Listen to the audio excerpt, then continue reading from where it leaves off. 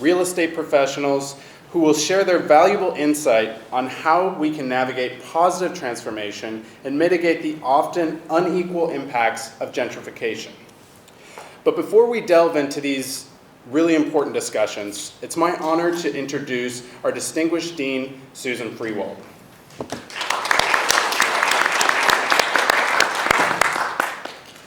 Dean Freewald assumed her role as the 19th Dean of the University of San Francisco School of Law on July 1st, 2019. Her visionary leadership has been transformative, spearheading significant initiatives such as the curriculum revamp, the redesign of the orientation programs, and the launch of the Academic Bar Exam Success Program, or ABES. Dean Freewald's commitment to justice is exemplified by her successful fundraising of $6.1 million to establish the Justice for Animals program, including the Endowed Chair in Animal Law. Under her guidance, the law school's Racial Justice Clinic has partnered with the San Francisco District Attorney's Office, creating meaningful change with the support of donor contributions. As a faculty member, Dean Freewald received the School of Law's Distinguished Professor Award and published numerous Law Review articles.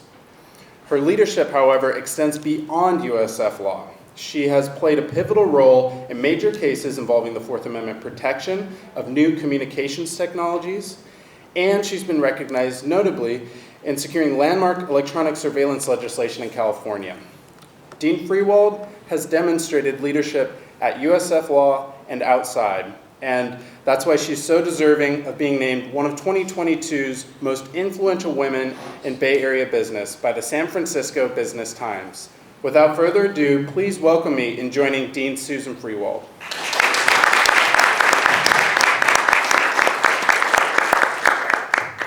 Thank you so much, Corliss. That was such a gracious introduction, and I couldn't think of a better editor-in-chief for the Law Review.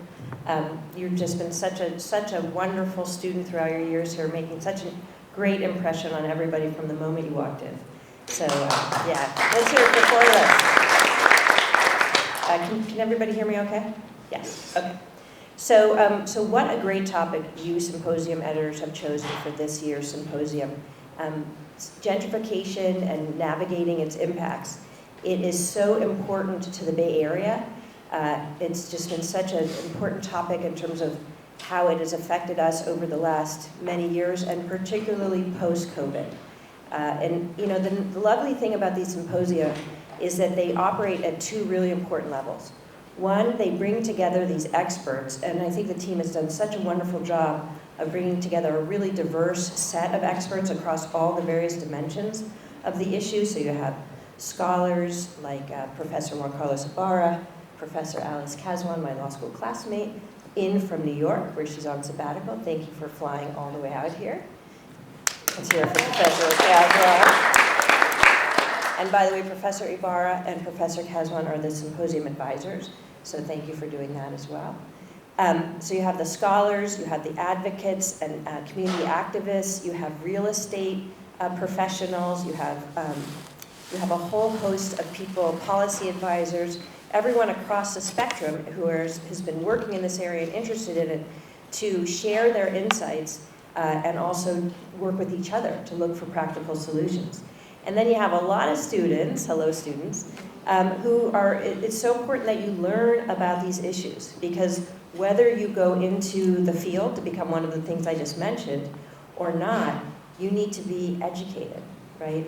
So that you can participate in voting, participate in policymaking as a member of your community. You can join a YIMBY or another group. These are really complicated issues, and every time an issue around gentrification comes up on the ballot and I try to read it, I get a little bit confused. So I'm really looking forward to learning more about it myself. I studied economics in college, and I learned that the free market works well, but not unbridled, right? We need good, thoughtful policies that are embedded in legislation to take away the excesses of capitalism. So I'm delighted to be here, really looking forward to what I'm going to learn, looking forward to learning along with you, and I just want to thank our general sponsors, Professor Jonathan Chu, who makes Abe's what it is, along with Professor Katie Moran. Big round of applause for Professor Chu.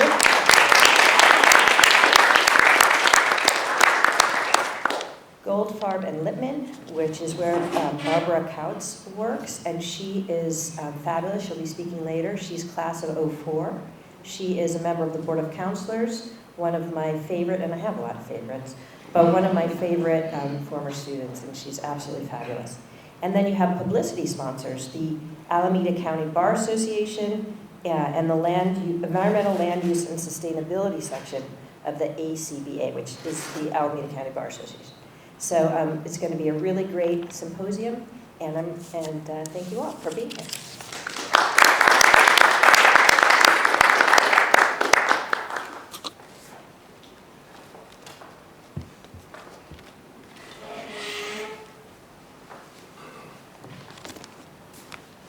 Good morning and welcome to Volume 58 Symposium. My name is Casey Sobe and I'm the Symposium Editor, and I will be your MC for today.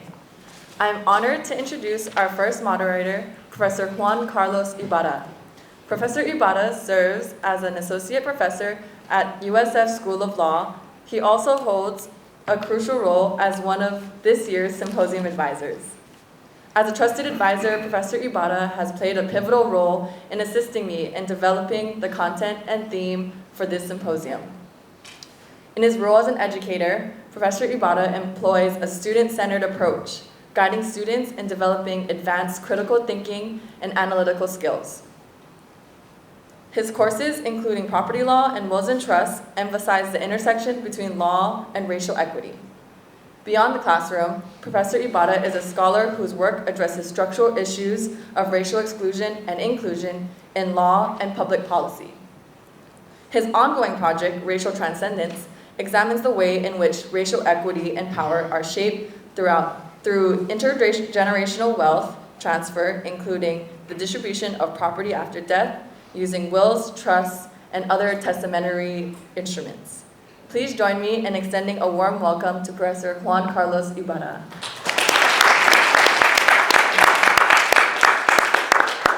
Thank you so much, Casey. You've done some excellent work. Welcome, everyone. Good morning. It is a pleasure to be here with you today. We have some amazing speakers for our first panel about the causes and consequences of displacement and gentrification. First, to my right, is Tim Thomas. Tim is the research director at the Urban Displacement Project at UC Berkeley. The Urban Displacement Project is at the forefront of community-centered, data-driven, applied research that strives to create more equitable and inclusive futures for our cities. Tim holds a PhD in sociology and has expertise in data science. His research focuses on how neighborhood change, housing, and displacement influence social and economic differences among people of different races and genders in the United States. Thank you, Tim. Next, we have Mava Elise Brown, who is the executive director and founder of the Housing and Economic Rights Advocates, also known as HERA. HERA champions the cause of Californians, especially those most vulnerable, by offering free legal services, consumer workshops, and training. Through this work, HERA helps build safe and sound financial futures that are free of discrimination and economic abuse. Mava Elise's experience as a public interest attorney includes litigation and administrative advocacy on behalf of tenants and homeowners, fair housing advocacy, public benefits advocacy, community workshops, and community organizing, and more. Third, Alvaro Sanchez is the vice president of policy at the Green Lining Institute. The Green Lining Institute is a leader in advancing economic equity, climate equity, and helping communities of color build and use power. As an experienced urban planner, Alvaro works on strategies that leverage investments from private, public, and philanthropic sectors to help communities of color build wealth, live in healthy living environments, access economic opportunity, and meet the challenges posed by climate change. This work has played an important role in addressing the relationship between investments and improvements on the one hand and displacement and gentrification on the other. Together, Tim, Mava Elise, and Avadol offer a wealth of knowledge, decades of experience. Thank you to each of you for being here. Let's give them a warm welcome.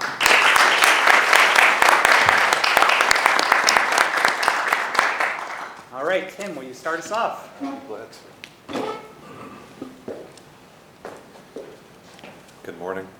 Good morning.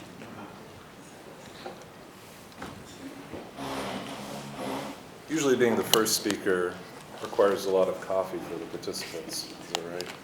I want to thank you, Professor, for having us here, and Kinji also for setting up everything, and Casey, and just the University of San Francisco. This is just a great honor to be here. I'd like to get us started. My job is to trying to break the mold a little bit and think about what is gentrification. Are people willing to raise their hands for some participation? Are you all into participation? Okay. My partner said this might not go well. So, this definitely isn't going well. Nailed it. Raise your hand if you pay less than $2,500 per month in rent. It's a lot more than I expected. Keep your hand up. I'm sorry, this might, cause some blood loss here for a second. On average, that means folks to afford or avoid rent burden, who, I'm not saying you make this or make less or more, households need to make $100,000 to afford this level of rent. And this is last Tuesday's Craigslist average for all rental units across the Bay Area, $2,500. Now, raise your hand if you pay less than $3,000 per month. Okay, this is getting to most people here. That means to avoid rent burden, folks need to make $120,000 per year. This is Zillow's median rent for the Bay Area. Finally, raise your hand if you make less than $4,800, or I'm sorry, if you pay less than $4,800 per month in rent. Okay, that's $192,000 that folks need to make. And this is Zillow's peak last August in the Bay Area. So rents fluctuate all the time, and the reason why I did this little exercise is to try to situate us that we're part of a community that deals with displacement all the time, right? You may think in your head like, yeah, it's tough, or things are difficult, or I know this person that might be dealing with something here or there. Right now in the Bay Area, what we call low income is 80% of area median income. Right now, that's $109,351. These are people who are at risk of displacement in the Bay Area. 80% AMI, you start to qualify for housing subsidies. 50% area median income means you're very low income, and that's at $68,344. And these are the folks who are at risk of eviction. Now, roughly about 2 in 5 Bay Area residents are at risk of eviction. This is, almost half, and roughly about 1 in 5 are at risk of eviction.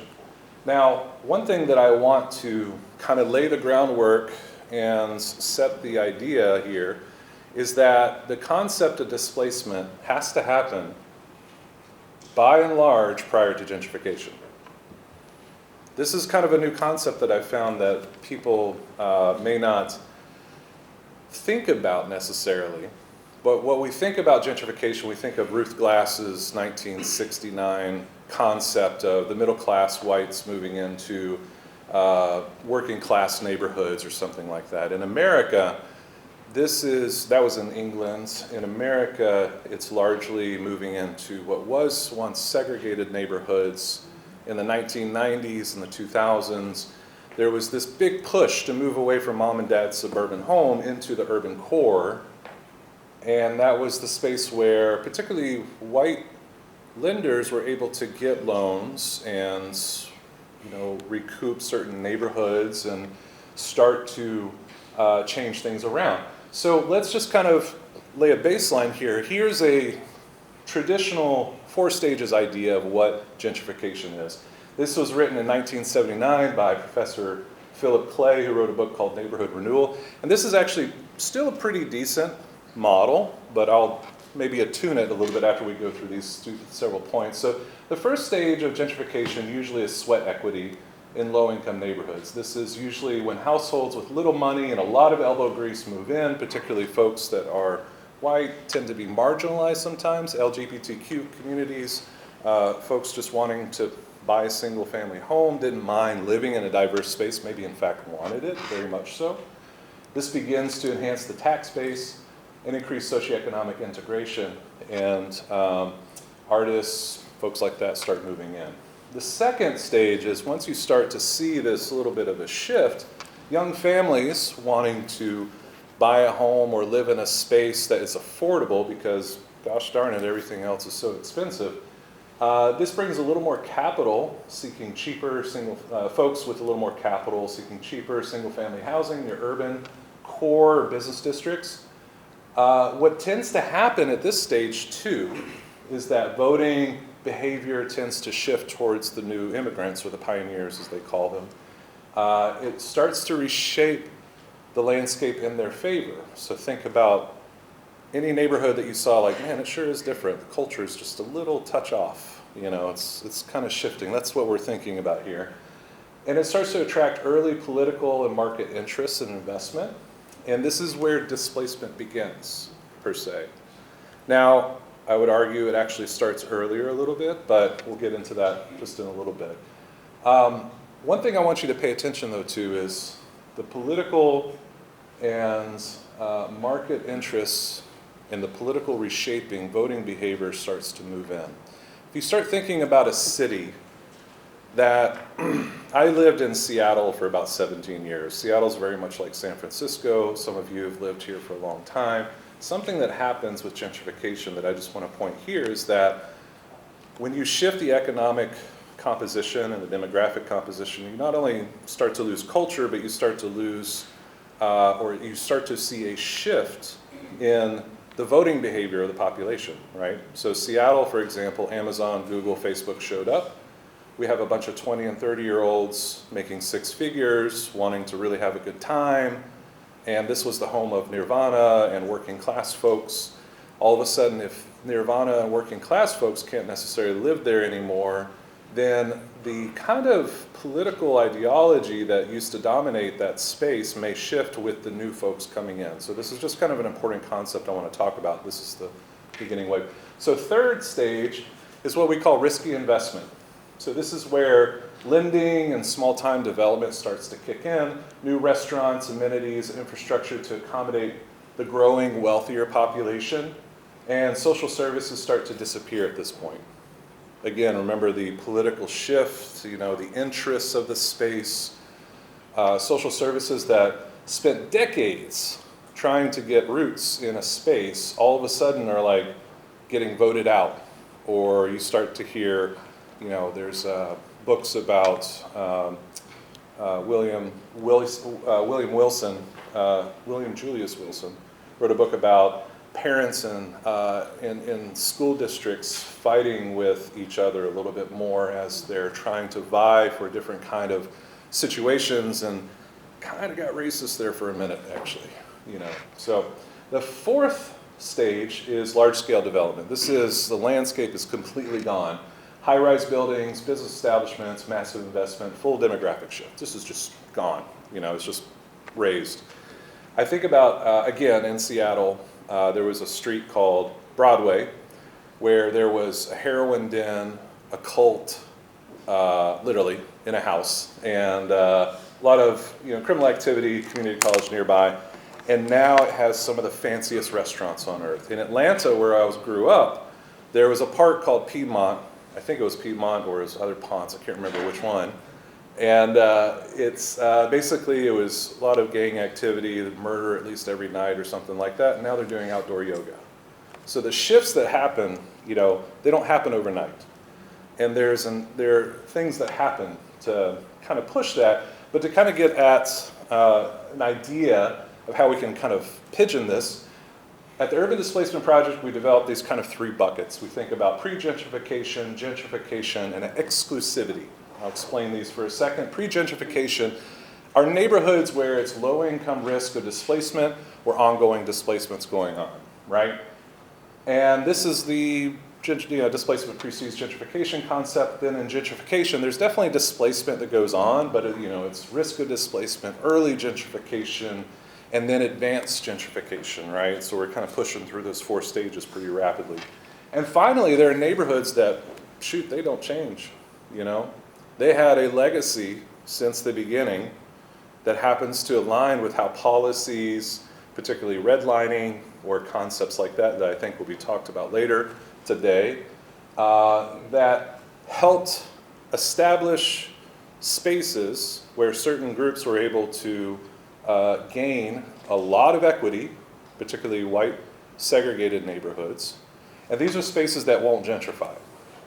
Sometimes there's, some areas will shift from gentrification to exclusivity, but that's often, it's kind of rare to see that kind of stuff. So what does it look like in the Bay Area? We've built this map to try and kind of delineate these 3 stages across, 12 different labels. Yeah, it's kind of getting a little messy here.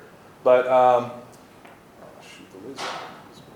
Hey, it's not a great one. But these dark purple ones, basically West Oakland, between Berkeley and Oakland, San Francisco over here. These are spaces that are advanced gentrification, right? And these are areas that are at risk of gentrification. Merritt Lake is right around here.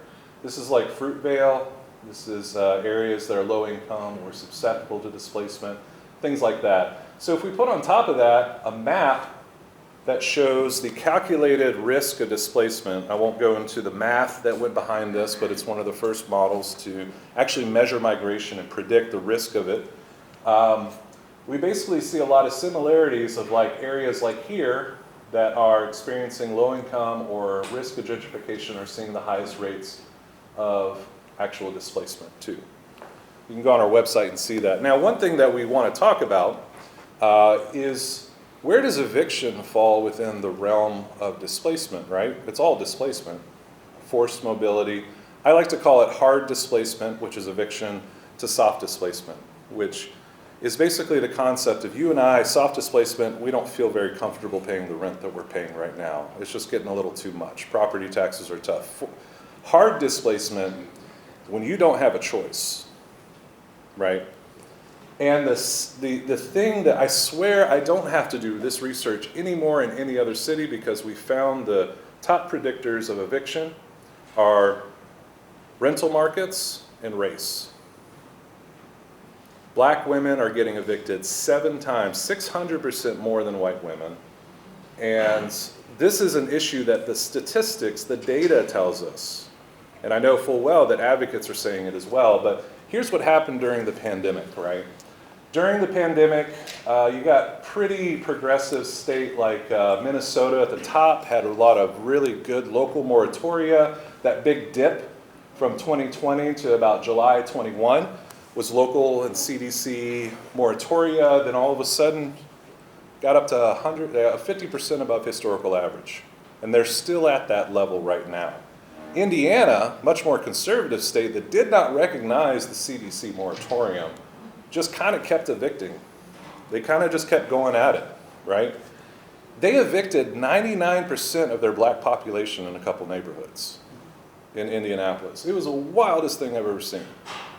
Like literally, if there were 100 homes, 99 of them got evicted.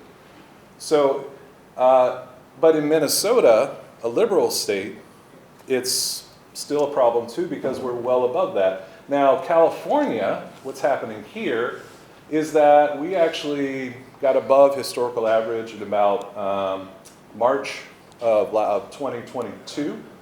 We peaked at 34.6% above historical average. We're still above historical average by 0.2%.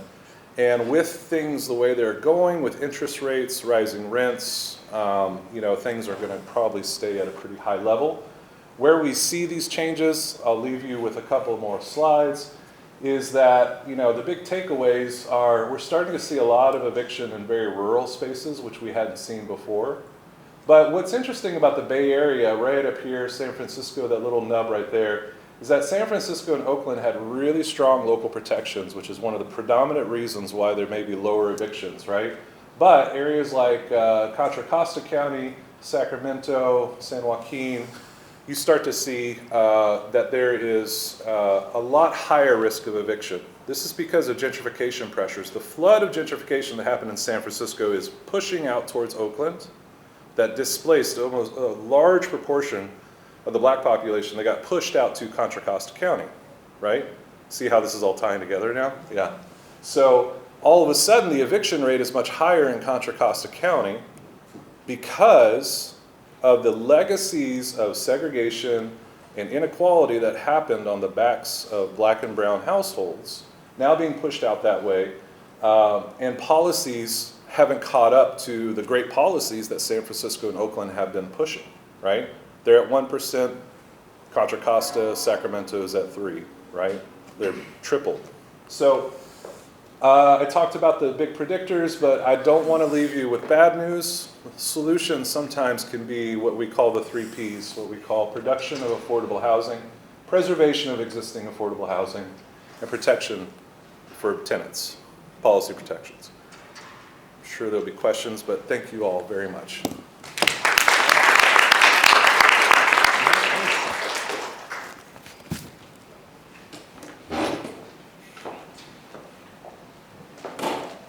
It's the right click, right?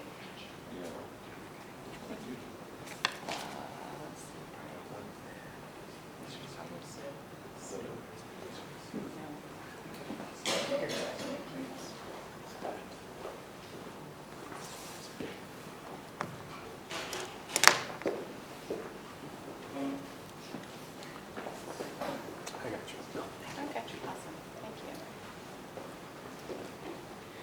All right, good morning, everybody. I'm so happy to be here. Thank you. It's so nice to see so many great people and that there's such strong interest in this topic. Really excited to have been invited. Much appreciated. Love Tim's comments and analyses, which really sort of sets us up. And perfect. Awesome. Oh, yeah, I'm good. Thank you. So at Housing and Economic Rights Advocates, a couple things that make us a little different. We serve both low and moderate income people for free, because when I was a baby attorney, I saw all these people. I mean, I couldn't get legal services. Lord knows I needed them for my student loan debt. But there weren't actually even a lot of legal services around for what I needed, and which was about the student loan debt. And even having worked my way through school, I still had some.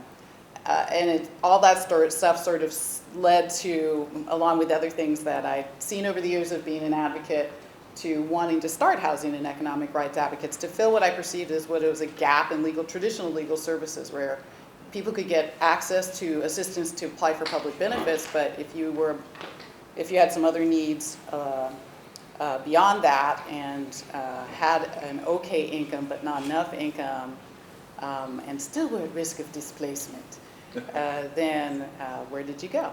So we focus, housing to us is our bucket. Housing stability, including access to housing. So whether you're homeless or you're a tenant or you're a homeowner, we're going to serve you. And we're going to work on your overall financial stability as lawyers, not as credit counselors, using our tools, our great legal tools, for getting you what you need, or for occasionally telling you're out of luck, but we can help you make other plans.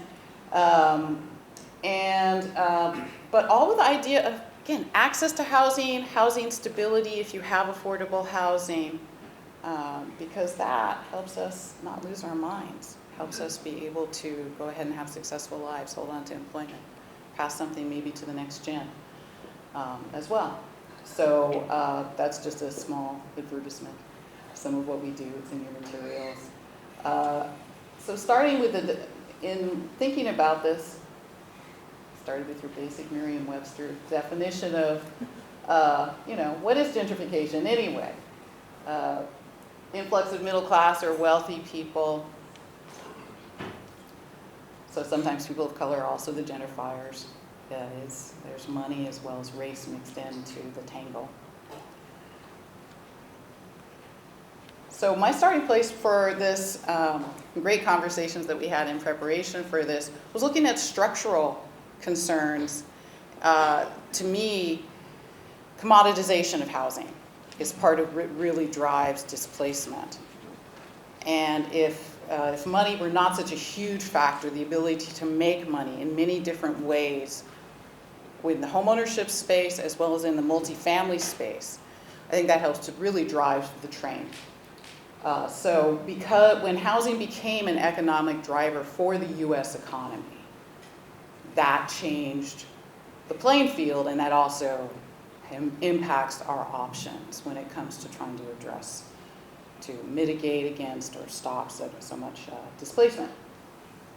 The evolution of the 30-year mortgage, which also tends to drive prices upward because you hike pricing, you make people, with any good scam, you make people look at what they're paying every month, not the fact that they've just paid $1 million for a $300,000 house after 30 years.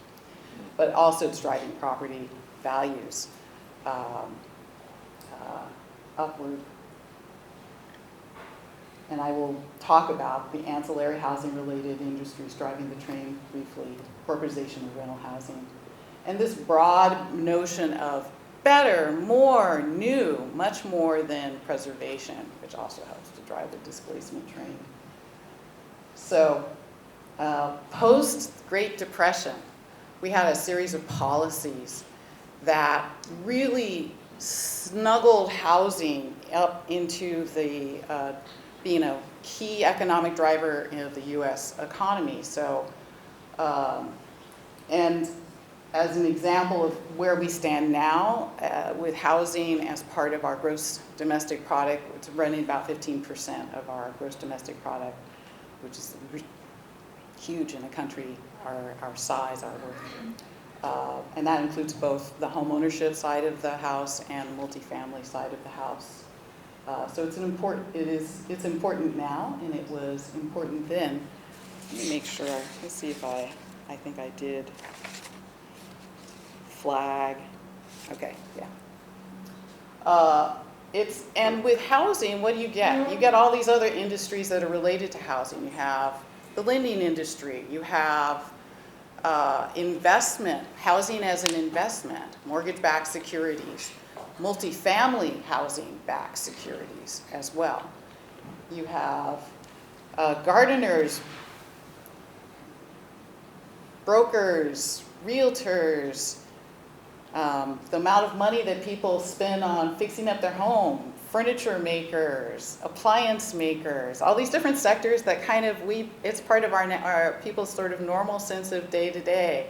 Just moving into your new apartment and getting a new coffee machine, you know, these are the things that are also part of what I think makes us really feel positive overall about housing creation and the sense of growth and new. It feels like it's a garden. It feels like we're growing something. And we don't always think necessarily about what it is that we've plowed under for the purposes of doing it. A small sampling of some of those laws that I'm talking about that dates back to post-Great Depression. So our federal home loan bank system, which came into being in 1932, all the many things that we get to take for granted now in 2024, and then a succession of financing entities to try to mitigate against the disaster of the Great Depression, from the Homeowners Loan Corporation in 1933, the creation of the Federal Housing Administration, which also ties into the racial segregation with redlining that Tim was talking about, which also links into ongoing patterns of segregated neighborhoods, be they multifamily, whether they consist primarily of renters or homeowners at this point. There seems to be an overlap in those maps. It started almost 100 years ago. The creation of Fannie Mae, actually as part of the charter in 1937, but then it was spun off as an independent entity in 1968. That we think of Fannie Mae in association with homeownership. So I've tried to list just a few of top pieces of legislation that were creating this whole economic structure to that fuels our economy, that's integrated into our economy as a whole, and that we think of in probably in generally positive ways. I can say lots of positive things about some of these entities as well. Ginnie Mae and Freddie. Ginnie Mae is more well, it was focused on homeownership. It also handles some multifamily now. The U.S. Housing Act of 1937, public housing was not always a thing. Federally subsidized housing was not always a thing. Our U.S. Housing Act created this as a mechanism for the funding and creation of public housing units to try to address the fact that people were living in desperate conditions, living in tenement housing, having a very hard time making it. And so another piece, it's really interesting to me, but subsidized housing is definitely another piece of the rental housing as part of our U.S. economic structure, including investments in rental housing that is subsidized. One of the things, forgive me if I bounce around a little bit, one of the things that Tim said was about the 3 Ps, I think, of helping us do better. One of them is about production. I kind of think, and I'm sure we'll get a chance to talk about this later, that if we don't designate housing as affordable from the get-go, production is going to be like, it's never going to get us there. And it doesn't mean we don't need production. But that production in and of itself, that sort of sense of the laissez-faire, and then I think about the Dean's comments about like a little gentle boundaries around our free, free economy, our free market economy. The programs that I listed there, and as I was coming up with these slides, I was thinking about the fact we've had to have a series of affordable housing pieces of legislation. So the code sections, typically, most of them refer to some of the legislative numbers, but like 811 housing was housing just for people with disabilities. 236 housing was housing for seniors, all federally subsidized housing. Affordability was time delimited, however, which is also interesting. And so renewal of the subsidies is a battleground and a need over time. We tend to think about Fannie Mae and Freddie Mac in the homeownership context, but they're also huge investors in and holders of money, holders of debt, and facilitators of the building of multifamily housing as well. So I think there's this one piece, the fact that housing is driving the economic chain, and then all of the other industries that are related to housing development, housing maintenance, housing access. But so what else is pushing, to my opinion, gentrification structurally? How cities and counties make money. Property by supporting the new developments, big box stores, tearing up the old, putting in the new, charging development fees, and building in, trying to find new and creative ways of getting developers to take on the cost of systems development, building roads, dealing with sewer systems. If we don't address the ways in which cities and counties make money, including property taxes, obviously, if we don't address that and I think give them some other options, better options, then I don't think they're incentivized to go ahead and push, always the new, always build, not necessarily think, despite their duty to affirmatively further fair housing, not always think about really how to go ahead and get us there. It's not a top priority. Meeting their budget bottom line every year is definitely a top priority. We know our differential between cost of housing and income has continued to go up. So I think, what is it? Here's my little data point here. Something like the rental costs, I think it was average nationally, gone up something like 21% in the last 10 years, I'll say safely. I'll look up the exact number in a sec. Whereas income has only gone up something like 9%. So the differential is about as great as it's ever been between the amount of income that people have and what the cost of housing is, which is really what Tim said in a different way, illustrated in a different way. To us, we also think a lack of estate planning drives the displacement train. If you are age 65 or older in the United States, regardless of color or gender, you are statistically probably a homeowner. It is going to be the cheapest housing that you see at that point, generally.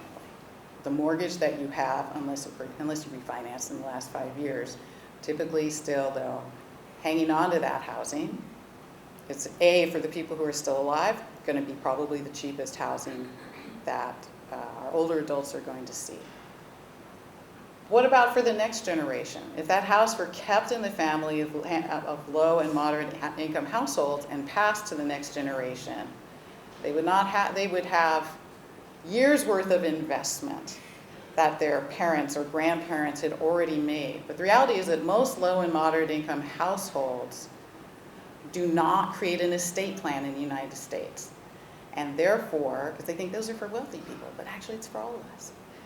And absent having done that, if you don't have a living trust created as part of that estate plan, you're going to get stuck in probate court in half of the states in the US. And you're very likely at that point, from the cost of it, from attorney's fees you'll pay to your probate attorney, to, for other reasons, losing the home to foreclosure, which we also saw during the foreclosure crisis, because title was not resolved. More likely to lose the home to foreclosure. Last but not least, thank you very much, because I am at the end of time. Credit as an accepted measurement of our worthiness. Are we good people? Mobility is delimited by the heavy use of credit and credit scores, which is being discussed and addressed a little bit. It crosses over into being a fair housing problem as well. But I will leave you with that, and thank you very much.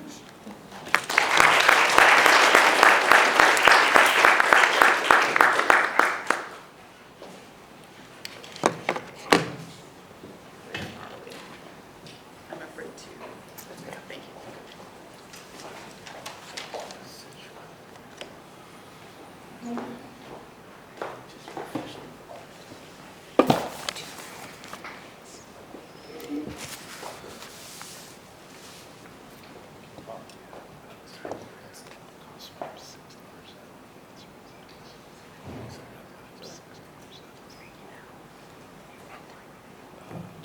All right. Hi, everyone. Buenos dias.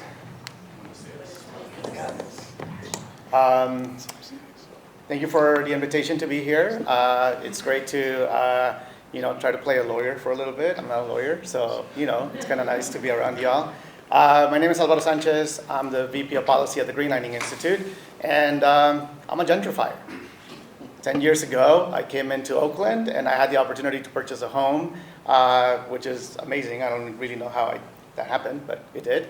And I bought a home in North Oakland, predominantly African-American neighborhood.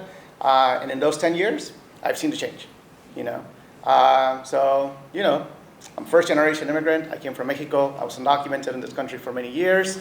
I was able to access home ownership, and I needed to, do that transition. And the only place that I could do it at was a neighborhood that was in transition, a neighborhood that I could afford.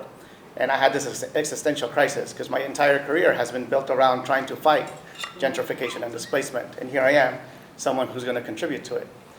I like to tell this story because there's no one single action that causes gentrification or displacement. And similarly, there's no one single solution that's going to address the problem. It's an economy-wide problem. And I think what you've heard is that it's a systems problem. Our economic system is built on real estate. And the real estate transactions that are happening are driving all these forces. So we really have to look at the entire economic system that underpins the problem of gentrification and displacement. So I wanted to just start there. I also wanted to start with some of the things that I heard from my fellow panelists. I think underinvestment and disinvestment in communities is actually a precursor to gentrification as well. At the household level, we heard the precursors. at the community level, underinvestment and disinvestment is what leads and makes that community ripe for gentrification and displacement. And another thing that I heard is like protections for gentrification. And I think land ownership, political capital, and wealth is how a community protects itself from gentrification. So I'll get into some of that now. At the Green Lining Institute, we believe that race must never be a barrier to any opportunity, but particularly economic opportunity. But as we all know, race is absolutely a barrier, particularly in this country, because we have a long legacy of injustice that we haven't been able to address at the systems level. And what we heard here is redlining. So green lining is a made-up word, and green lining essentially stands for fighting redlining. And redlining was this practice that has been mentioned already, where the US government helped struggling homeowners to be able to stay in their homes and to be able to build intergenerational wealth. But there's like an insidious part of that story in that 98% of the resources used by the federal government went to white households. This was a massive transfer of wealth in the United States that had one racial group as the primary beneficiary of this transfer. And redlining used these maps, which you'll see come up over and over again in the rest of my presentation. What you see here is that the maps that, the areas in this map that are green and blue were deemed to be safe for making these investments for homeownership assistance. Red and yellow were the places where it was not as safe. And the red communities, the number one reason why those were red was because people of color live in those communities. What this basically created in the United States is a massive wealth gap that continues to today. So the racial wealth gap in the United States is massive, and you see it represented in this chart. And this chart was actually put together before the COVID pandemic. What we know is that the economic losses associated with the pandemic were most concentrated in people of color households, particularly women of color. So we can only imagine that this racial wealth gap is only getting worse, which is hard to imagine because basically people of color don't have any wealth. And it's predicted that this is going to get only worse. And what happens when you don't have wealth, you don't have political capital, you don't have ownership of your land, is that you're very susceptible to things that happen in government and in the economy that could have a negative impact on yourself. So the concentration of redlining and industry and highway development have essentially locked in poverty and pollution into formerly redlined communities. So this is a study that now has been able to demonstrate throughout the country that pollution, particularly the one that gets stuck in your lung and makes you really susceptible to respiratory disease, is concentrated in formerly redlined communities. And that's because those are the communities in which industry and freeways are concentrated in. And what we know is that in the United States, the number one predictor of whether or not you live near a polluting facility is your race. And your number two predictor is your income. So if you're a low-income person of color, you're almost guaranteed to live near a polluting facility. So for greenlining, our vision is this: to build a world in which communities of color can build wealth, live in healthy places filled with economic opportunity, and are ready to meet the challenges posed by climate change. Because yes, displacement and gentrification is a near-term, right now impact that people are facing. Climate change is only making all of that worse.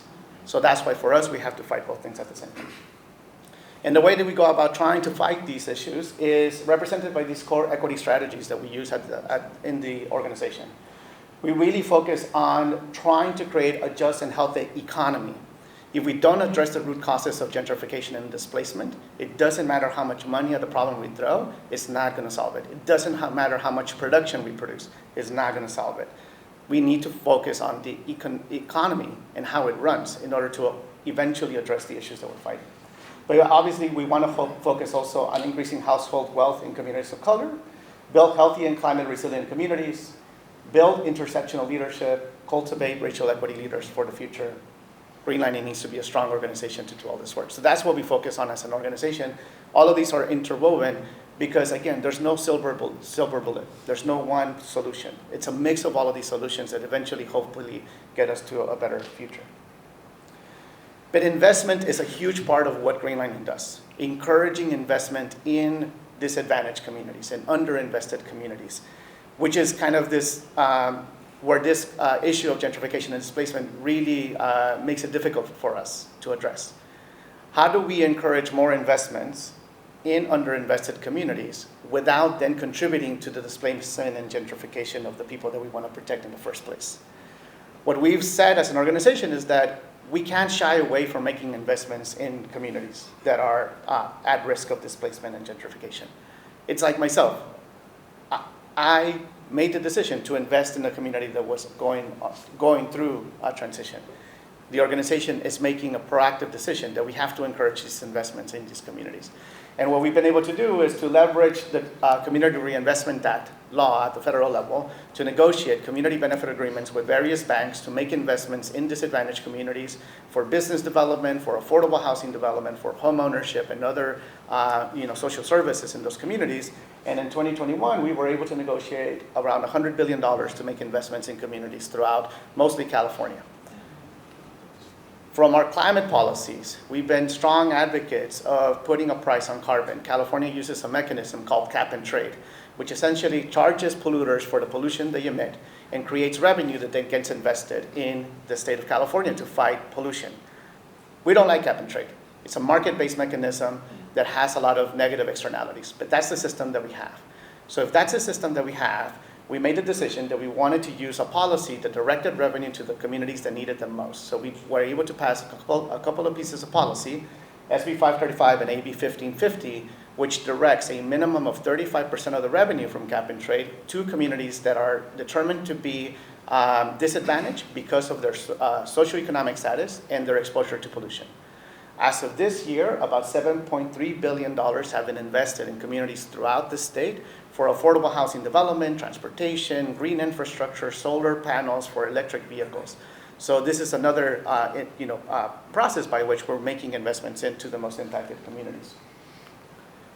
We also created a program that's called the Transformative Climate Communities Program that's administered by the Strategic Growth Council at the state level and is funded by cap and trade revenue. This is a catalytic investment that goes to disadvantaged communities for a variety of different programs that they want to invest in. Communities receive anywhere from $7 million to $70 million for these investments in a 5 square mile radius. And what happens here is that the community gets to decide what kinds of investments they want to see in their communities. The reason why I'm bringing these up is because what we're trying to do is say, yes, we need to invest in these communities, but at the same time, we need to create the tools that the communities there can use to hopefully be able to fight displacement and gentrification and create policy guardrails among these investments to see if we can actually try to contribute to communities staying in the communities that they are. So as we're thinking about economy-wide changes that we want to see, we need to also, what we focus on is near-term investment standards that we can attach to public, private, and philanthropic investments to hopefully mitigate the displacement and gentrification components. So these are the standards that we promote when we're talking about making these investments. First and foremost, trying to emphasize anti-racist solutions in the way that those investments are happening is getting harder and harder because in California, you can't use race to do a lot of things in the public sector when it comes to public investments in education. But a lot of people in the state misinterpret that law and think that you can't use race for everything. So it has had that chilling effect on folks being shying away from using race as a mechanism to try to direct benefit. Now, at the federal level, with the Supreme Court decision on college admissions, we are seeing that begin to take effect at the federal level, where people are shying away from using race as a way to make investments in communities that are specific to one racial group because they don't want to be open to litigation in the future. But we continue to promote that that's one of the things that we need to do. And then the other things that you see here are other kind of policy levers that we're trying to include in the formal regs that determine how investments have to be made so that we can hopefully push back against gentrification and displacement. But again, we want to create a just economy. So long-term vision, we want to create an economy that's participatory, sustainable, cooperative, fair, and healthy. This is kind of the long-term vision that we have, like the 50, 100-year project that the organization is working towards. And that's because we imagine that these things are interrelated. So our community investment standards are kind of working at the policy regulatory part of things in our ecosystem. And our just economy vision is the system-wide approach that we want to see, like again, 150 years from now. So, but all of these things have to be in alignment. Otherwise, the small gains that we make right now are not going to change the economic system that we want to see in the future. And just real quick, I'll finish with a couple of displacement avoidance strategies that are currently in practice in various things that we're working on. So here you see in the Transformative Climate Communities program that I mentioned previously, we included that applicants have to have a collaborative governance structure to allow residents and community-based organizations to have a seat at the table in determining how implementation and planning is happening for those investments. And also, the applicants have to use money to include displacement avoidance strategies in the implementation of those dollars so that we hopefully experiment with some displacement policies and strategies. You see here also a project that we have called Greenlining the Block. Greenlining the Block is working with 24 partners across California and other states to help them actually advance their real estate projects and hopefully be able to both fight pollution and displacement in their communities. These are real estate transactions, and these are the kinds of projects that our partners are involved in. And the reason why we're focused on this so much is because we want to create these conditions that I think protect from gentrification. We want them to own their land. We want them to build the political capital necessary to push back against bad things coming into their neighborhoods, and we want them to create wealth. We believe that if we get this right, we're going to be able to uncover a new way to do community development that really places the communities that are currently facing the impacts of climate change and wealth disparity in a position to be able to fight off against all of this. So, thank you for the time.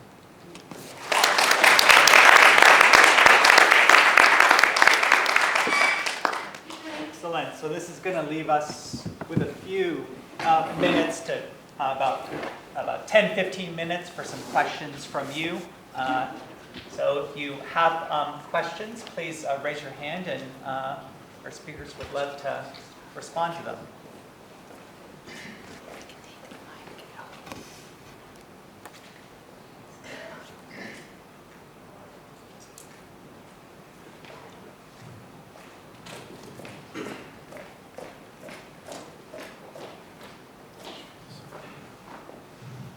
Good morning. I'm Michael Branson. I'm a deputy city attorney for the city of Oakland. I heard the topic of affirmatively further fair housing come up once. I'm curious if it might be a benefit to the audience to give a little bit of background on that topic and how it relates to the larger topic of gentrification.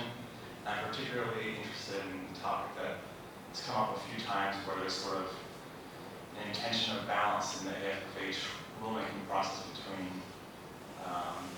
investing in historically disinvested communities while also taking the steps needed to really require affordable housing to be distributed throughout our communities in California. All right. I mentioned the word, whoops.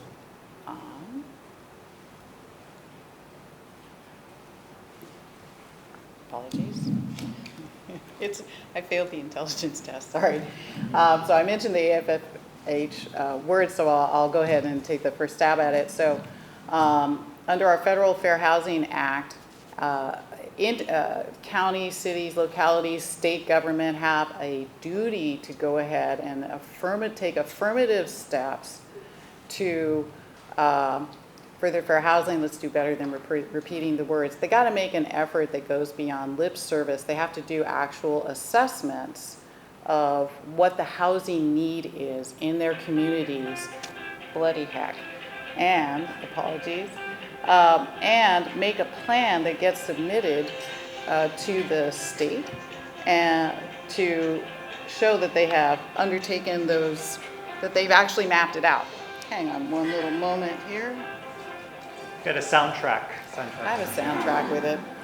Knew I should have just flatly turned it off instead of thinking I was turning it down. And so there's the housing element that has to be submitted, and there are localities in different parts of the country that have pushed back massively over the notion of having to actually do more than pay lip service to mapping out like, yeah, you people have some need, but moving on. So in the balancing act, how I've seen localities trying to, in the plans that I have read of localities, I see them talking about locations for housing development, unused parcels of land, vacant lots at this point, as a sort of a safe location that doesn't contain the specter of displacing an existing neighborhood as a way of trying to address it. But I'm not sure if that really gets to what you're talking about. But then but that actually makes me think about Beverly Hills, which is currently, was sued and who brought this suit against Beverly Hills for their failure to, essentially, for their failure to affirmatively further fair housing, and the court issued an injunction stopping the issuance of all building permits for remodeling, everything, bupkis. Nothing can move through the building department in Beverly Hills until they actually do what they're supposed to do, which is having a tremendously positive effect in my mind, because people who live in Beverly Hills are like, what? I have a kitchen remodeled I have to have moved forward. Are you serious? So I think figuring out how to put teeth into enforcement is, it's a very interesting impact.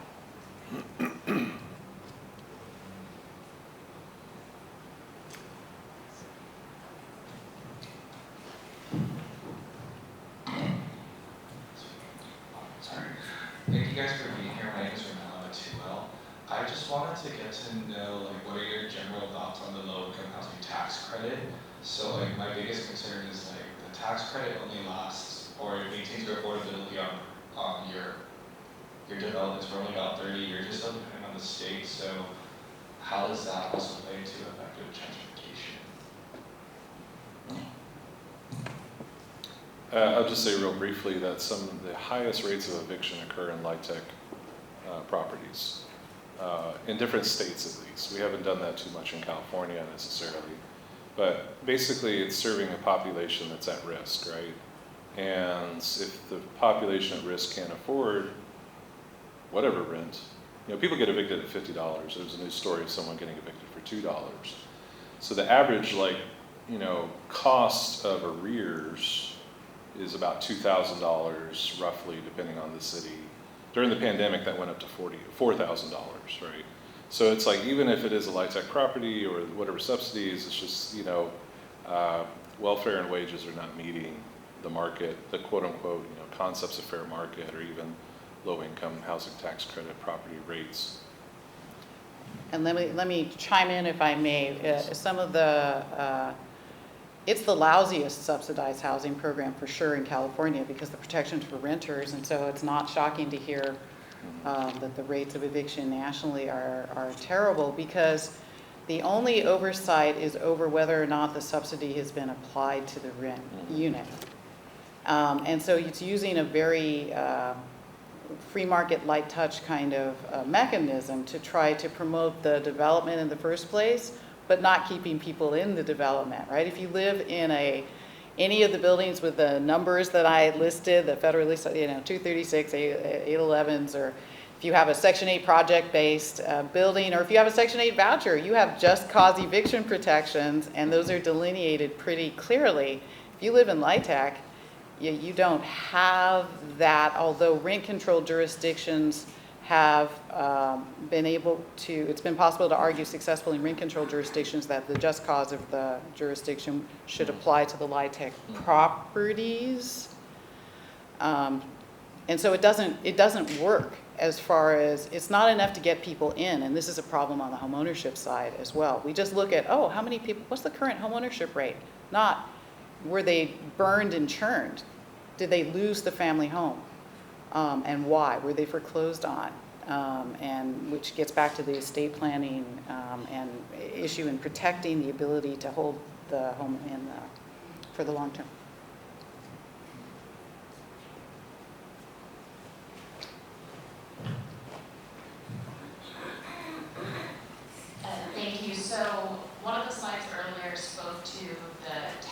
structure being a driver of gentrification, obviously in terms of property taxes, developer fees, and whatnot.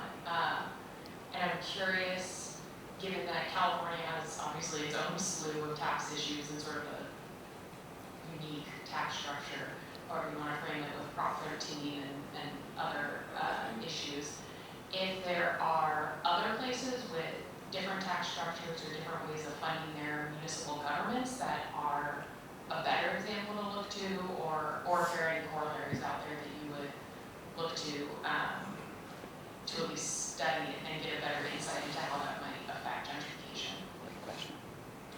Yeah, that's a great question, and I wanted to get started.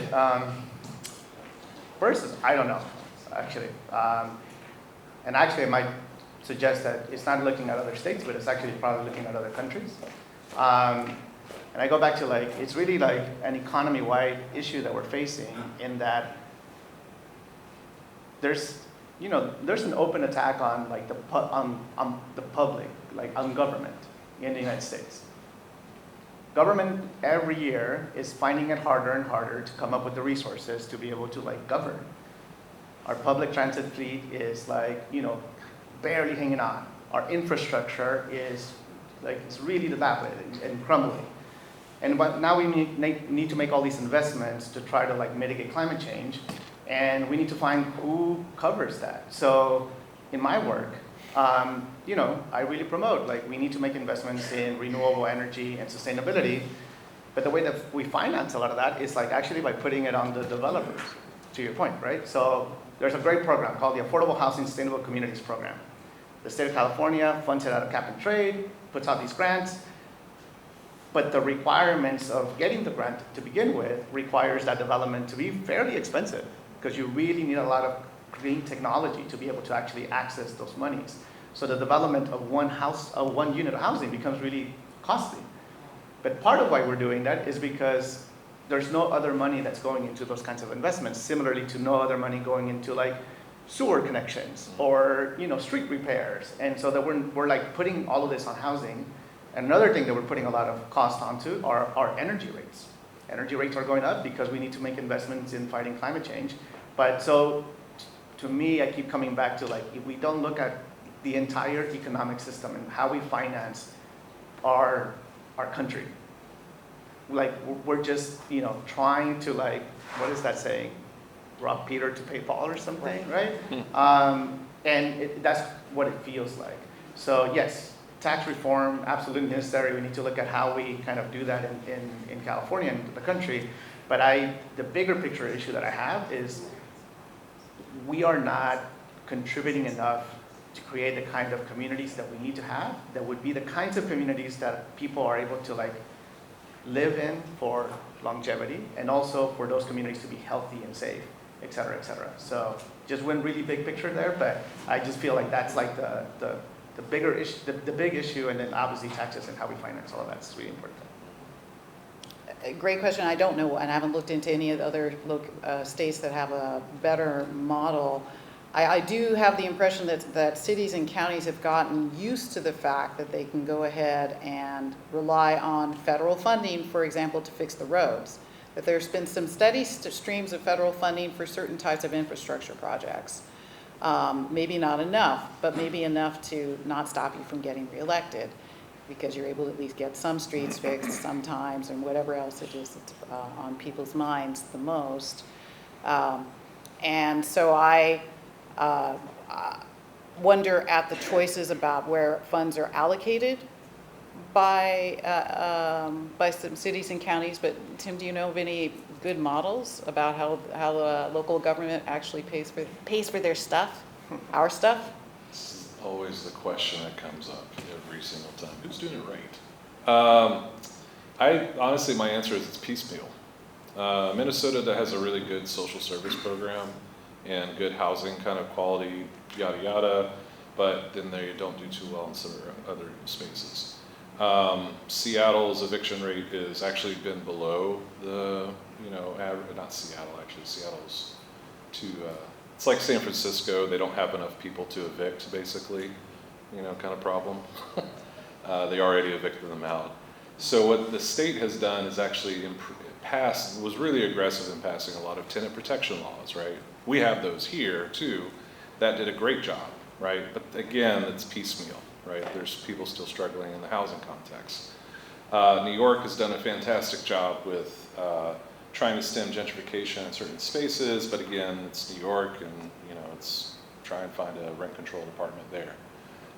So it's, this is the hardest question to answer, and I swear I'd probably make $1 million if I actually wrote a book to answer it, so maybe I should start working on that.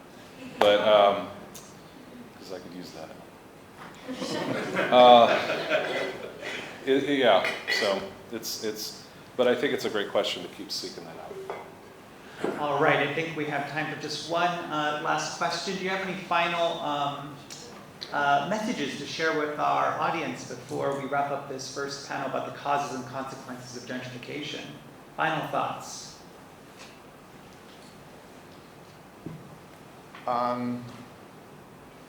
Final thoughts. I've been at this for such a long time, and for such a long time I've been so frustrated in that folks try to boil it down to one investment or one policy solution, or very this is gentrification, this contributes this, fights it. It's such a complex problem. I dive into the complexity, look beyond whether or not that new fancy coffee shop is causing displacement.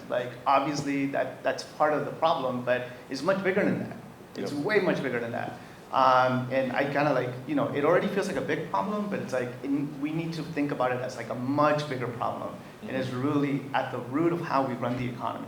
That's what's causing gentrification and displacement. It's not the bike lane, it's not the new the new building or whatever. All of those are symptoms. The disease is way, way bigger than that.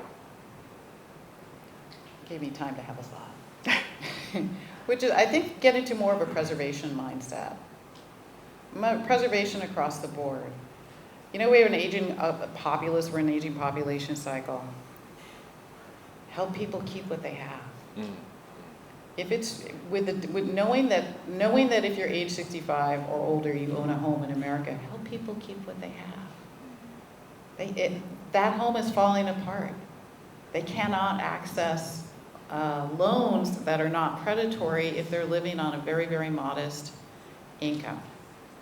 They should not be driven out of their home essentially by being old. And so I think preservation is a very different mindset than let's create something new. Creating something new makes me think if I'm a locality, I can up the tax base. I can charge more, or if you're a property owner, and especially if it's cost a ton to go ahead and build the property in the first place, I'm gonna charge more. So a change in that consciousness. One last thought is you shouldn't have to own something in order to have a political voice. And that would really, really change things. Don't have a great solution. I think people are trying to organize around it. I'm not trying to eliminate ownership. You can hear me saying I'm trying to actually support it and support passing things to the next gen.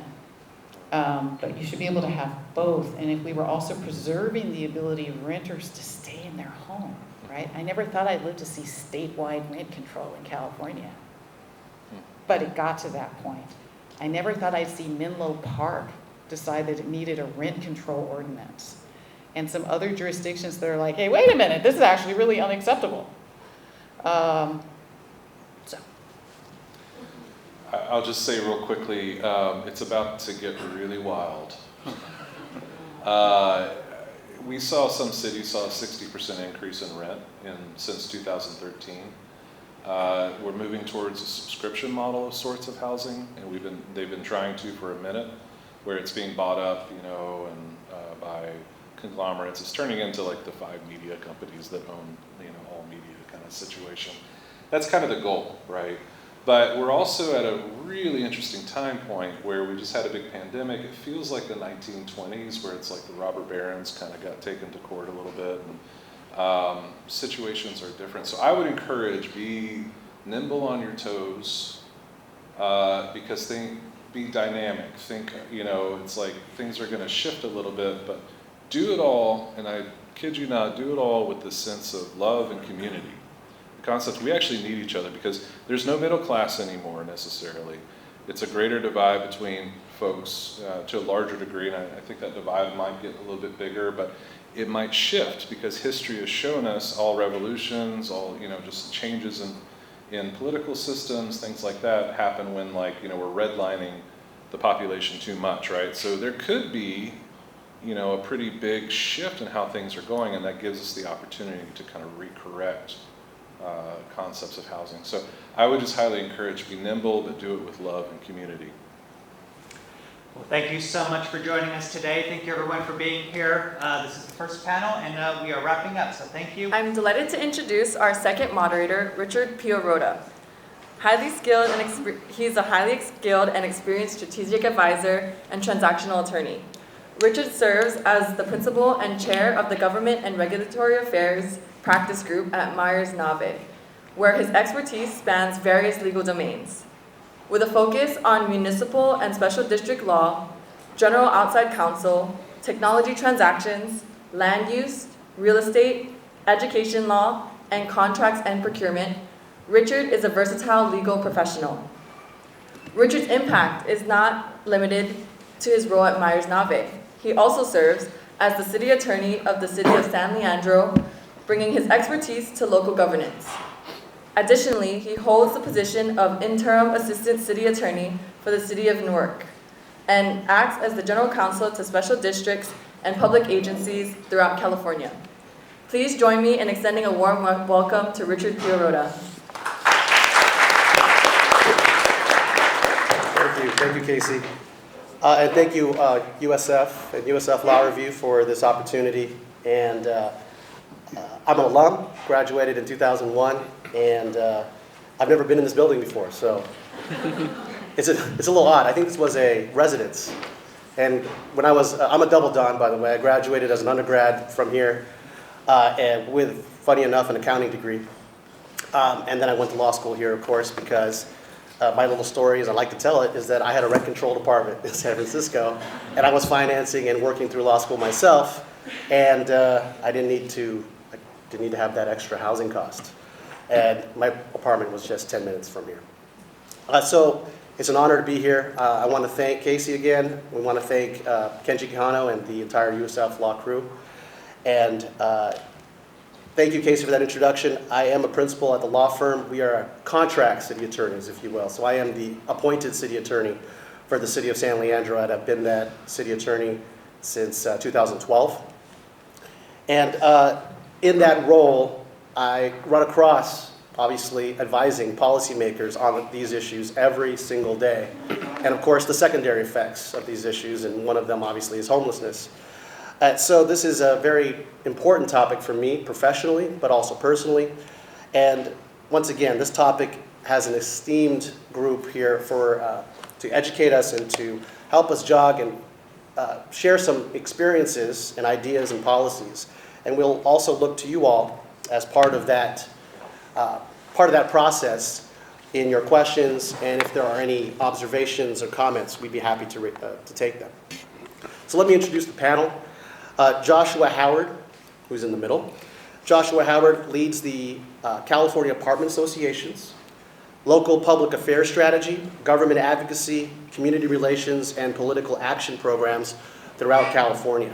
Before joining CAA, he served as Vice President of Public Policy and Communications for the San Jose Silicon Valley Chamber of Commerce and as a senior aide to a former San Jose City Council member. Joshua is a registered lobbyist in several Silicon Valley cities. He holds a Bachelor of Arts degree in Political Science from Santa Clara University and a master's degree in Public Administration from this very university, University of San Francisco. So thanks for coming back. Next to him on his left is Julie Gilgoff. And Julie, Professor Gilgoff, joined the Indiana University Robert H. McKinney School of Law faculty as an associate professor of law in the fall of 2023. Currently, she teaches property law, trusts and estates, as well as elder law. Prior to teaching at Indiana University, she was a visiting assistant professor of Law at Thomas R. Klein School of Law at Duquesne University. She's been an adjunct at UC Berkeley Law and at the City University School of Law, and has published widely, including in the Georgetown Journal of Law and Policy, the Wayne Law Review, Villanova Law Review, and the Journal of Affordable Housing and Community Development Law. Prior to being in academia, she served as a public benefits attorney at New York Legal Assistance Group and New Jersey Legal Services, and she specializes, most importantly here for this panel, in alternative housing models at Sustainable Economies Law Center of Oakland, California, where she did her work, and she led the legal services for entrepreneurs team at the Lawyers Committee for Civil Rights, San Francisco. Well aware of them. She has a specialty or research interests in Fifth Amendment takings, jurisprudence, permanent affordable housing models, as well as legislative initiatives that promote tenant ownership and control. Finally, on the far right, Shane Phillips manages the Randall Lewis Housing Initiative for the UCLA Lewis Center for Regional Policy Studies. In this role, he supports faculty and student research, manages events, and publishes research policy briefs and educational materials.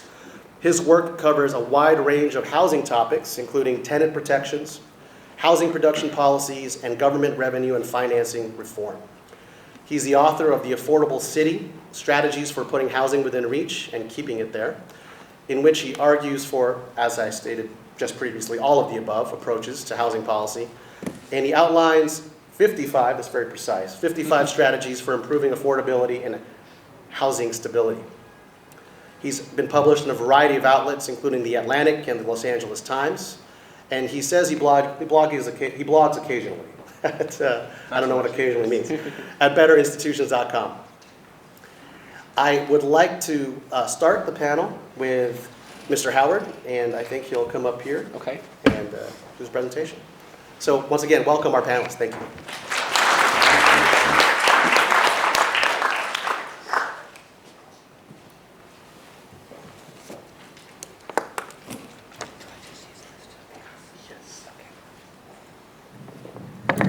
Well, thank you, Richard, and thank you everyone for being here today.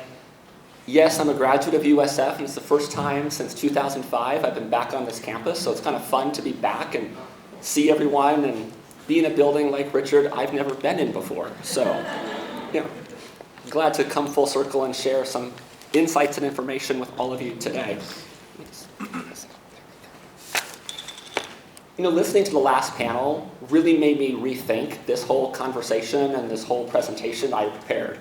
So I'm going to divert myself a little bit from the PowerPoint slides, so please forgive me as I sort of think about this issue in a different lens, given the context that was set about 10 minutes ago for all of you. Before I do that, though, I do want to give a quick primer and background on the California Apartment Association. We were founded back in the 1940s as a statewide trade association for rental housing providers, individuals who provide housing for more than 55% of California residents. Many California residents are renters, and our association exists to help those housing providers comply with the law, to provide good housing opportunities, to make sure they're following the various federal, state, and local regulations that do exist. What's also interesting to note, we heard in the last panel about corporations buying rental housing. But I think what's important to understand is the demographics of the California Apartment Association membership. And in fact, 61% of our members own or operate fewer than 10 units of rental housing. In fact, that's indicative of California's ownership demographics of rental housing.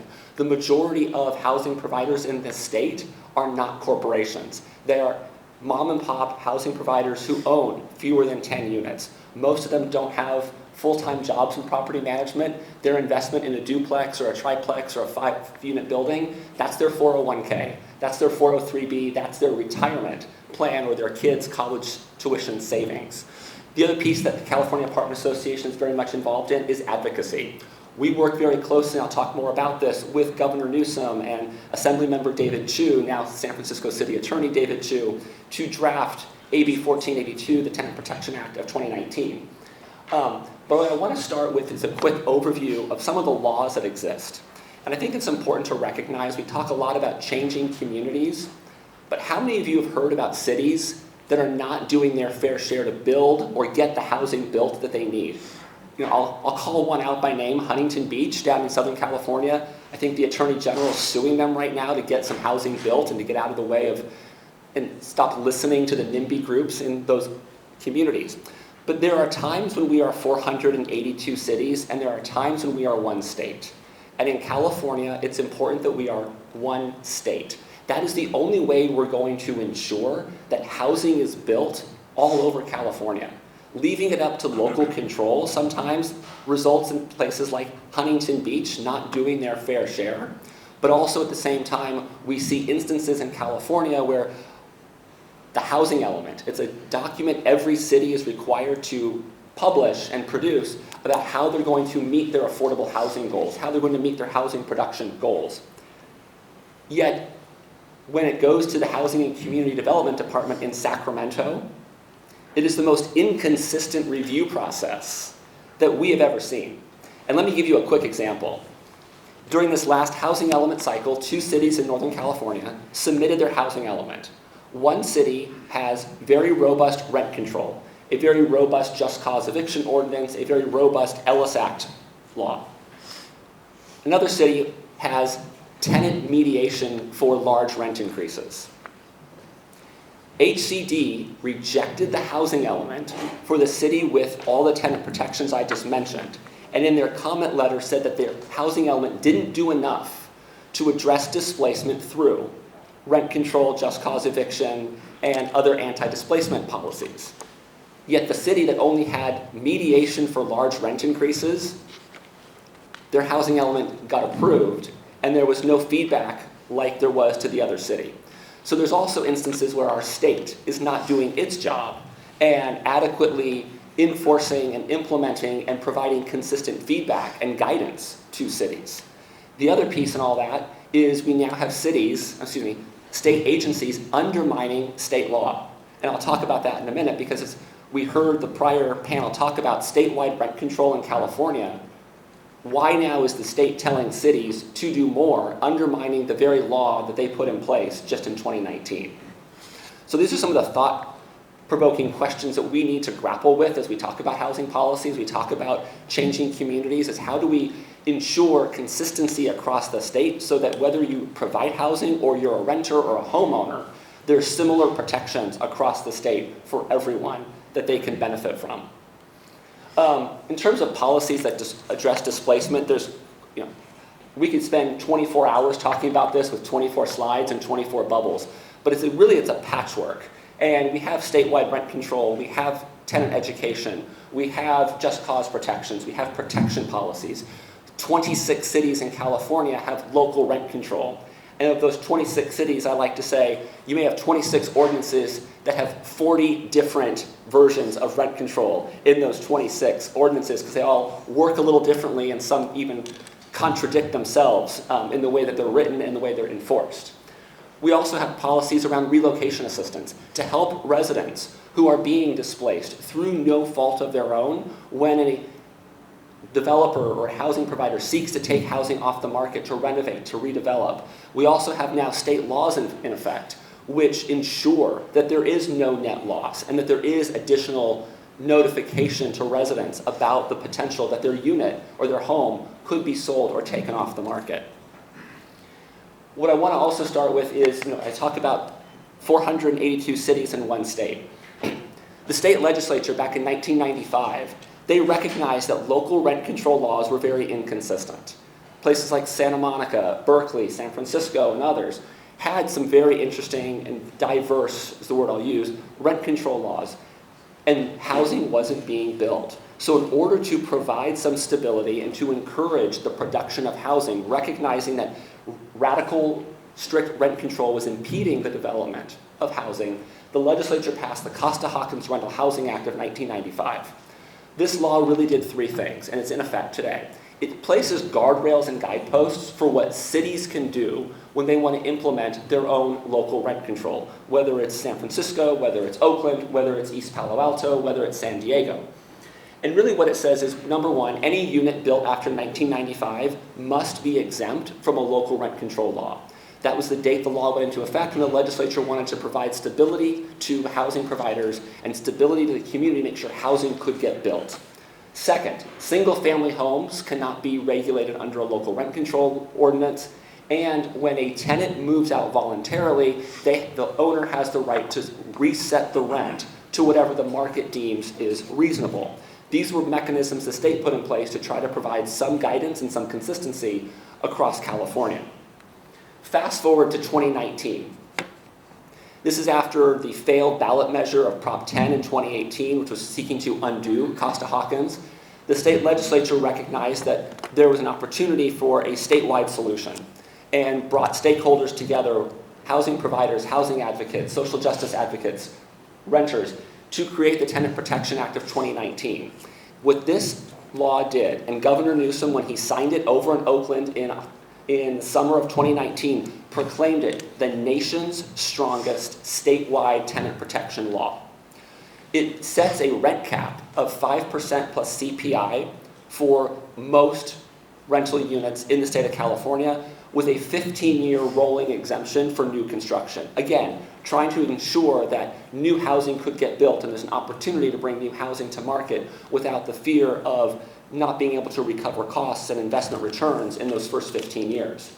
In addition, it requires disclosures to new tenants. Tenants have to be informed that this law exists when they move in.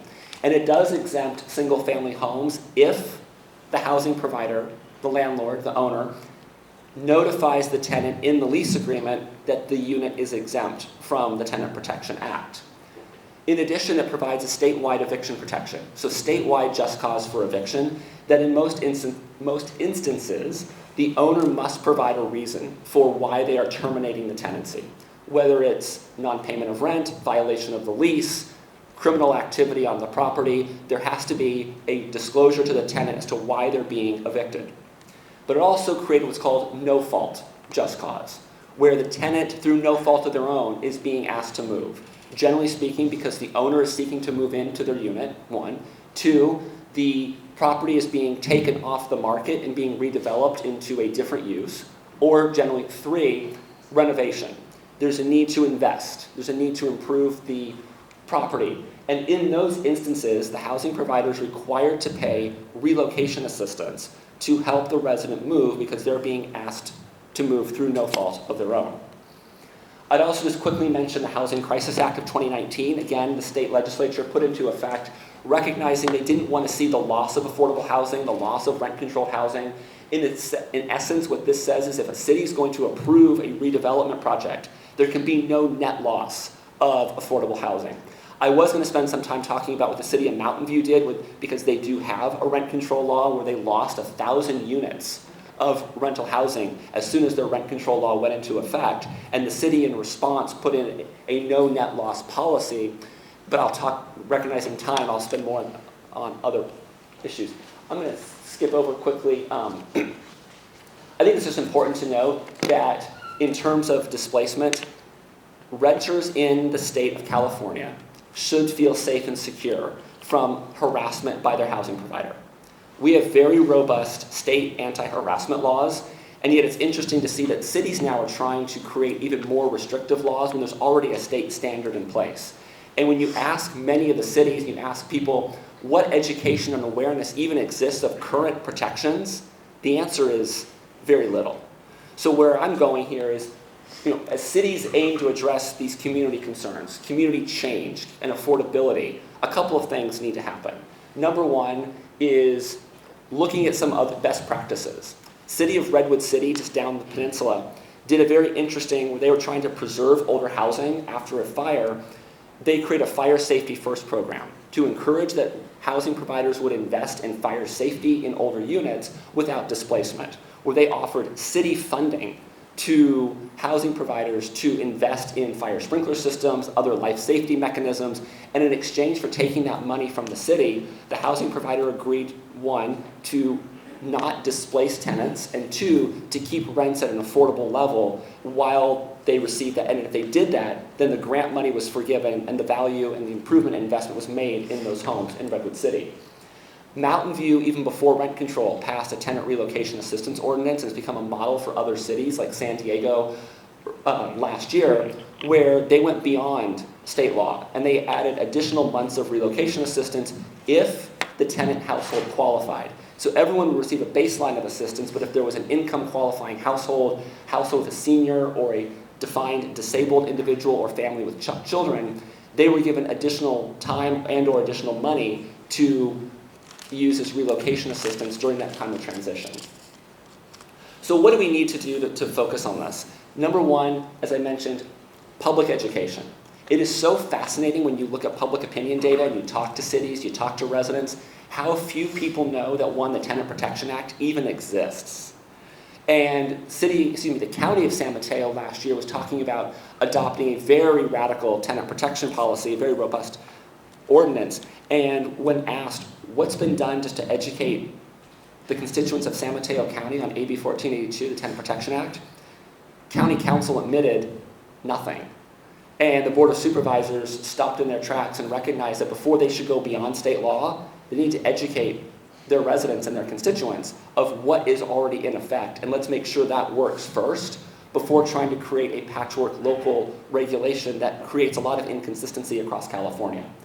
The other piece is targeted and enhanced relocation assistance, looking to address those instances where low-income households are being displaced for renovation, redevelopment, looking at the possibility of additional months of relocation assistance to help those families during that time of transition, as well as expanded notice, because the Housing Crisis Act does require a 6-month notice to certain households if their housing situation is at risk. So those are some models that should be looked at, but foundationally, we have a statewide law in the Tenant Protection Act, we have a statewide law in the Housing Crisis Act, statewide in anti-harassment. These are policies, before we build on them anywhere else, let's make sure they're working first. And the one piece I'll leave all of you with to think about, the Tenant Protection Act of 2019 was signed in August of 2019, went into effect on January 1st, 2020. 75 days later, the economy shut down because of the pandemic. Rent freezes were in effect, eviction moratoria were in effect. None of those were really lifted until 2022 and in some instances 2023. So it's important to recognize that we've never really seen the true effect of how the statewide rent control and tenant protection laws have worked, because the minute they went into effect, we were hit with other regulations because of the global pandemic. So I want to stop there and welcome your questions during the panel throughout the afternoon, but thank you all for being here, and I look forward to a robust conversation.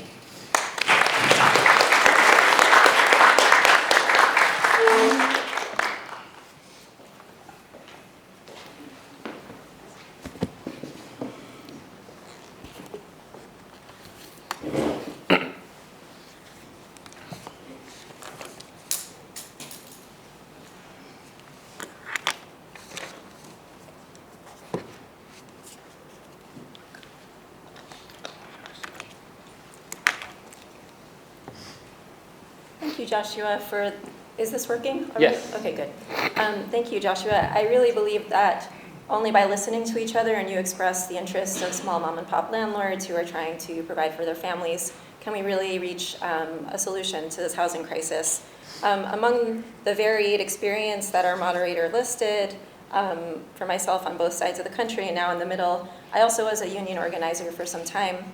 And I really believe that when trying to find policies to address our housing crisis, we need to talk to communities, we need to talk to long-time community development corporations and community organizations who are advocating their own solutions, so to listen to one another.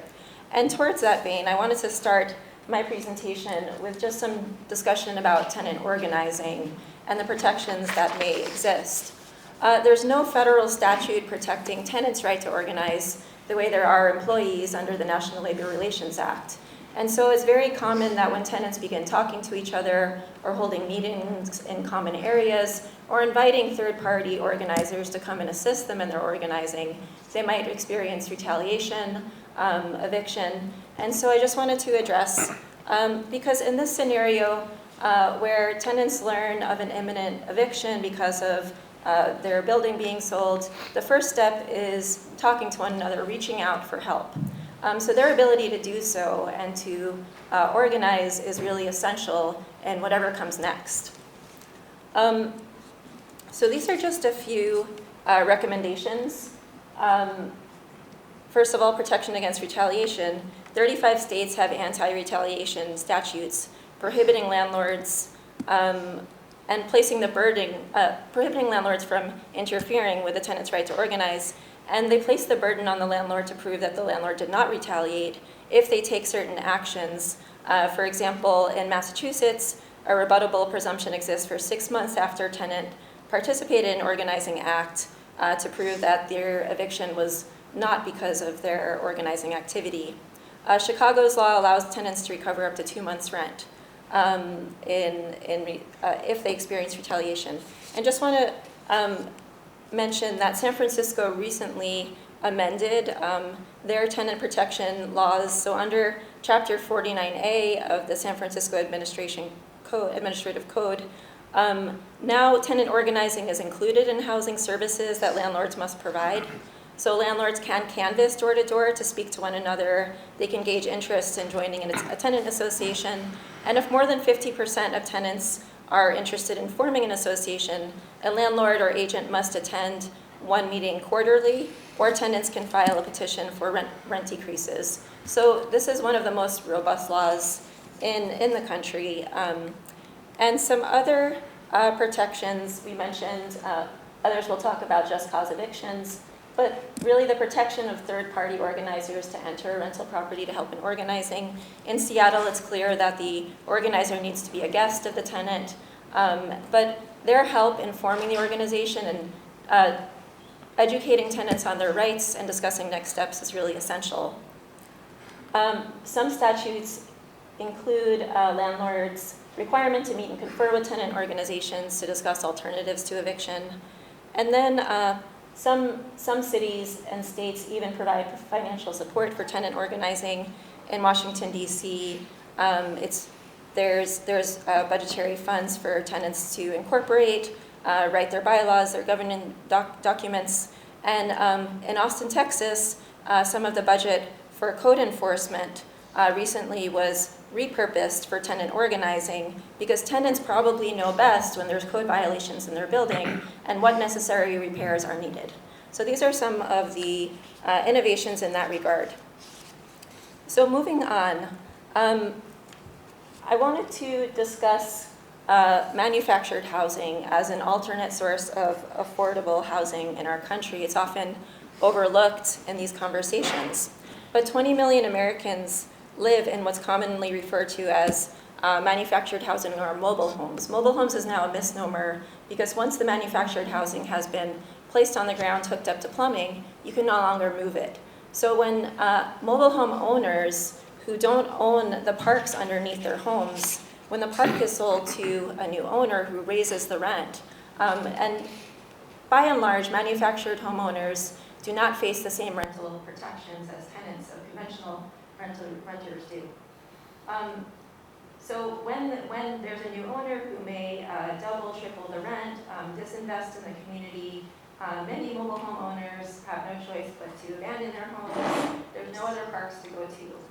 And as you probably know, mobile homes or manufactured housing is a source of affordable housing for seniors, veterans, people with disabilities, living on fixed incomes.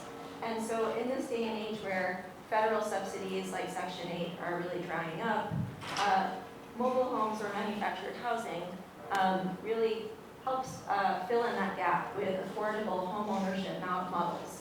But it really doesn't work unless the manufactured home parks are also owned by the manufactured homeowners. So I'll be discussing that throughout my talk.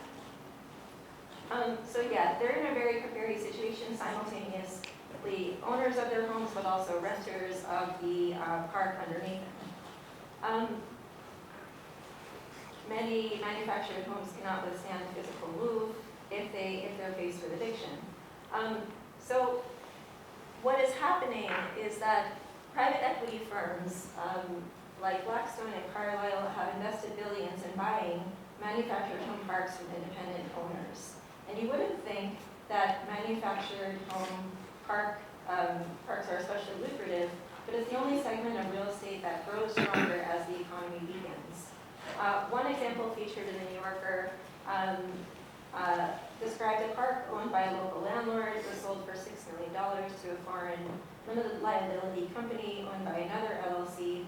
The landlord had no intention to sell, but was approached several times, and each time the offer was raised until they accepted.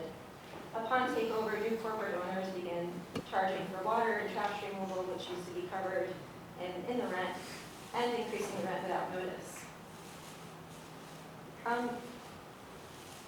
So one case study I just wanted to discuss is Park Plaza, Minnesota. Park Plaza manufactured home park as well as Lowry Grove. They were owned by the same owners, just 8 miles from one another. Both parks were told that they were getting put up for sale. And so park manufactured homeowners started talking to each other. They met with organizers from an organization called ROC USA. ROC stands for Resident-Owned Communities, who help tenants organize into tenants associations, connect them to funding to purchase their park. And they successfully negotiated with the landlord until they accepted a market rate offer. So ROC USA created their own funding source, a CDFI, from grants, loans, from foundations, and then they help the tenants connect to housing trust funds, which are available to manufactured home communities in minority states, including Washington, New York, and Minnesota. And they help them refinance at cheaper rates when it becomes available. And each manufactured homeowner purchases a share of a limited equity cooperative, which really keeps the cost down and makes it more affordable. So they successfully helped them organize, and the owner accepted their bid in Park Plaza, but not in Lowry Grove.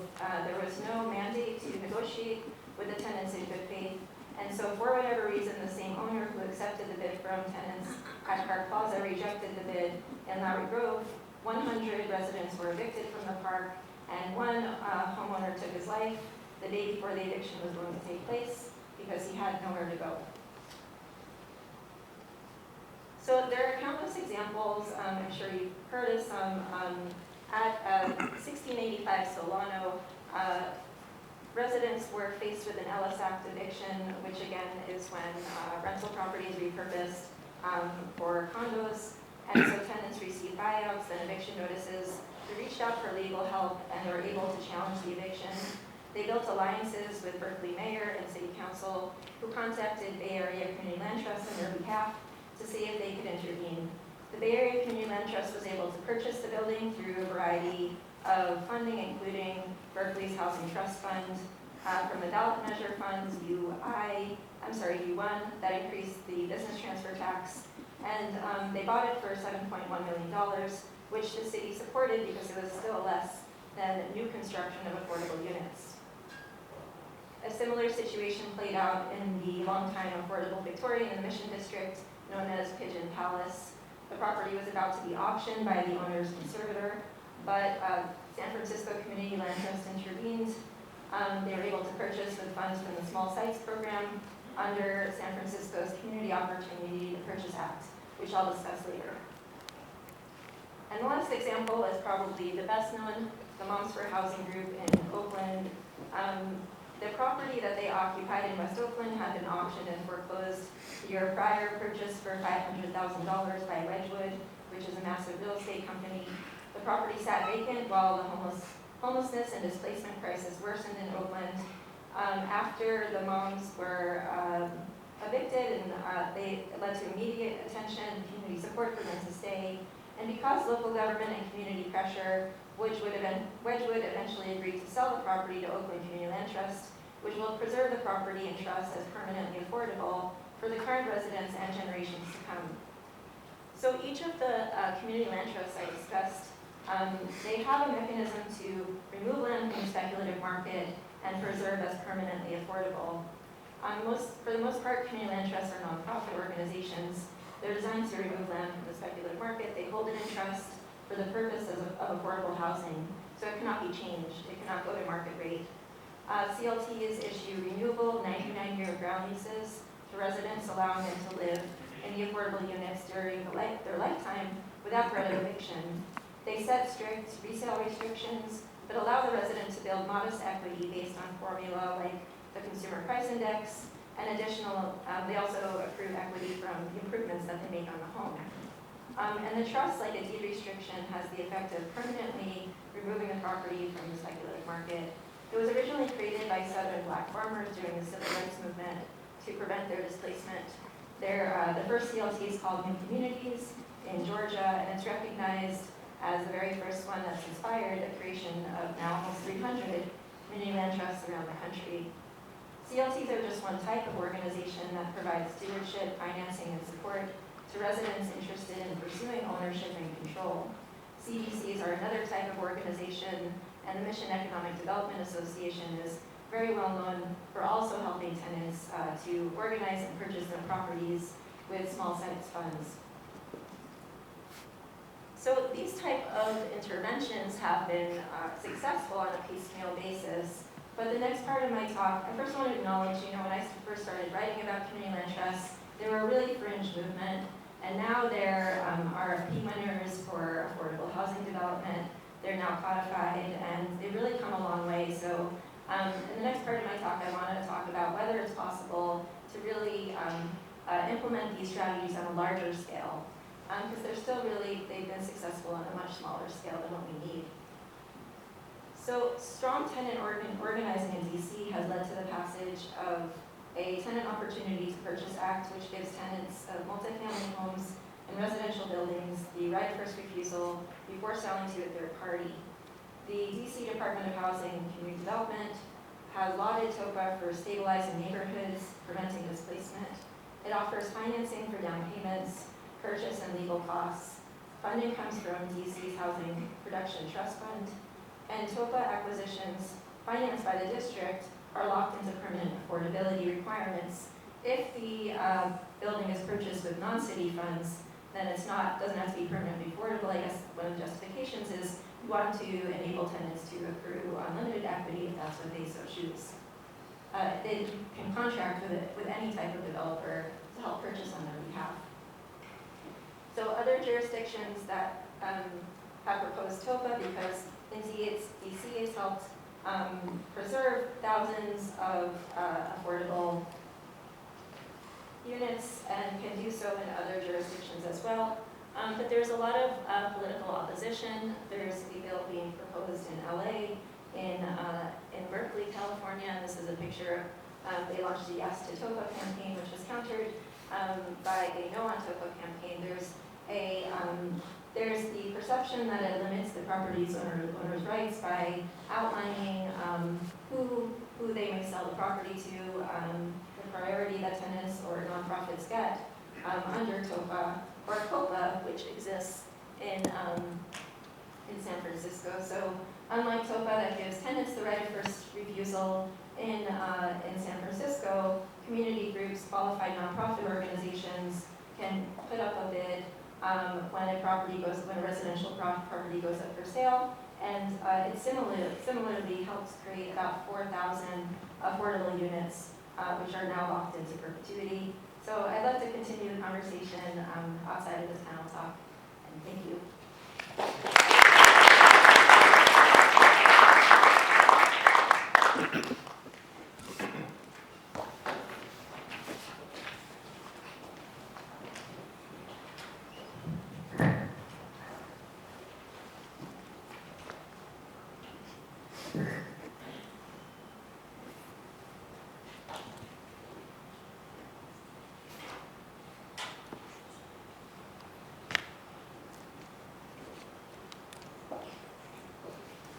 Good morning, everyone. My name is Shane Phillips. I work at the UCLA Lewis Center for Regional Policy Studies on housing policy. I'm going to do a quick pitch really quick for our podcast if you're looking to nerd out any further on these topics. We've done a few on displacement specifically and gentrification. We've done several on kind of the perspective of landlords. We've done one on community land trusts. We've done what else we got here that's actually relevant here? Public housing and tenant organizing, rent control, and so on. So I encourage you to check those out. They're about hour-long episodes talking about a specific research paper or book, but trying to communicate this to a non-academic, non-housing expert audience. So I'm going to cover just a few kind of themes, ideas that I think are important for conversations about gentrification and displacement. The first is just sort of a warning not to confuse development for displacement or gentrification. They're not the same things. What is the relationship between development and displacement? It's complicated, like everything, especially in housing. It's not that complicated. Development sometimes requires the displacement of residents and the demolition of existing buildings to make way for new, denser buildings, especially in a place like San Francisco, where you don't have a whole lot of vacant land to accommodate new housing, so something has to go to make room for the new. It's also possible, there's not a lot of evidence for this actually, but it is certainly possible, and I'm sure it happens in some cases, that a new development may signal to landlords in the area that they could maybe charge a little more for their unit, and they might raise rents accordingly, and that might push some people out of their homes. However, on average, development is associated with lower rents and with less displacement. A study done here in San Francisco found that closer you were to a new market rate development of housing was associated with lower risk of moving from where you live to a poorer zip code, which is one way of measuring, not nearly the only way of measuring displacement. It also lowers rents in one-bedroom apartments nearby. A kind of broader area analysis in the Bay Area found that in census tracts that built kind of on the upper end of production in the Bay Area, they were about half as likely to lose low-income population as a share of their total population over I think a 13-year period from 2000 to 2013. And I think we can all come up with examples of places that have gentrified intensely with effectively no development whatsoever. So I'm from Los Angeles, Echo Park, for anyone who knows it, very hipster neighborhood. But 30 years ago, it used to be mostly, almost entirely Latino and quite low income. This is a place that has added effectively 0 housing units over a 50-year period, and you can see the rents, and then this is the median rents. The median rents increased threefold, and median income, roughly doubled. So this is a very gentrified place. San Francisco, obviously many places have gentrified. Just sharing this chart here, which shows all these little dots for development. The light green ones you can ignore because those are just ADUs. But if you look at the whole western half of San Francisco, there are very few dots there. It is a place that has built very, very, very, very little. So you certainly couldn't blame any gentrification in the western half of the city on development. And just to kind of drive this point home, housing production is really, in most of California, negligible. I've put little boxes around the California metro areas. So you can see San Francisco at the very bottom left there. Los Angeles looks even worse. This is housing in the metro area per capita per year, so it's adjusted for population.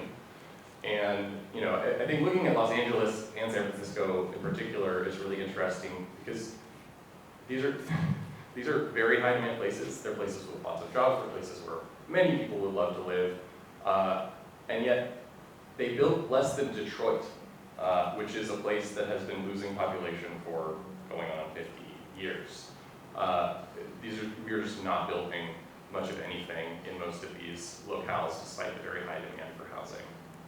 I do want to be clear here that just because development overall is associated with less displacement does not mean that some individuals are not negatively impacted or not displaced by development. It absolutely happens. But this relationship, this negative relationship between housing production and displacement means that housing production is, at the end of the day, overall, an anti-displacement strategy. It is not the only one by any means, but it does mean that, in general, maybe better said, in aggregate, blocking, preventing housing production where people want to live is likely to increase prices and displacement in the long run. So I think the question we really have to ask is, how do we get that benefit of housing production, which is really essential, while minimizing those direct costs of displacement? My kind of way of thinking about this is there is a need need to balance supply, which is what I've been talking about so far, with stability. And I'll talk about what I mean by that. But another couple ways of thinking about this are supply is about sort of a long-term strategy for affordability. Stability policies are more short-term and targeted. And in the same way, supply is kind of how you address needs at the market level. And stability policies are more about helping people in individual circumstances. So how do we keep housing affordable and keep people housed, maintain housing stability? As I said, long term, the solution is to build more homes, it's supply. But building homes does take a lot of time, and I think if you were skeptical of stability policies as a way to keep people in their homes, and as an important way to do so, I think the COVID-19 pandemic is a really great case study of how quickly things can change and how rents can increase 20, 30% in a year. And no amount of building will solve that. You cannot build housing fast enough to fix that problem. You have to have something to kind of protect people in the interim. Even if you're building a lot and the market overall is staying pretty affordable, that doesn't account for individual circumstances. You can still have certain neighborhoods that are changing more quickly than others. If your regional economy has a bunch of tech workers coming in and incomes just overall are increasing, prices are still probably going to go up, even if you're building a lot of housing, because housing is somewhat a function of the regional income level. And these individual circumstances, if I'm between jobs briefly and I fall behind on rent, maybe it's only $50, $100. If you don't have some kind of protections, you can be very quickly evicted, even if you were going to be perfectly fine if you just had a month to catch up. So again, short term, people need protections. They need some kind of stability.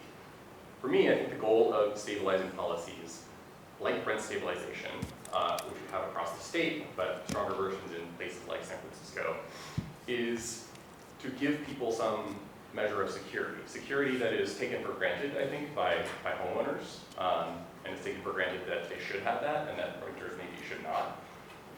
But it provides them with some knowledge that they can, if they choose, continue to live in the same place year to year and have some predictability about what they will pay in the future.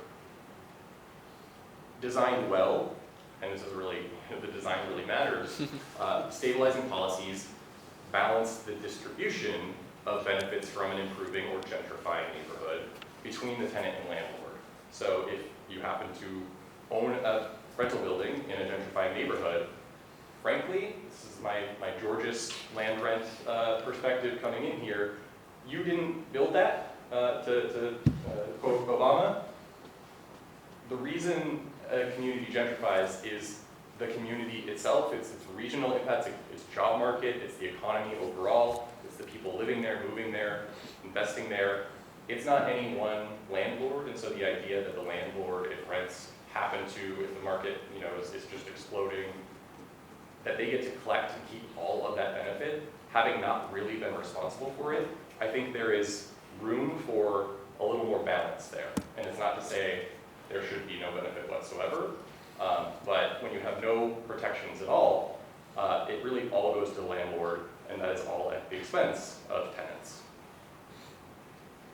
So I think ideally, housing abundance increases affordability, or this is kind of the ideal scenario we would like to see, I would like to see, is we have housing abundance to really address the broader needs for most people to increase affordability and housing stability, just kind of writ large on average.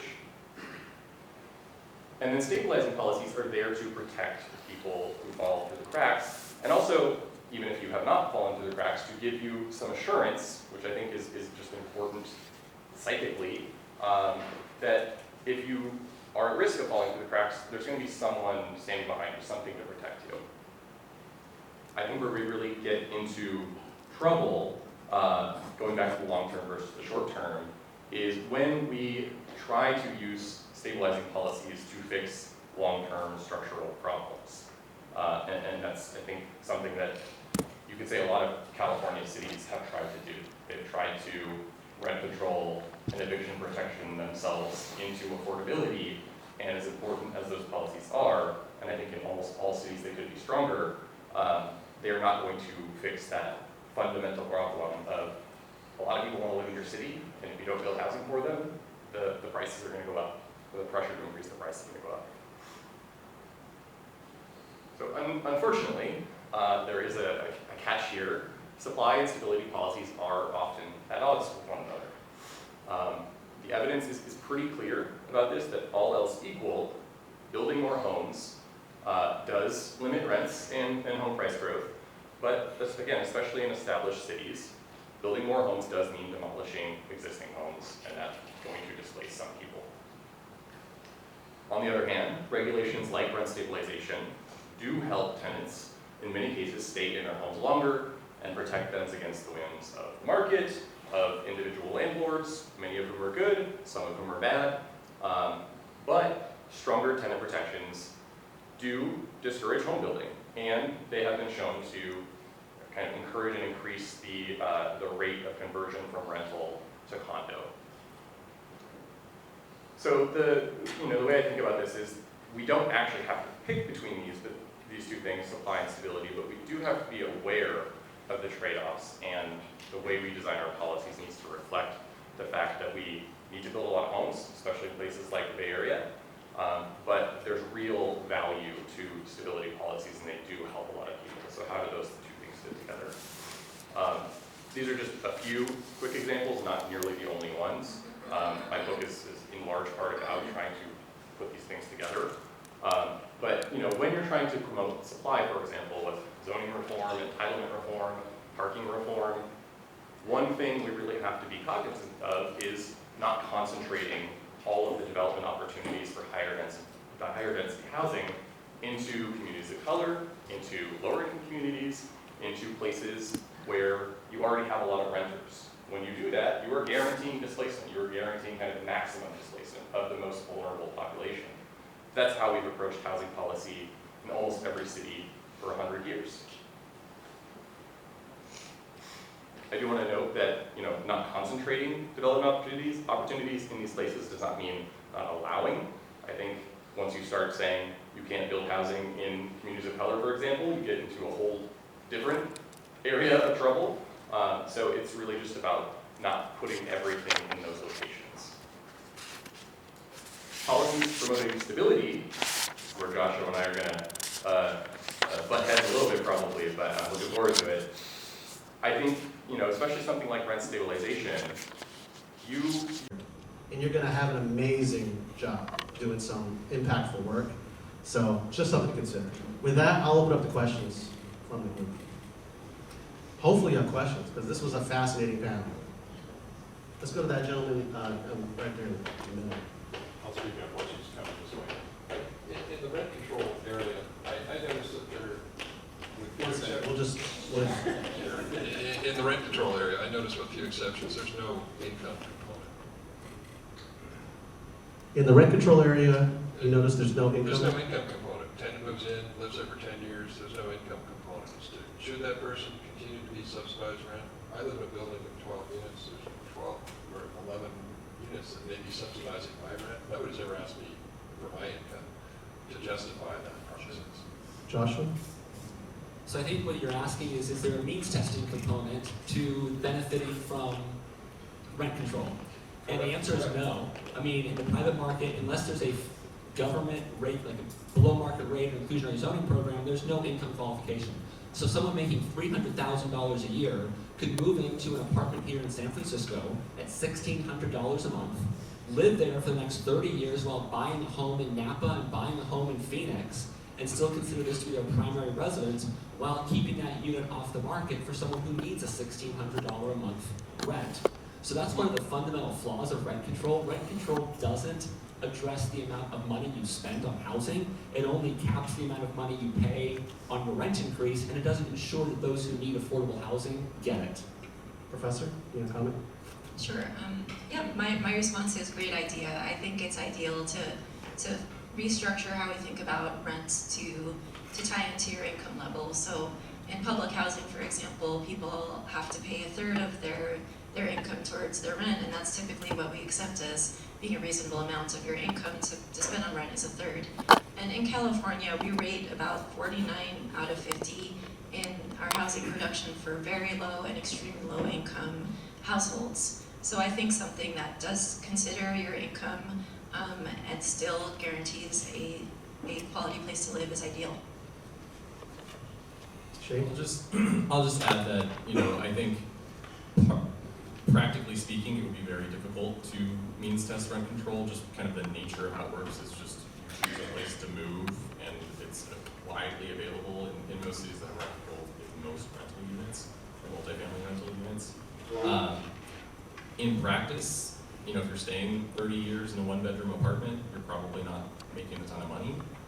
There are two things, I guess. One is, it's not subsidy coming from the government, it's coming from effectively the landlord, and you can agree or disagree with that, whether you support that, but it's to subsidize in other ways is government money, and so it's pulling money from government expenditures, and so there's a whole other kind of arena you have to fight over there. I personally have thought about well, what if if your income's high, you live in a rent stabilized unit, maybe the government just takes some of the rent that's paid because you have to pay more and sends it to lower income households. But I don't think landlords would support that either. They just don't want to, give a discounted rent, and I 100% understand why, but again, it's about balancing the interests of the tenants and landlords. I disagree to a certain extent. The landlord's not subsidizing by rent. The tenants might go to the bar. No, I can't. We can talk about why, but mostly no. Any other next question? Yes. I've noticed that you haven't talked about the right to counsel in either eviction cases or just, Joshua did mention that people should learn about their rights, but actually having people behind them to help the tenants assert their rights is important. And as you may know, here in San Francisco, we have a right to counsel in eviction cases. But other areas don't. And it's proven that I work in this area, and I have seen what some bad landlords do. And basically, what they do is they get people to move out before they know their rights. So a lawsuit isn't even filed. Any comments on rights to counsel? I would just say quickly that it absolutely improves outcomes for tenants and is an important budgetary concern. I guess I would just, from my perspective, it doesn't really disrupt this power dynamic. It doesn't disrupt this, imbalance of power that landlords have to basically destroy their tenants' lives by evicting them. So I would also like to see, because since it is such a big budgetary priority to enshrine right to counsel, I'd also like to see money going to tenant organizing and other sort of relief. Yeah. Sorry, we did notice a change in evictions once the city started paying for attorneys. We actually saw it in 2012. The amount of evictions being filed increased. I think it's important to recognize that 95%, if not more, of all evictions that are filed are for non-payment of rent. Let's remember that. 95% of all evictions are for non-payment of rent, which means that the tenant has not paid their rent. Giving a tenant a free attorney paid for by the taxpayers is not going to pay that tenant's rent. And in fact, most of these cases for non-payment of rent, if you were to redivert that money from giving it to lawyers and giving it to actually paying the rent, you stop the eviction in the first place. And I'd point everyone to a study that was just done out of Stanford by Professor Juliette Brody. If you don't know who Juliette Brody is, she in fact was the author of 3 of the rent control measures in the Bay Area in 2016. In her study, she actually writes that it's better to have money to pay the rent because you'll lead to better outcomes than by giving taxpayer-funded attorneys to get involved in the eviction process when at the end of the day, if the tenant doesn't pay the rent, the judge is still going to grant the eviction and the tenant will be displaced. Next question. Oh, go ahead, Professor. Okay. No, I absolutely agree that the redistribution of wealth is a much more important goal, and we're really limited to the scope of this conversation. I thought of it when we were discussing how cities meet housing element, and it's just such a limited amount of funds, right? Even because cities cities have budgetary shortfalls, I absolutely think that the federal government should contribute more to housing, to affordable housing production. And we're just dealing with such a limited amount of money, but absolutely, I agree that right to counsel is more of a Band-Aid. John, over here on the right. Hello again. In Oakland, receiving a land use entitlement is not just cause for eviction. That, in theory, gives a lot of power to tenants if they were to know that they had that power. Do you think that's a good policy that when a developer has an entitlement in hand, they still do not, there's not a just cause to evict? They essentially need to either reach an agreement with those tenants, or they need to wait the lifetime of the lease, or the lifetime of the tenancy. So I'm trying to understand your question. Are you saying if the developer is given the entitlement, that is or is not a cause? Or are you talking about the timing of when the tenant should be notified? It is not a just cause. So a developer can have a planning and entitlement in hand to build a development. But if there is an existing building on the site, the fact that you want to build something on that site is not a basis to evict your tenants. They would just need to go through Ellis Act, right? So. Yeah. I mean, it creates a barrier, I suppose, because you have to go through the more complicated and costly process of the Ellis Act to evict. Assuming this is like to redevelop a property to a higher density or a different use or whatever,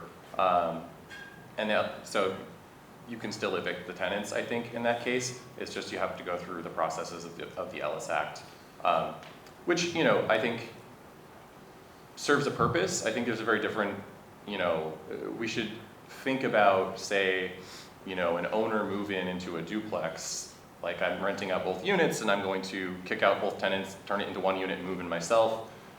That's maybe a little more harmful on net than tearing down a duplex and building 20 units and 3 or 4 of them are reserved for low-income household for 55 years. The tenants who are displaced should still get some kind of, compensation, maybe right to move back at their previous rent, any number of things. But kind of recognizing the difference between those things, I think, is really important. But I think it sounds like in this case, it's just they can't evict them, without any compensation. They just have to go through that other process. There's a question about.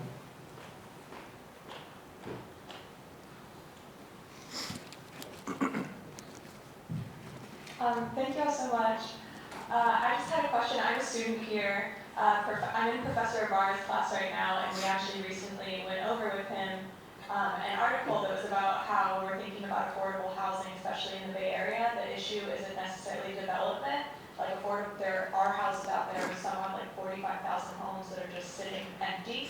And so I was wondering if you had any insights, it was touched on a little bit, about shifting this idea of affordable housing away from development and that being the focus and building new homes, but how do we incentivize people to not just have these homes sitting empty in the Bay Area? Like, the housing is there, it's just not accessible, it's not affordable, and what are we thinking about that?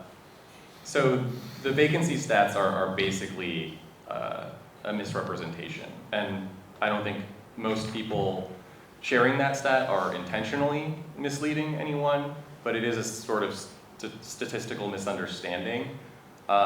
Vacancy rates in the Bay Area and most very high-cost places are exceedingly low, well below kind of the average compared to other parts of the country. And low vacancy rates are associated with very rapid increases in rents and home prices. Where you get those kinds of numbers is, for one, 45,000 sounds like a lot until you consider the denominator, which might be, 500,000 or a million units. The other thing is you hear about, okay, there are 45,000 vacant units. You imagine those are just sitting vacant indefinitely, but they're not. They're vacant for a month, for 3 months. They're between tenancies in almost all circumstances. There are exceptions to that. Maybe 1% of the housing stock, give or take, in most cities is vacant long-term for one reason or another. I know someone in Los Angeles where their parents live in San Diego and they have a home in kind of the suburbs outside LA that they just never got rid of, and they visit on the weekends sometimes. So that kind of thing happens, but that's quite rare, and most vacancies are just what you would call market vacancies. They're just between tenancies. They're going to be filled up again, but other units are opening all the time, and so there's always, in San Francisco, tens of thousands of vacant units, but very few of them are vacant for more than 6 months, say. Go ahead, Professor. Yeah, I have a very different perspective, and according to the U.S. Census, even those properties that are vacant because the person has a second home, or they're vacant because it's put up for sale or in the process of being rented, there still are those astounding numbers. So I agree with your question, and I think that intentional vacancy really should be punished. There's vacant property taxes. Prop 13 really limits the amount that you can raise somebody's property taxes. So it's more of a fine, and Oakland has one, for example, but you just add on a certain amount to your property taxes, which feels more like a slap on the wrist than anything very significant. Vancouver has some better models in my mind of if you keep your property vacant more than 6 months out of the year, there's more of a significant increase in your property taxes. Barcelona has a very radical version of a policy that the state can actually take the property if it's kept vacant. They gave warnings to a number, especially during the pandemic, when more units were needed to shelter in place. They issued letters to investment firms who they noticed this pattern, and if they didn't fill it within a certain amount of time, they have the right to reclaim it and to offer them just 50% of market rate in exchange, and then it would be repurposed for affordable housing. So I think that intentional vacancy is often caused by just allowing for speculation. It's not worth it to enter into a lease agreement with a tenant at a lower amount than waiting until rents can go up further in the neighborhood. If I can just add, since Vancouver was brought up, Vancouver has a very aggressive vacancy tax. I actually support a vacancy tax. I think it's perfectly fine as sort of catching those relatively rare instances where, for one reason or another, a unit is being left vacant. In Vancouver, it amounts to, this is Vancouver, BC, it's about 3% of the property value per year for keeping the unit vacant. So $1 million home is paying $30,000 to be kept vacant. Very, very strong incentive not to keep it vacant. And, several years into the program, they'd returned in a city of about 300,000 homes, maybe 1,000 to the market, maybe less. This is not a huge issue. It raised a lot of revenue, and it brought some units back on the market. Important to note that most of those units were like above median price. They're very like $2 million homes. But yeah, big picture, it's useful. It's not world-changing by any means, and it's certainly not a replacement for building homes in a growing region. Yeah, I agree that it's not the most effective for returning homes to the market, but some proposals, for instance, in New York, purpose the tax money towards housing for the homeless. So how you use that extra source of revenue can serve the goal. We have a question here.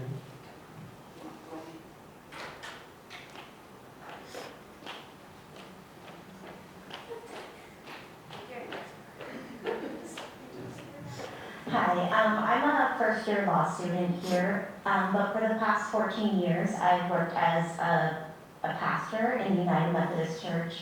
And so one of the areas of interest that I have sort of melding these two worlds is the ways in which faith communities have a lot of land in a lot of areas, and faith communities are not growing. They are shrinking in our current world. And so there's a lot of looking at ways to redevelop the land that all of these faith communities own in different cities. And I know that SB 4 was passed, the Affordable Housing on Faith Lands Act, in October. It was signed into law. And so I'm just wondering if any of you in your work have started engaging with some of the faith communities and their land and working with them on the ways that they can be redeveloped which would prevent the problem of displacing people to have to rebuild because nobody's currently living on those lands. It's a lot of space with not a lot happening currently, and there is a desire on the part of many of these communities to want to serve low-income housing and to repurpose their land that can somehow serve. So I think I can answer that. From my point of view, is yes, that my clients who are my public agency clients, cities and counties, they are working with faith communities, owners of properties who are churches, etc., and they're taking advantage of SB4. It doesn't change the issue of the financing and how to actually get the building done. But from an entitlement process and from a zoning code and being able to do it, it is huge. It opens up land, especially for built-out communities like the Bay Area, where we have to build up or demolish and rebuild because there's not enough new and virgin land to be able to build on, or it's been protected by trusts, it's not buildable because it's farmed, any number of things. Yes, we are working with that. I'm also working with developers who are eyeing that as well. And I think it's an important law that has changed the market and has made opportunity sites more available, but it still doesn't change the fact that, and I'm going to ask this question of the panel, we have about 10 minutes, and I'm cognizant that lunch is around the corner, so maybe 5 minutes. How do we finance this, and what strategies, and perhaps there's another panel that will discuss this, but this panel obviously is highly intelligent on this in the development world. Where is the financing for this type of work? And that's my question, and my clients are dealing with that question even now. So I'll throw that to the panel as well. I do think it's worth noting. I think a lot of people, this is like a very high level, but I think essential point to make. I think a lot of people imagine the reason that new housing is so expensive is because developers are greedy, and developers are greedy. They're business people. They want to make money like anyone else. They're not like uniquely greedy. Housing is so expensive because the prices that are being charged are the prices required to turn a profit. And so if a church wants to build housing and rent it, at $1,500 a month in San Francisco, they're going to need $400,000, $600,000 in subsidies per unit, and so it is great. Like, I'm a huge supporter of SB4. Anytime you can open up land in cities for development and get new communities involved in, contributing to the solution, I think that's amazing. But to your point, like, if the goal is to build exclusively affordable housing for low-income households, you still need millions and millions, billions, ultimately tens, hundreds of billions of dollars if we're going to do this at scale to subsidize each of those units. And yeah, that's just a funding issue at the end of the day. But the more we do open up and make it easier to build those homes, that does actually help with land costs. In theory, you can kind of build up your construction labor pool. There are sort of efficiencies that come from just allowing more. But there's still, at the end of the day, we have to, if you want the affordable, the low-income housing immediately, it's going to require a whole bunch of money. Okay. I want to answer both questions. One about the faith, on housing, on faith-based organizations, communities. So the Bay Area Community Land Trust has an interesting model. They just partnered with a Baptist church in Berkeley. So if you look them up, BACLT, and the advantage, Shane is offering one perspective. If the goal of the church is to raise money, there's that objective. Or if the church wants to, set certain restrictions of how the housing should be used or who it could benefit, I think partnership with the Community Land Trust is really ideal. And staying involved and helping to draft the governance and the restrictions on our property. One interesting model for funding that I just learned about when preparing for this talk was the Community Reinvestment Act is supposed to hold banks accountable. It's really difficult to get a bank willing to loan to certain types of affordable housing projects that don't fit a traditional model, for example, shared equity models like limited equity housing cooperatives. So what an organization called Rise Economy, which is a California organization, is doing is meeting with banks, especially when there's a bank merger, the Community Reinvestment Act is supposed to hold banks accountable to reinvest in local communities that have formerly been redlined. And so when communities are investing in the bank, there's supposed to be community input about how those funds should be reinvested in communities. And so this organization, Rise Economy, is doing some interesting work, meeting with banks, explaining to them these alternative models and getting them to pledge certain amounts. And they're even proposing a California statewide version of the Community Reinvestment Act so that it applies to more tech, online-based lending organizations like Rocket, just new models that currently the federal CRA doesn't apply to. Can I? Yes. Thanks. Just to touch on the funding for a quick second.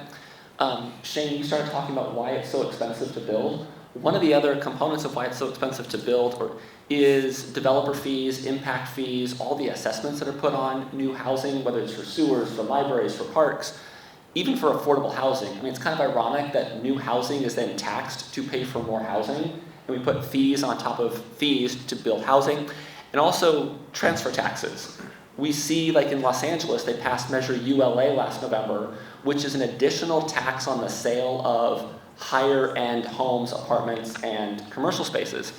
So it's interesting that we're making housing more expensive to subsidize other housing. If affordable housing is truly a community-wide problem and a community-wide concern, which I would argue it is, we need to look at how we broaden who shares in the burden. So that's why it's important, like Santa Clara County, the Measure A bond measure, which is a $1 billion bond measure for affordable housing, or looking at, radical idea here, maybe a small sales tax. That way everyone shares in the burden of paying for affordable housing. So a community-wide or a statewide solution for a community-wide or a statewide problem, not putting it on the backs of home sellers or new housing. So I would argue, as we look for funding, let's broaden the base as much as we can so we lessen the impact on everybody. Thank you. I'm going blank, but I think the concept of making affordable housing, construction of affordable housing more profitable is contradictory. And so, I think the strategy that community land trusts more prefer is rehabilitation, acquisition, and repurposing of vacant property, which, as the audience member mentioned, I think there's state programs, federal programs to donate vacant property, and it just significantly reduces the cost. And if you lock in the subsidies, for example, significant tax subsidies are offered under the low-income housing tax credit, but they expire in a certain number of years, and I don't think that vision of investing or offering tax exemptions and then having to reinvest at the end of that period is fiscally wise. I think we have about 5 minutes. We have one last question. So I work for Alameda County, and you recently passed a bond measure in 2016 that was for $500-something million to build affordable housing, and that has worked great. And so we are currently working on the regional bond measure that is going to be on the November ballot, which would bring $10 billion to $20 billion to the Bay Area to build about 45,000 affordable units and preserve and protect and do all those things. But my question is, I live in the unincorporated area of Alameda County, and the tenant protections that the state passed mostly doesn't apply to single family units. And so about 85% of the unincorporated area doesn't get protected from the tenant protections that the state passed. And so we're recently trying to fix, that by local measures, but we don't want to contradict the state. So what would you recommend in working with property owners, single family property owners, to get these protections for tenants, but they don't currently apply to the state?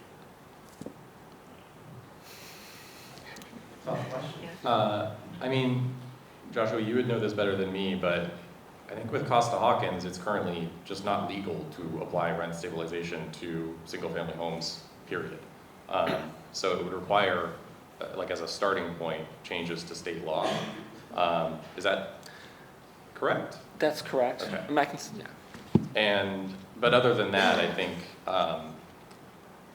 if that were to change, then, you know, if you have a lot of renters in single-family homes, that might, I don't have a specific recommendation for that, but it just might actually be feasible in your specific circumstances. I think the issue is just that part of why rent stabilization has been able to expand to the extent it has is frankly because it has not applied to single-family homes. And it's sort of a political calculus. There's not really like a great policy reason for it. It's more just a concern that if it applies to single-family homes, a lot of homeowners will vote against it and oppose it. But when it's only single-family or multifamily, they can say like, well, that doesn't affect me. So I think there's a real barrier there. Sort of picking up on that for a second is, yes, the Costa-Hawkins Rental Housing Act does limit local rent control on single-family homes. The California Tenant Protection Act doesn't apply to single-family homes unless the landlord doesn't notify the resident, and there's some other exceptions. One of the things I would suggest is, you know, Alameda County does have some programs in place around mandatory notification of mediation for rent increases.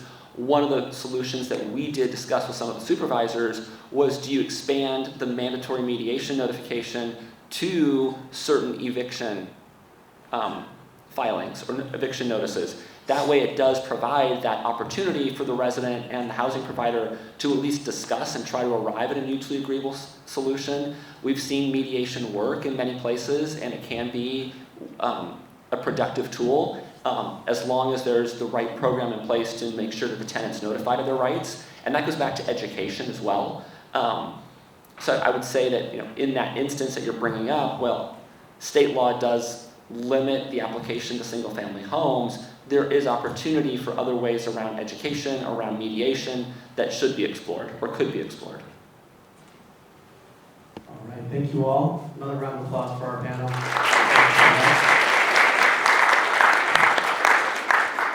Good afternoon, everyone. We're going to start our third panel. My name is Casey Sobe, for any of you that is joining us right now. I'm the symposium editor this year, and it's my honor to introduce our next moderator, Professor Alice Kazwan. Professor Alice Kazwan is an esteemed faculty member of USF School of Law. She brings a wealth of experience, having taught property and environmental law since 1999. Her expertise lies in environmental justice and climate change policy. In this work, she explores the intricate connections between affordable housing and emerging climate strategies. Professor Kazwan earned her JD with cum laude honors from Harvard Law and holds a BS degree with highest honors from UC Berkeley. Beyond her role as an educator, she is actively engaged in legal scholarship and reform efforts. Professor Kazwan's contributions extend beyond the classroom as she serves as an elected member of the American Law Institute and a member scholar of the Center for Progressive Reform. Her dedication to advancing environmental law is further exemplified by her past role as the chair of Association of American Law School's Environmental Law Section. Let's extend a warm welcome to Professor Alice Kazwan.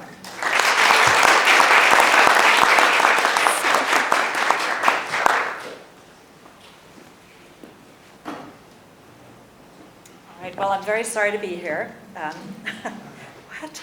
No, I'm very happy to be pinch hitting right now for Barbara Couts, a totally extraordinary alumna who was originally scheduled to moderate.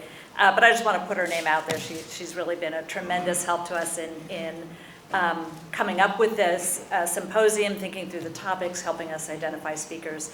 But unfortunately, she took ill last night, and so she isn't able to join us. But I am happy to be here and moderating this panel. So we have a great group here to talk about our subject, which is looking here at sort of ways in which the relationship between new development and gentrification, and in terms of thinking about strategies for the future, focusing on how we can reduce gentrification by potentially imposing some requirements on the new developments that are coming in and affecting often marginalized communities.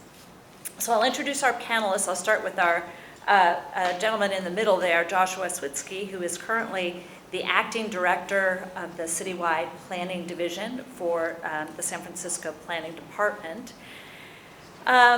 He has worked and been instrumental in most of the comprehensive plans that have been drawn up for the future of San Francisco. His current work is highlighted by implementing the recently focused and equity-focused, the recently adopted and equity-focused housing element, which involves rezoning a lot of the western half of the city to permit more multifamily housing. He holds a master's in city planning from MIT, the Massachusetts Institute of Technology, and obtained his bachelor's degree in business and environmental management from UC Berkeley. Then to his right and your left, we have Sam Tepperman-Gelfand, who is currently the managing attorney for that Metropolitan Equity Team at Public Advocates, where he has been working to help grassroots groups build community power and fight for economic and racial justice across housing, transportation, and climate throughout California. He works on helping to enforce state and federal housing and environmental laws, and also participates in numerous coalitions. He has supported power building in low-income communities of color across the state. In addition to that, he engages in legislative advocacy and worked on a bill to require local and state agencies to affirmatively further fair housing, a term we heard earlier today, and also worked on the development of the Tenant Protection Act, the statewide protections for tenants that we were hearing about a little earlier today. And then we have Jane Natoli, who is the organizing director for San Francisco, the San Francisco organizing director at YIMBY Action. YIMBY stands for Yes in My Backyard, and is a response to what we often see around the state, which is no, NIMBY, no in my backyard. She's also on the board of directors for Equality California, and is an airport commissioner for SFO. I'll know who to complain to next time I have any concerns. All right, so each of them will have about 10 to 15 minutes to speak, and then we'll have them engage in a little cross-panel discussion, and then turn to all of you for your questions here. So with that, I will turn it over to Joshua.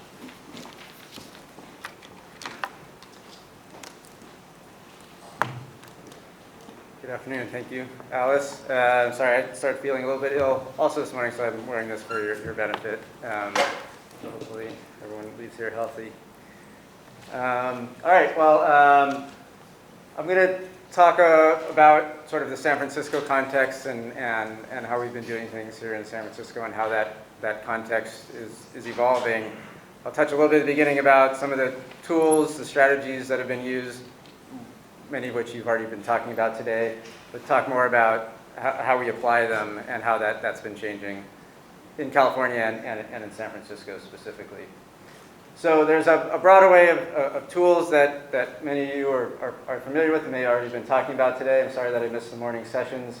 Obviously, first and foremost, inclusionary housing is the most widespread and most direct tool that is applied, that is required of new development to make neighborhoods inclusive and ensure that people hopefully can stay in the neighborhoods as they change.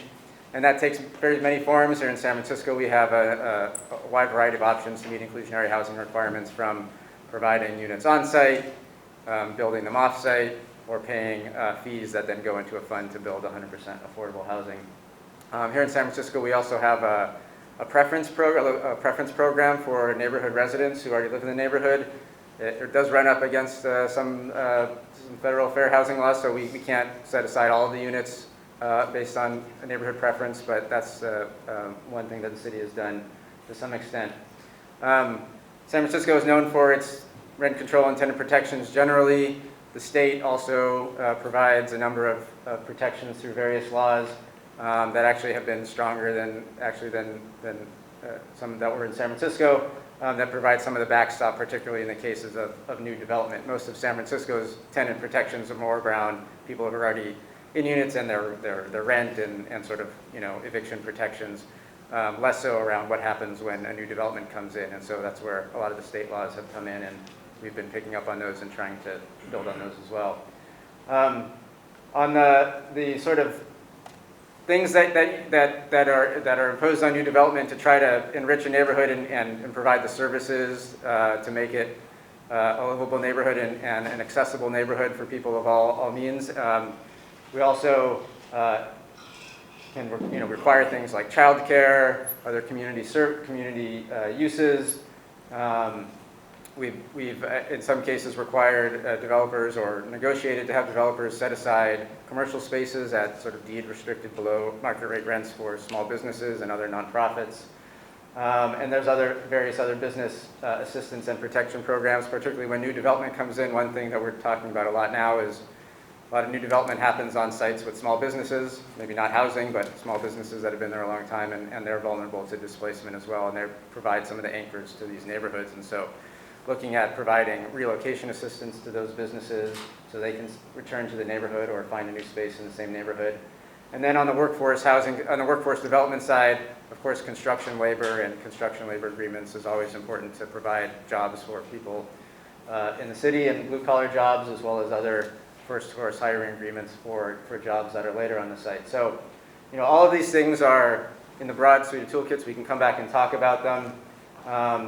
And generally, many of these can only be negotiated for, and some of them can be imposed as a matter of law.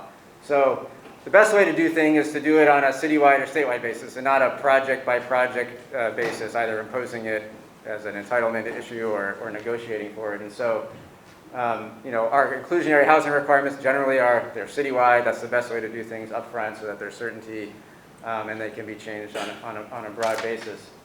State law, particularly in the context of protecting existing tenants in housing that might, when new development comes in, state law has done a lot recently. SB 330, the Housing Crisis Act of 2019, brought in a number of protections that actually didn't even exist in San Francisco before to ensure that, really to discourage the demolition and displacement of existing housing and really to direct new development to sites that didn't have housing. But in case there's a situation where someone wants to redevelop a site that has existing rental units on it, there are now protections in place to provide relocation payments and right of return, right of first refusal at the pre-existing rent, and other similar provisions that are along the same vein. So that's actually a really strong provision in state law, and it really substantially discourages. Not that even in San Francisco, there really is very rare instances where we ever see or have approved demolition of existing housing with rental units in it for redevelopment. But these laws are now in effect to help us make sure that stays the case. One thing that we've done a lot, that I've done a lot in my career here in San Francisco, is work on neighborhood plans and rezonings for specific parts of the city, where we go in, and you can see this, the map on the right is of all the plans that have been adopted for neighborhoods in the city. You can see it's very heavily skewed towards the east side of the city. I've worked on most of those plans, and by and large, those were all areas where we sort of went in and sought to rezone to increase the capacity for new housing, in some cases for some more commercial space, primarily along some of our key transit lines in and around downtown, and in some former industrial areas that were, it seemed appropriate to transition to more mixed-use neighborhoods.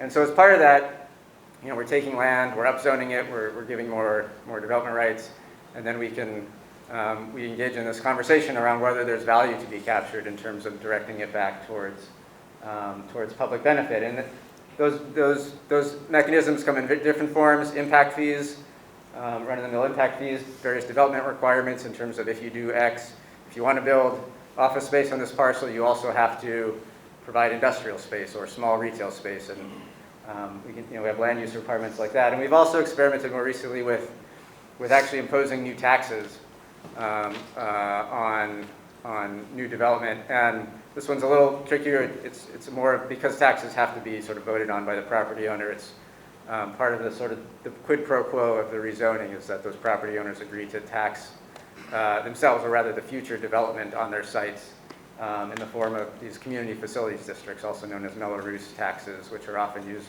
more in suburban contexts where you're developing a large new subdivision and you need to pay for the infrastructure. This is a way to finance that. We've been experimenting that also in San Francisco in these very urban contexts in an infill situation.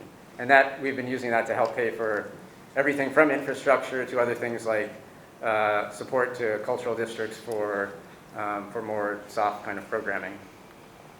One plan I'll just highlight that we sort of put through all the tools at it was the Central SOMA Plan adopted in 2018. It took 7 or 8 years to do this planning process, but we rezoned a substantial part of the South of Market along the new Central Subway line, which opened a couple of years ago.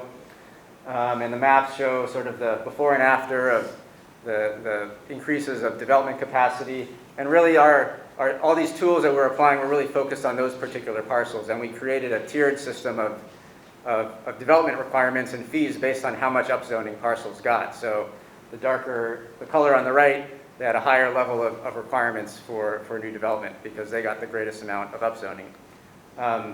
That chart on the left, I know you can't really read it, but that's the sort of the complex chart of the outcome of that is all the public benefits. On the left are all the categories of uses from affordable housing, transit parks, schools, childcare, et cetera.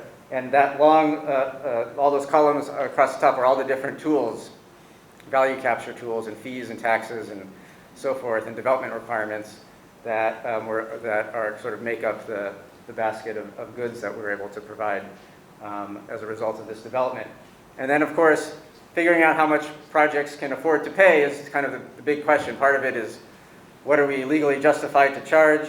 And then the other question is really how much can they pay? And so we usually employ economic consultants, real estate consultants to do sort of endless pro forma analyses of sort of before and after, pre-rezoning, after rezoning, how much can they pay? And this sort of color-coded chart on the right is sort of, all those reds are, these projects aren't feasible, you can't charge that much. The yellows are, well, maybe you can charge that much, the projects might get built, and green is, that seems doable. And so we do sort of endless variations of these and work with developers to figure out where can we get public benefits but not sort of stymie the development entirely.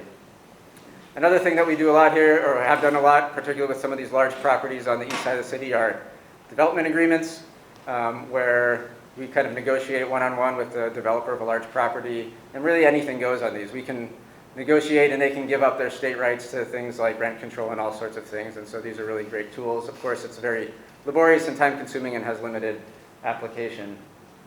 And I'll just move on to the next, which is, the way things have operated for a long time in San Francisco and many other cities in California is really an ad hoc sort of project-by-project negotiation, often in the context of CEQA and environmental law, where people who are concerned about the development will use the environmental process as basically just a platform to negotiate on things completely unrelated to the environment. This is the area of this conversation which is changing dramatically and has changed dramatically in California in the last couple of years as a result of various tools that the state has and laws that the state has passed. So here's a sort of a list of kind of the key laws that have really changed the landscape in California and San Francisco particularly as a result of the moves at the state level. Some of these have been on the books for a long time but haven't really been used because developers were afraid to use them. Cities were sort of saying we're not going to honor these, but case law has sort of forced cities to abide by these. The Housing Accountability Act and SB 330 really say, like, sorry cities, when someone files an application, you can't impose new requirements and you really have to approve a code compliant project. The state density bonus has been on the books for decades, literally until roughly 5 years ago or so. No one even bothered to file an application in San Francisco because they didn't think they could get it approved. Now it is sort of a very blunt tool to force not just approval of buildings, but much bigger buildings than even zoning otherwise would allow. And those are considered code compliant. On the CEQA front, what is also really changing the game is what was SB 35 and now SB 423, which basically said to cities, if you're not keeping pace with your housing targets under state law, the RENA targets, then projects are going to, certain classes of projects are going to be ministerial, not subject to CEQA, and you have to approve them. And so in San Francisco, that's going to take effect next year for basically a very wide class of projects, including market rate housing, because our targets are very high and we're not meeting them. And so that's really taking that whole tool away of folks who want to negotiate over every single project. Sorry, the CEQA is not off the table. Projects that are code compliant are non-negotiable in a sense, and so whatever laws you already have on the books, those are, you can apply those, but don't think you're going to come in and ad hoc negotiate, new requirements on a project by project basis. So a lot of community activists are very, very upset about this, but this is the law of the land now, and to some extent it really, to me as a planner, puts us, and I think also as someone who lives here, is really a better way to go about things, which is you plan up front. Let's figure out up front when you do the plan, when you do the rezoning, when on a citywide basis, what is it we need, what is it we want. We set those expectations in place, and then when individual buildings come in, that's not the time to be deciding like, is this a building we want? Is this building appropriate here? That's the time you do that when you're establishing the plan, not 5 years down the road when someone wants to build a building according to the plan that you already adopted. So that's sort of how the landscape is changing dramatically. It's putting, again, more of the onus on upfront doing the planning and not at the building by building level, which is how everyone from labor unions to local activists have been used to negotiating and putting pressure on projects. So just I'll close by saying, just highlighting what we're doing right now. Alice mentioned it in my intro. We adopted our housing element last year, about a year ago. One of the things that we now have to do, is the first time in San Francisco history we've had to do this, is actually do a broad rezoning as a result of the housing element.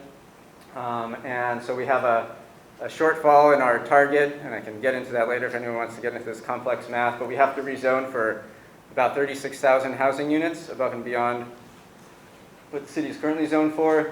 And as a result of needing to meet this affirmatively further fair housing policy mandate, we're doing that in places that haven't been building a lot of housing and where the zoning hasn't allowed for multifamily housing for decades, which is the western and northern parts of the city where we're sitting right now, that have been either zoned for single-family homes or low density and really haven't absorbed or allowed much of any additional multifamily housing in a very long time. And so that's what we're focused on right now. Besides the state legal context, the economic context is, as you all know, dramatically different than it was a few years ago. Pre-COVID, in the teens, things were booming. Construction was booming. Rents and sales prices were through the roof. Construction costs hadn't quite shot up yet, and so things were lucrative and feasible. We're in a very different world now where construction costs have doubled or gone up 2.5 times just in the last 3 or 4 years. Rents have stabilized or declined, and so there's a fundamental mismatch, and really any building of any kind is really infeasible right now economically. So even if we were allowed to, it would be challenging to even add new requirements to new development right now because the economics just don't sustain it. So we're both faced with the sort of the policy direction of the state, but also just the economic realities, and so that's sort of where we are at the moment. But we are doing this broad rezoning, and as soon as the market turns around, it will be poised to start to start producing some additional new multifamily housing in that part of the city that hasn't seen it, and hopefully provide more opportunity for people to live in these well-resourced neighborhoods. So with that, I look forward to the rest of the panel. Great, thank you.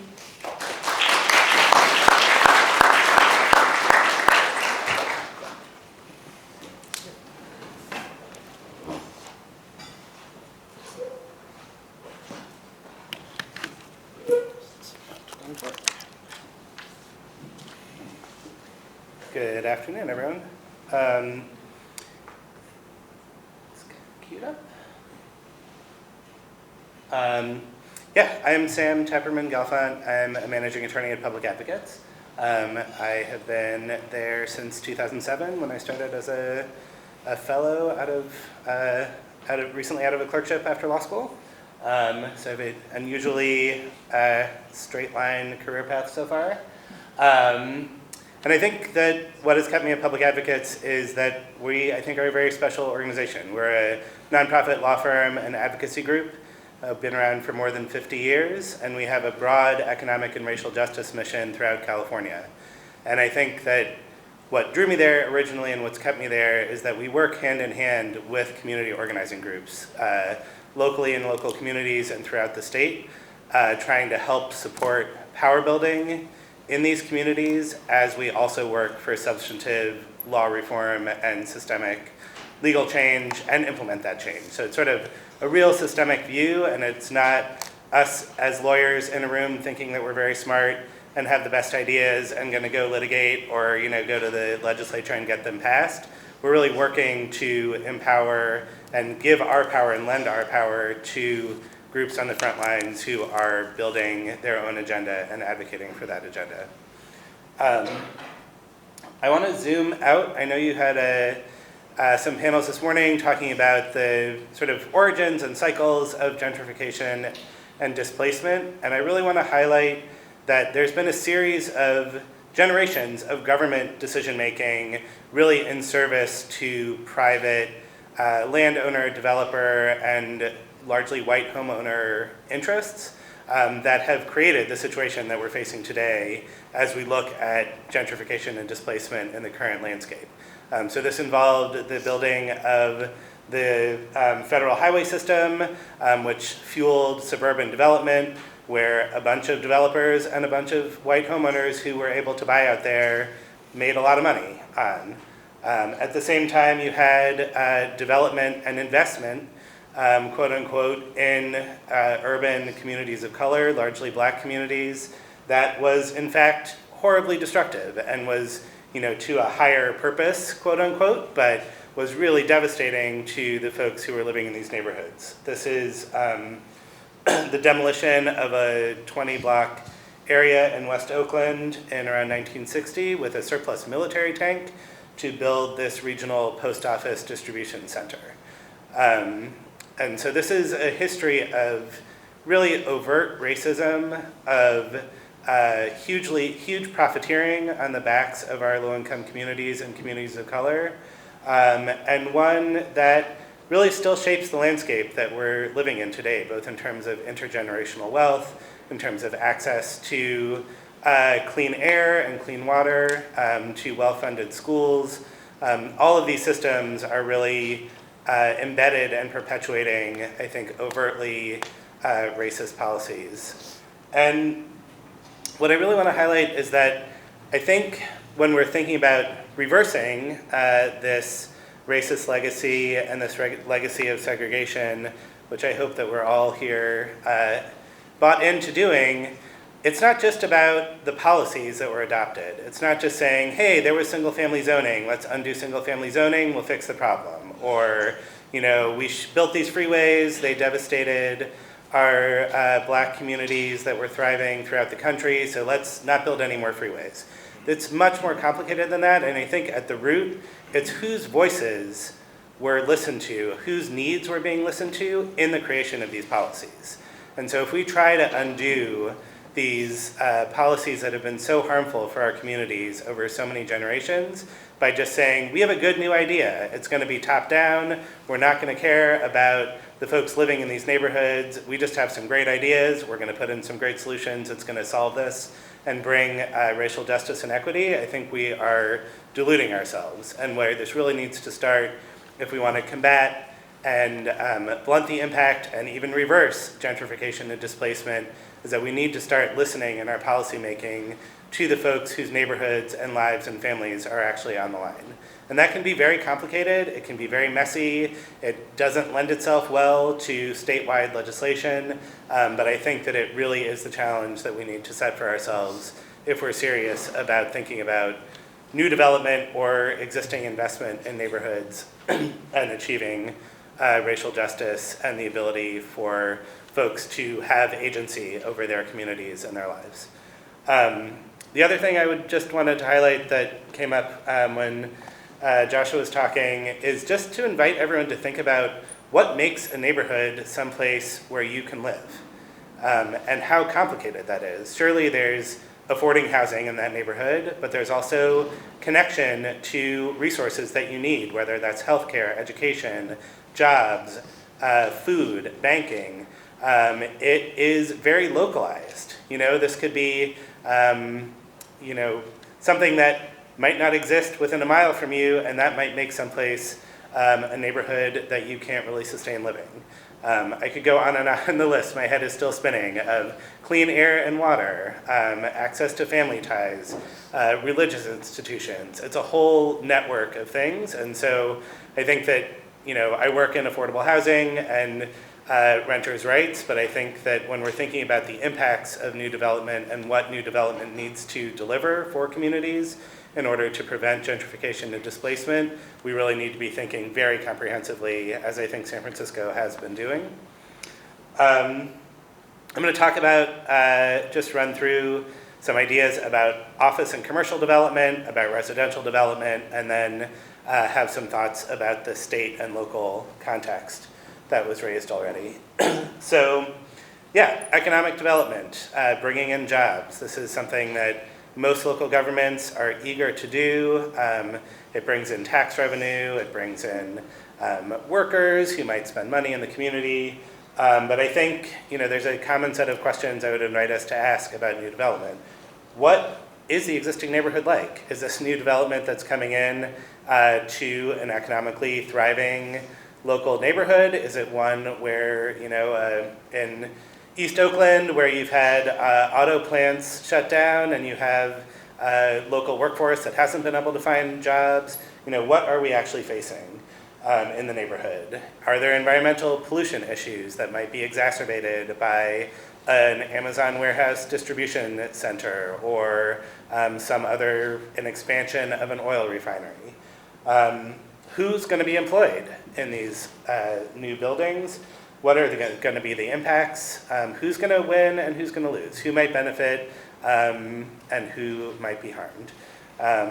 One example I will just share that I've worked on over many years is Facebook's plans to locate their headquarters in 2012 and then expand their headquarters in 2016 in the city of Menlo Park, which is a very wealthy city that had been among the worst in the state of complying with state affordable housing laws for decades, had built essentially no affordable housing, almost no housing of any kind, right next door to East Palo Alto, which is an almost entirely Black and Latino community, very low income, has one of the last low income communities of color in Silicon Valley. And there had been a huge amount of organizing in East Palo Alto to try to get other businesses coming into the area to have local hire requirements and to meet community needs. But East Palo Alto didn't have decision-making authority over approving the Facebook campus. Turns out Menlo Park didn't have decision-making authority either because they were so out of date with their state housing requirements that we represented this coalition in 2012 and threatened very credibly to have a judge revoke the permitting authority of the city of Menlo Park to approve the Facebook campus. And in 2012, that led to some radical plans in Menlo Park to rezone for affordable housing, to come into compliance with state housing law. That's resulted in hundreds of affordable units in Menlo Park after none for decades. And then in 2016, there were real environmental concerns with Facebook's campus expansion that led to a community benefits agreement with the residents of East Palo Alto, or with community organizing groups in East Palo Alto, that brought a large affordable housing fund, funding for legal representation and rental assistance, and workforce development to access some of these jobs. And I think that just thinking about the impacts here, Facebook was proposing to bring a lot of very high-wage workers into the area who would probably like to live nearby, who would put huge displacement pressures on the more affordable housing in East Palo Alto, and a lot of low-wage workers who are also going to be needing housing or commuting really far distances. So overall, there were huge housing impacts in the area. These are just another list of policy solutions that I think commercial developments can deliver that were already covered, I think maybe this morning and earlier, so not to dwell on this, but I think it's important to think comprehensively about what impacts might be of commercial development, what community needs are, that include workforce development, job training, access to jobs, both in the build out and the operation. Housing related, so housing impact fees, which attempt to quantify the need for new housing that's generated by new jobs uses, as well as issues related to renters in the area, a broad scope of community needs, and infrastructure investments, including in transportation, streetscapes, how are we going to keep folks safe who live in the neighborhood, and environmental mitigations.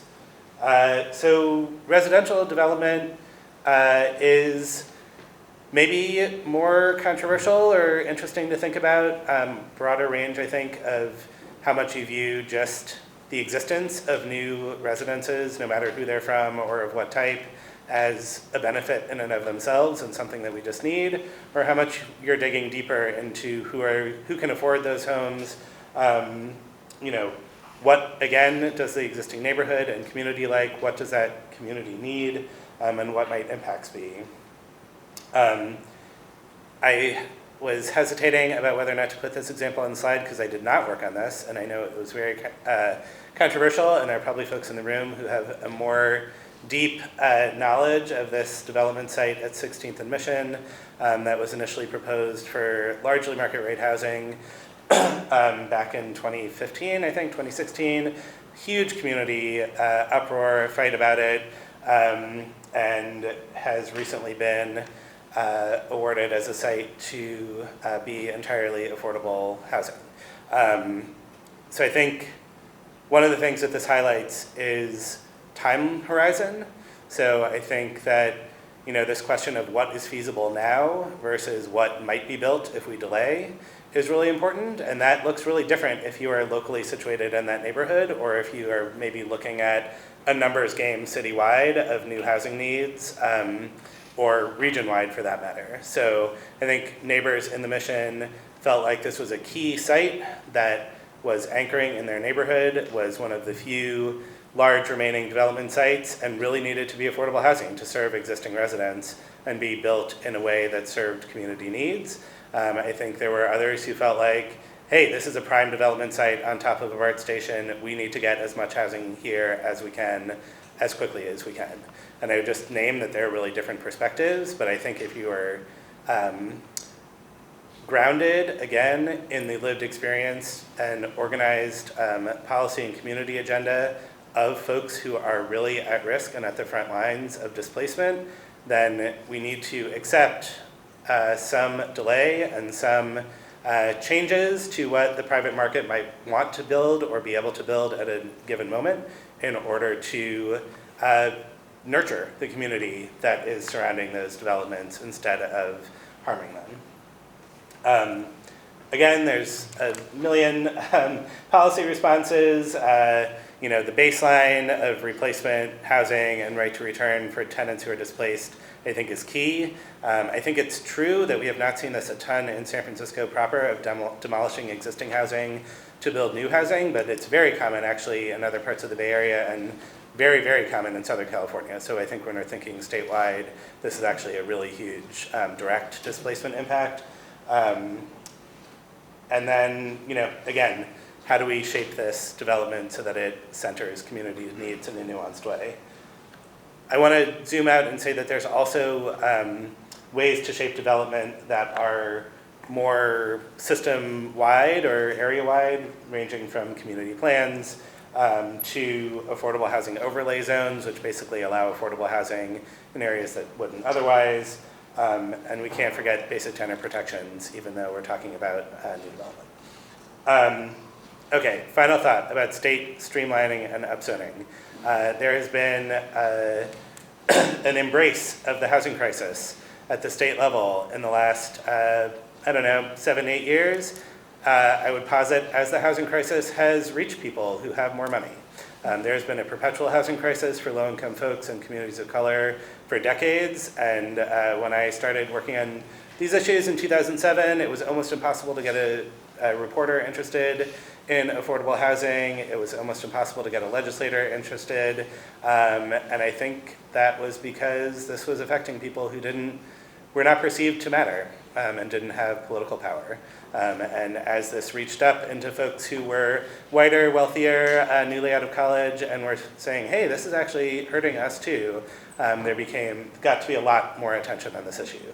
I think some of this is, positive change, some of it is problematic, but again, I would say it's very hard at the state level to think about gentrification and neighborhood level needs. We have 40 million people in the state, and we're making policy at the state level as somewhat of a blunt instrument. And I would also say that there's been a little bit of conflict at the state level about what the solution is, whether the solution is better local planning with more of a focus on fair housing and racial justice and metrics that cities need to meet, or whether the state just wants to step in and let developers write their own ticket in terms of what they want to develop where. So in some ways we have a lot of local planning that is now being overridden by laws at the state that say you can just develop predominantly market rate housing on commercially zoned sites, which throws nuanced plans like some of the things that we have in the Mission or other neighborhoods in San Francisco out the window. So it is a complicated back and forth. We've worked with dozens and dozens of equity, legal, and grassroots groups around the state to try to articulate some principles for equitable development that I think include protecting low-income families and communities, not treating every geography in the state as if it's the same. I think upzoning, streamlining in much of San Mateo County, places in Marin, places in the Tri-Valley and the East Bay, looks really different and is not likely to cause any gentrification and displacement in these wealthy exclusionary areas. That is super different than overriding local decision-making in frontline communities that are already under fire from developer capital and people moving in. Again, respecting the voices of communities that have gone through local planning efforts and respecting those plans. Not undermining existing tools that we have to get affordable housing. I think that there's been some conflict at state laws that can undermine, for example, policies in LA that have been adopted by the voters and are very successful in getting both market rate and affordable development. I think blunt instrument state tools can really undermine those. And also thinking about public health and environmental justice. So there's, again, a lot of inability at the state level to be nuanced about what local environmental conditions look like. That is all for now. Thank you so much.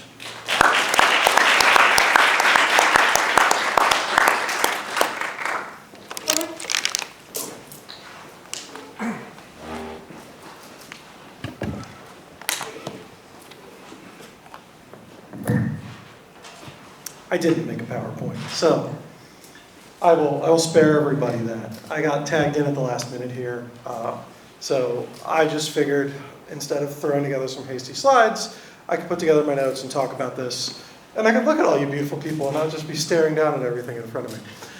So thanks for joining us today. This has been really great to hear. I've been able to make it all day. My name is Jane Natoli. I'm the San Francisco Organizing Director for YIMBY Action.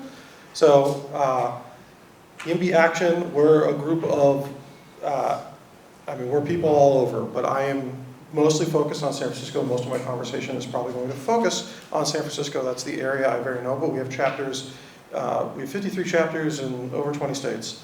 So we have people that are really catching on to the fact that the housing shortage isn't just a California thing, it's not just a San Francisco thing, it's really occurring everywhere. And that kind of brings me to the first point that I was thinking about hearing everybody talk about this. When we're thinking about reducing gentrification in these contexts and how all this plays in, one thing that's always important to mention is these people who are moving somewhere frequently for economic reasons in a region like the Bay Area, right? You moved out here for a job or something like that. That's why I moved here. Certainly not a unique story. Is that they're going to live somewhere. Like, they're not going to just cease to exist if we don't build the housing that they're trying to move into here. So that could be elsewhere in the Bay Area, that could be elsewhere in California, that could be another state, but it's really, even if we're thinking about it in the local context, which we should be, which is very important, it certainly is a national problem. We have a housing shortage in lots of places. Thankfully, many places are not as far along on the curve when it comes to California in terms of the complicated intricacies of how it really works here. But I think that's always important to just keep in mind. Like, these people aren't just going to cease to be, and not building the housing in San Francisco is going to cause them to live somewhere. And they're going to be competing for that housing against someone else who may be pushed out to someplace else, which is how we're seeing a lot of that kind of displacement play out, right? So that's just a piece to really think about. In the specific context of San Francisco, when we're looking at the tools, I think Joshua talked about several of those with the perspective of planning, digging in a little bit more on our inclusionary requirements. Our inclusionary is only as good as, the housing it ends up creating at a certain point. If our inclusionary requirement is too high and we're producing 0 affordable units using that tool, then it doesn't really matter. No one gets the benefit of those homes if we can't quite find the right balance. We actually lowered that inclusionary percentage in San Francisco temporarily. Some of that's a response to economic conditions, but I think that's an important policy for other jurisdictions to keep in mind. Tools like inclusionary zoning need to be dynamic. They need to respond to economic changes and environments, and certainly we can sustain a higher number probably in San Francisco than a lot of other places. But if we set that too high and nothing gets built, no one benefits from those homes. And that means that we're not necessarily getting the affordable housing that we need. And it is one of the primary ways that we are building affordable housing in a place like San Francisco, right? We're really having a lot of our new development pay for a lot of, because of our tax structure, a lot is really riding on new people, new buildings, living in them because of the impact fees, because you can't necessarily raise property taxes on homeowners who've been in a place for a long time in a place like California. We are dependent on that. So we have this paradoxical situation where to pay for a lot of our needs in our communities, if we want new parks and we have a park impact fee, or we're looking at better solutions to fund our transit, or anything like that, then we do need that new development that is going to pay that. And so how do we kind of fine-tune that balance where we're looking at, and certainly lots of other panelists have shared this, and I think this is very true, there are a lot of impacts to that, and that's not necessarily equally felt by everyone. So where are we doing that? How is that happening? Since you brought up 16th and Mission, certainly I've been around long enough and seen the other side of that, and certainly a lot of our perspective within our advocacy, within YIMBY Action, within our various chapters, has been working to unlock more of these high opportunity neighborhoods. And we've really built more of the housing in a lot of jurisdictions, not just San Francisco, in neighborhoods like the Mission, where it was easier, where there was less organized neighbor power to push back against it that we've seen in traditionally richer, whiter, more exclusionary neighborhoods. And one of the things that we've really tried to focus our energy on, and we're seeing as a part of our rezoning plan here in San Francisco, is that we're trying to open up more opportunities to build more homes on the west side of San Francisco. So those of you that are very familiar with it, like me, I live in Inner Richmond, so I live very much nearby, and that's not a neighborhood that we have traditionally built a lot of housing in the time that I've lived here, or in many years before that, right? You don't see a lot of new apartment buildings. You scarcely see any affordable housing going in neighborhoods like that. The fact that we have 2 separate projects that are going to bring almost 200 units of affordable housing moving forward on the west side is remarkable. That has not happened in the past, right? And the idea is, that's a higher opportunity place that we want to build more affordable homes. And treating the Richmond, the same as the Mission, or the same as the Tenderloin. These things don't add up. You do need that local knowledge and that local know-how. Another thing is that inclusionary is also kind of an interesting tool because it is somewhat dependent on a lot of our prices staying high. Right? It's dependent on a lot of our real estate having the value to put into that. And so when we're really trying to figure out what that right line is, different people are going to have different perspectives on how much a developer might be able to put forward. And some people just might think they can put more than others, right? And they may be right? It can be a little hard to suss out the details in between all of that, but we really need to think about, sometimes this has a chilling effect. A lot of people just don't want to deal with development in a place like San Francisco. It's really difficult. The process is onerous. It's time consuming. It costs a lot of money. There's a lot of extra impacts. And though we are on a peninsula here, there are a lot of other jurisdictions around where they could go, they could focus their energy. However, we do still need the housing here in San Francisco. So where is that line? I don't think we've found it yet. I don't think it's, I don't think it's dialing back to, no one, I don't think anyone who's really serious about doing this work is like, let's just get rid of all the requirements, right? I think everybody understands that a lot of these laws, a lot of these requirements, these fees, all of that, this all comes from a good place, right? These are all good things that we want to do. We don't want to drive out members that have been in our community for a long time. We want them to have places to be. We want there to be economic benefits nearby. We want our neighborhoods to have nice parks and good schools and all of that stuff.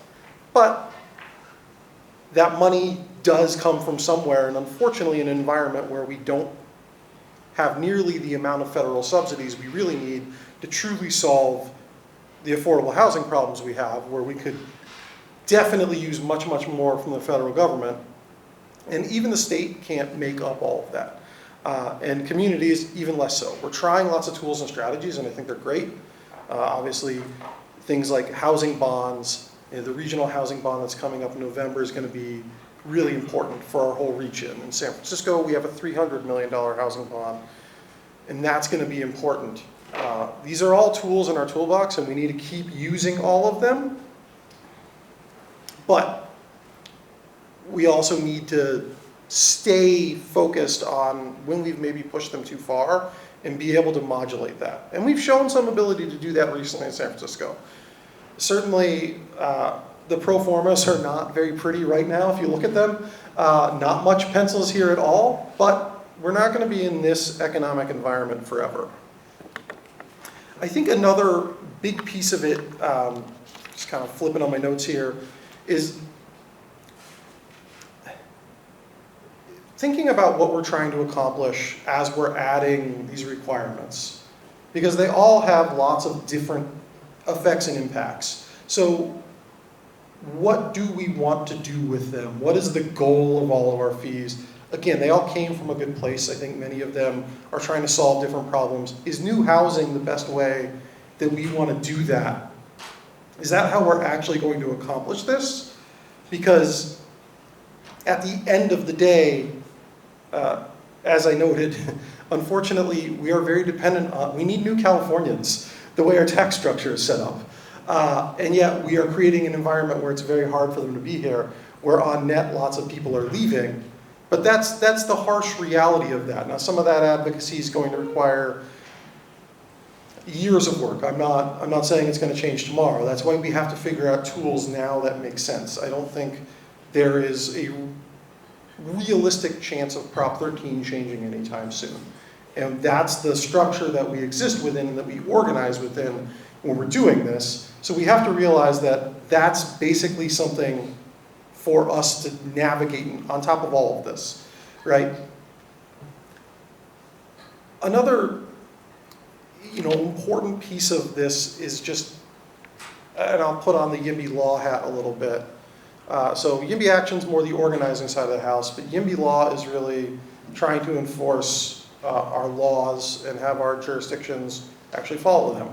And we sue cities, basically, right? We're trying to sue cities to make sure that they're following these requirements, because you have cities like Huntington Beach that just say, we're not going to do it. We're not going to build the housing. We're not going to approve it. We don't want any affordable housing here. And we try to get out there and make sure that we're actually on the front lines of being like, well, this is the housing law, right? You have to follow the Housing Accountability Act, et cetera. There's a lot of different laws that go into this. Current lawsuit that we're involved with is the city of Millbrae doesn't want to move forward with a Project Home Key project that would bring affordable housing. Project Home Key essentially is a program that has helped convert a lot of hotels into subsidized affordable housing. It really saw big use during COVID as a way to stabilize and protect people and get them in place. It's still a tool that we have funding for. It's still something that's happening. It's on the state books. And they're trying to move forward with converting a La Quinta in Millbrae.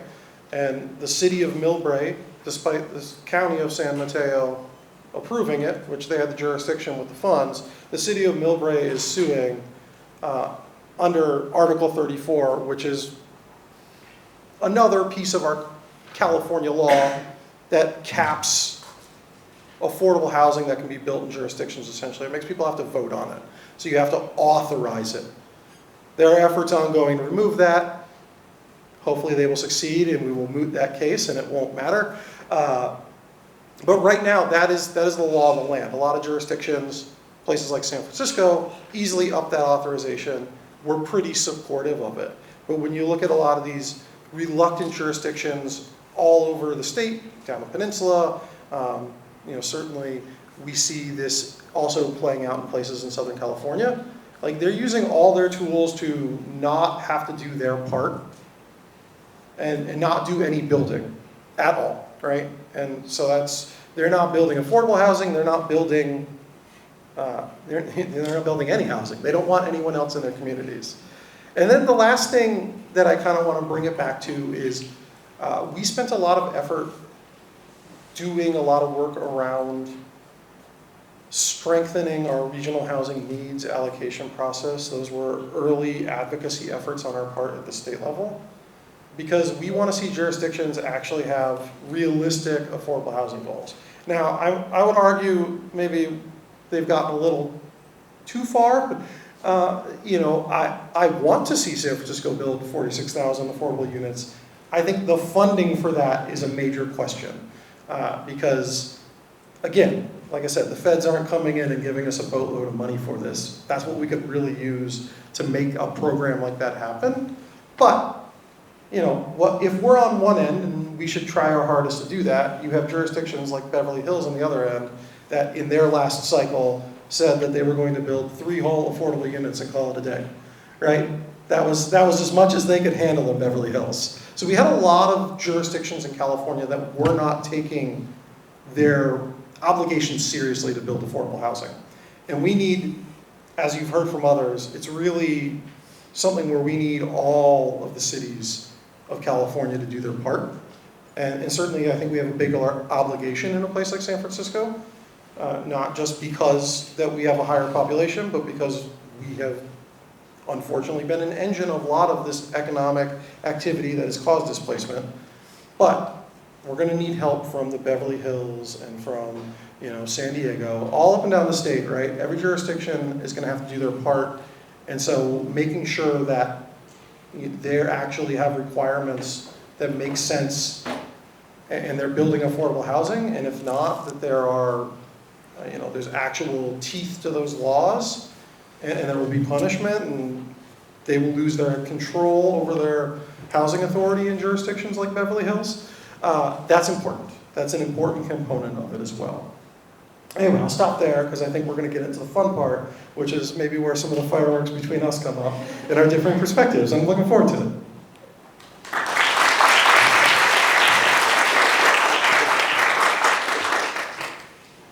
All right, well, I'm going to just start by inviting, as Jane suggested, just some interpanel conversation. So anybody wants a chance to respond to something else that another said, or to add something, round out a discussion, we can start there, and then happy to turn to questions from all of you. I have one question, because this is a vexing question. Is this on? No, it doesn't sound like. There we go. Now it's on. Lights on, everybody. All right. One question that I struggle with a lot in my work, and I'd just be curious to get other people's perspectives, is how do we separate legitimate community concern, which does exist, and I think we need to figure out how to center best, with the fact that you have some people who've also figured out how to weaponize our processes, and therefore, unfortunately, I feel like that diminishes legitimate community concerns from low-income communities, from communities of color, because other people have taken their tools. I'd just love to get some thoughts on that.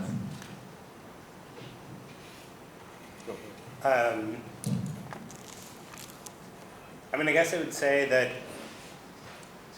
this is a problem with American legal system overall, right? Treating every community, every person, not close enough. Anyway, pretending that there's a systemic inequality at action and then sort of saying we need a blanket set of rules for everywhere and everyone.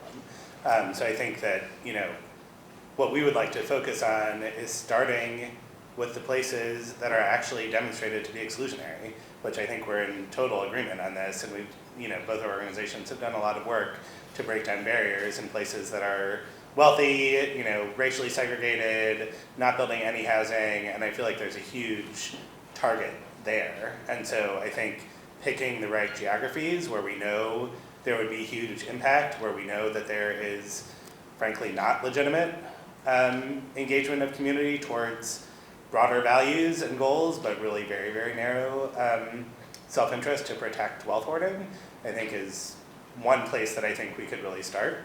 Because I think when we start eroding all process, it's like the people who have access to the expensive lawyers and the cities that are well-resourced are the ones that are always going to find the loopholes to you know, broader efforts. I think we need actually targeted policies towards the places that are really exclusionary. I don't have much more to add to that. I guess I would pivot a little bit to just to both of you, maybe more to Sam, but I'm curious both your thoughts on CEQA reform. Obviously, CEQA has been a venue that a lot of this is played out on a project-by-project basis, and that, you know, has been changing with some reforms and state like. What are your opinions of whether the CEQA reforms are the right approach, and if not, what CEQA reform do you think would, you know, be more appropriate? And I'm going to jump in. So a few of you have had my environmental law class, so you are privileged to know what CEQA stands for. But for any of you who have not, CEQA is the California Environmental Quality Act, and it is a statute that requires environmental sort of report, what are they called? ERs. Environmental impact reports under the state law. For projects that require any kind of permitting, which in these cases would likely apply. So they require a review of all of the significant environmental impacts. And then I think, as was suggested by one of your presentations, as they were discussing, there's a duty to mitigate significant impacts, and there's a lot of negotiation that goes around to sort of, well, maybe somebody else can talk about it. Just elaborate a little bit, just that. The environmental report is an informational document, but it has to disclose all the impacts, and it has to be sufficient, and kind of do all the analysis. And what ends up happening is that people who are concerned about a project will appeal it and then litigate, take it to court, and say the city didn't do a sufficient environmental document. They're not challenging the project per se; they're challenging the adequacy of the environmental document, and then that can drag on for a long time in the courts and basically create a position of negotiation to basically get them to drop the lawsuit.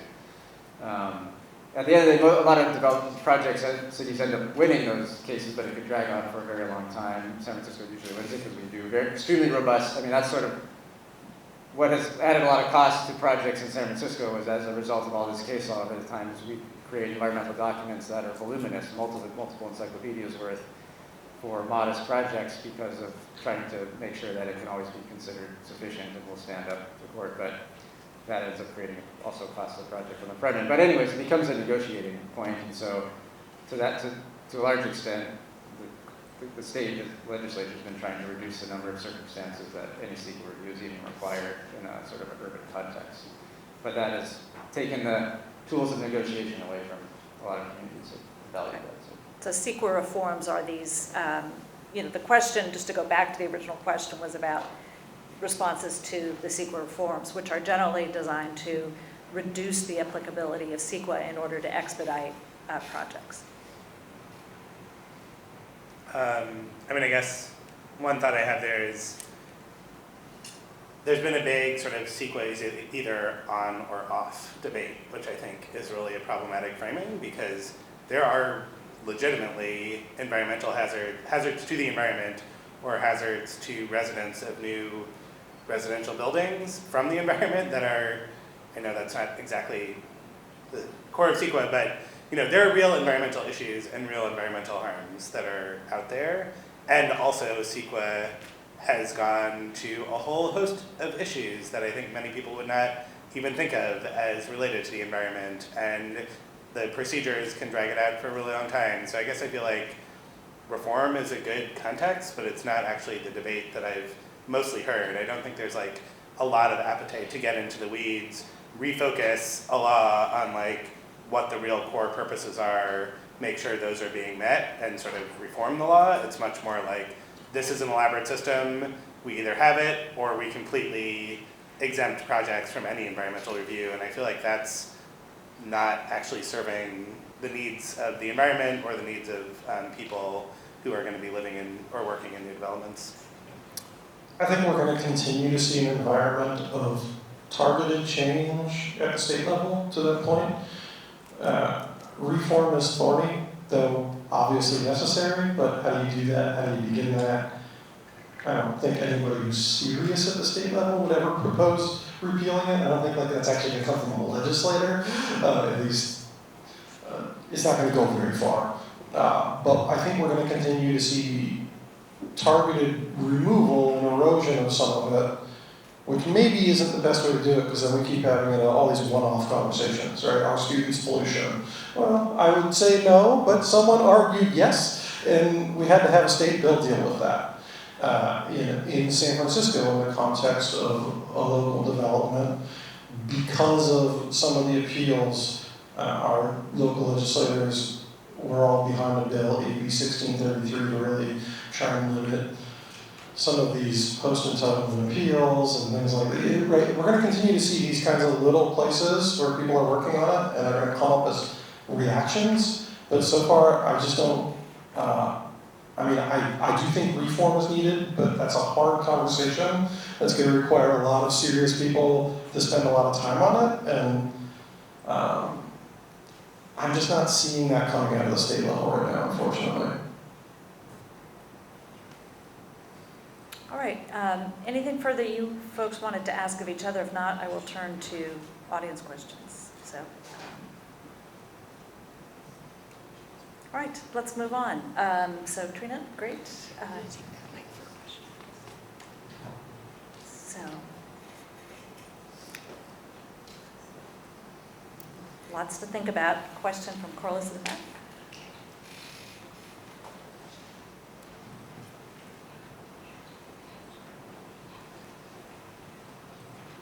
Hi, thank you again for coming. It was nice to hear the variety of perspectives. Jane, I know you focus a lot on some of the bigger picture issues that we're dealing with. I grew up in a community that just sometimes there was a proposal for something and people were actually against it. And so I do like the focus on what the community needs are, but if you're looking at like you mentioned Beverly Hills, right? That community is not going to want to have any new housing. They're not going to want to do these things that might be actually better for people generally, that they want to be exclusive. So how do you balance the need to like look at communities, especially lower income communities, and get their input, and then also making decisions that will be better for people generally and better on like a more macro scale? What does that look like?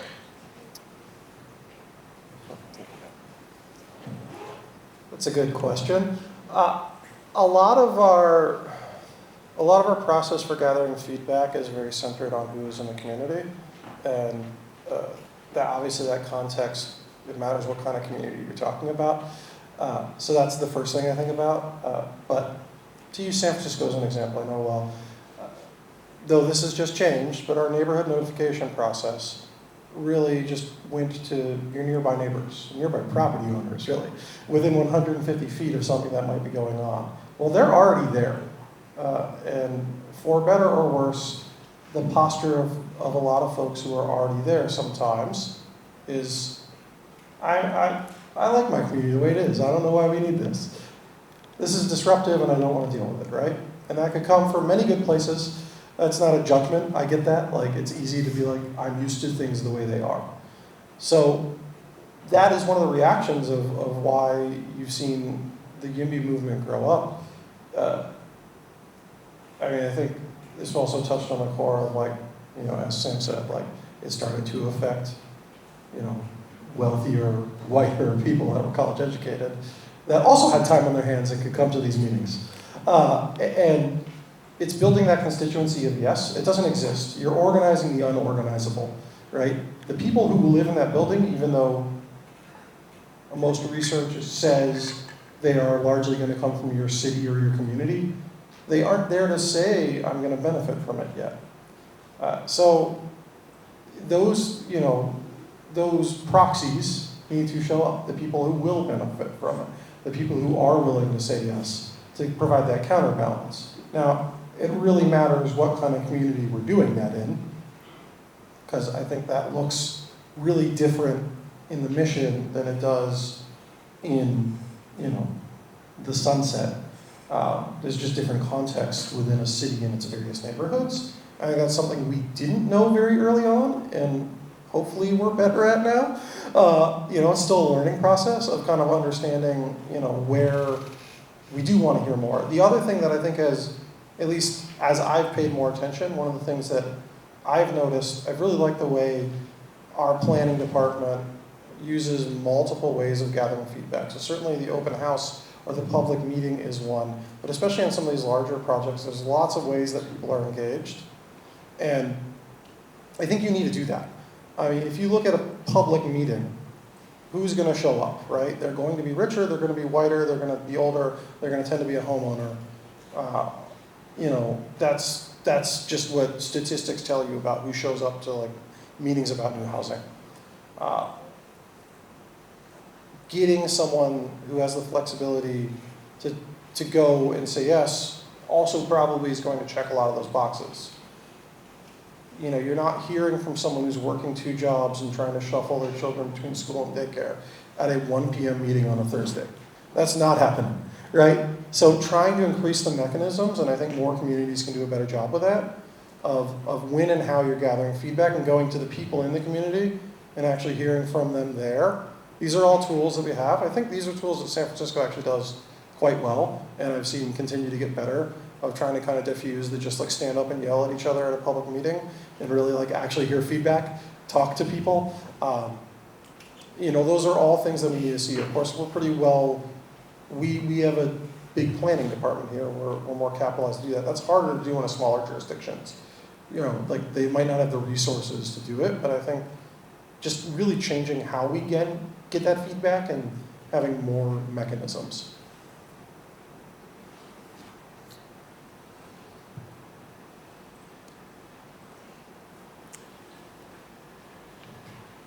We're giving Trina our exercise.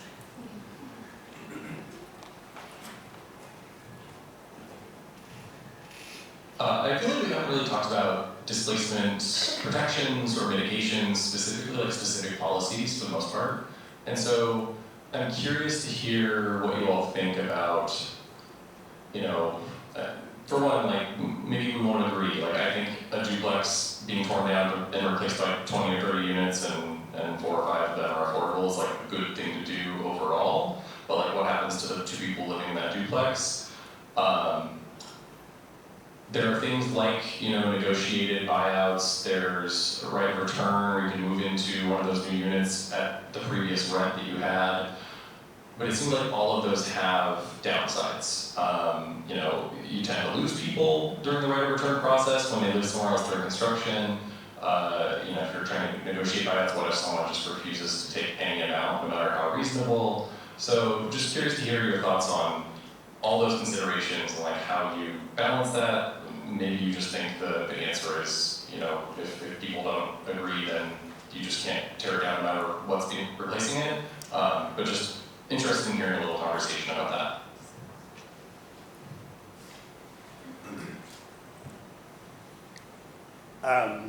I mean, I think you just named a lot of the issues, right? Is that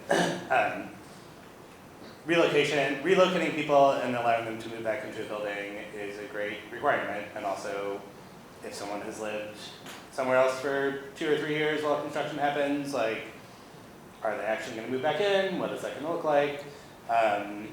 You know, I think some of that could be mitigated by local neighborhood preference policies for the new affordable housing, which, you know, can't be, for very good reasons, can't be sort of 100% at someone from the neighborhood, but you could certainly give at least some of those units priority for folks who qualify for affordable housing in the neighborhood.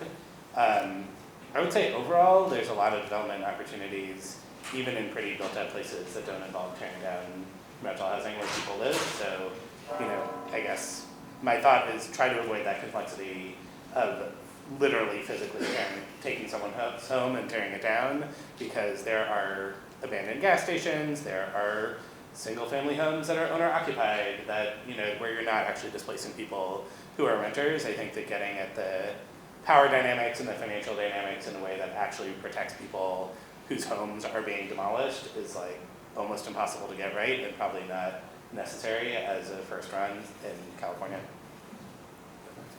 Yeah, it's a thorny and issue, and it actually, you know, really turns me up to think about, you know, those 2 households and, you know, what their outcome would be. And I think, you know, fortunately we don't see that a lot, at least here in San Francisco, and we try to layer as many policies. I mean, it's much those policies are as much as a deterrent as they are, you know, actually a real safety net.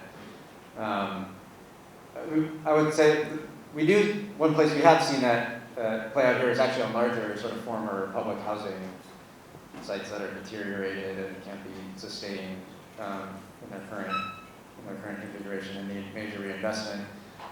Or large properties where you can actually start to build new housing on the site, and then, you know, tic-tac-toe move people into new buildings on the site so that they never have to be rehoused off-site. They can continue to live basically next door to where they do now in a new unit. So, I mean, I think those are nice situations, and those are the ones we would tend to focus on. You know, that said, we'll see, you know, what the future holds in terms of whether we'll get more of that, but I think for now, even economics don't sustain tearing down existing housing. So, yeah, +1 to what everyone said before me. I think we do have plenty of opportunities even in San Francisco. So, I mean, it doesn't feel like that all the time, but I do think they are there. One thing that I always kind of call on our lawmakers then is to then, how are we promulgating, you know, redeveloping a low-slung 60s bank?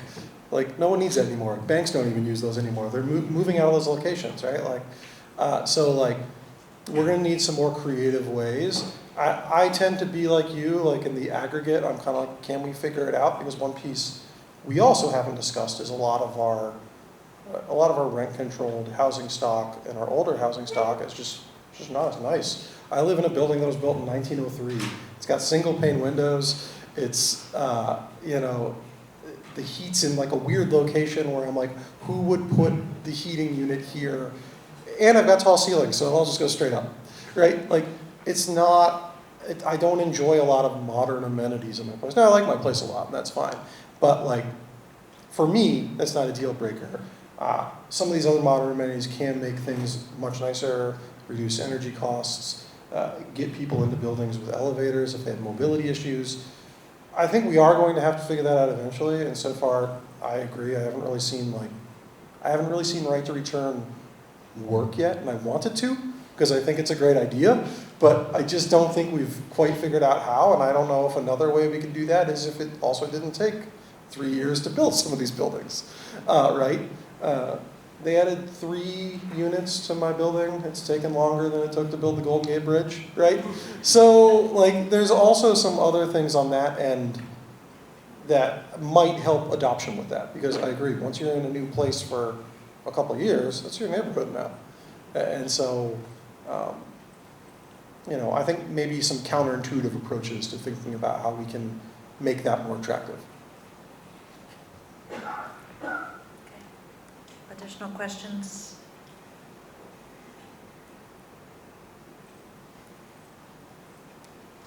I have some that Barbara Couts, who was supposed to be moderating this session, suggested.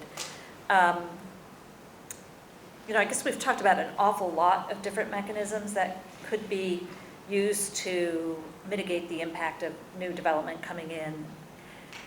So Barbara asks, if you could draft the ideal legislation, what measures would be applied to new development, and which one of them would be most likely to result in less gentrification and displacement? So again, you've commented a little on sort of the right to return as being maybe nice in principle, but not that effective in practice.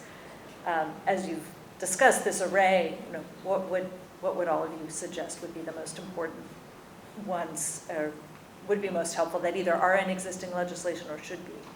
I'll name one which isn't housing related, but is commercial related, which is about you know, enabling cities or just requiring you know, ground floor or other commercial space be, you know, at sort of below market rates or some other mechanism to attract and retain or relocate, you know, small businesses and other services into the community.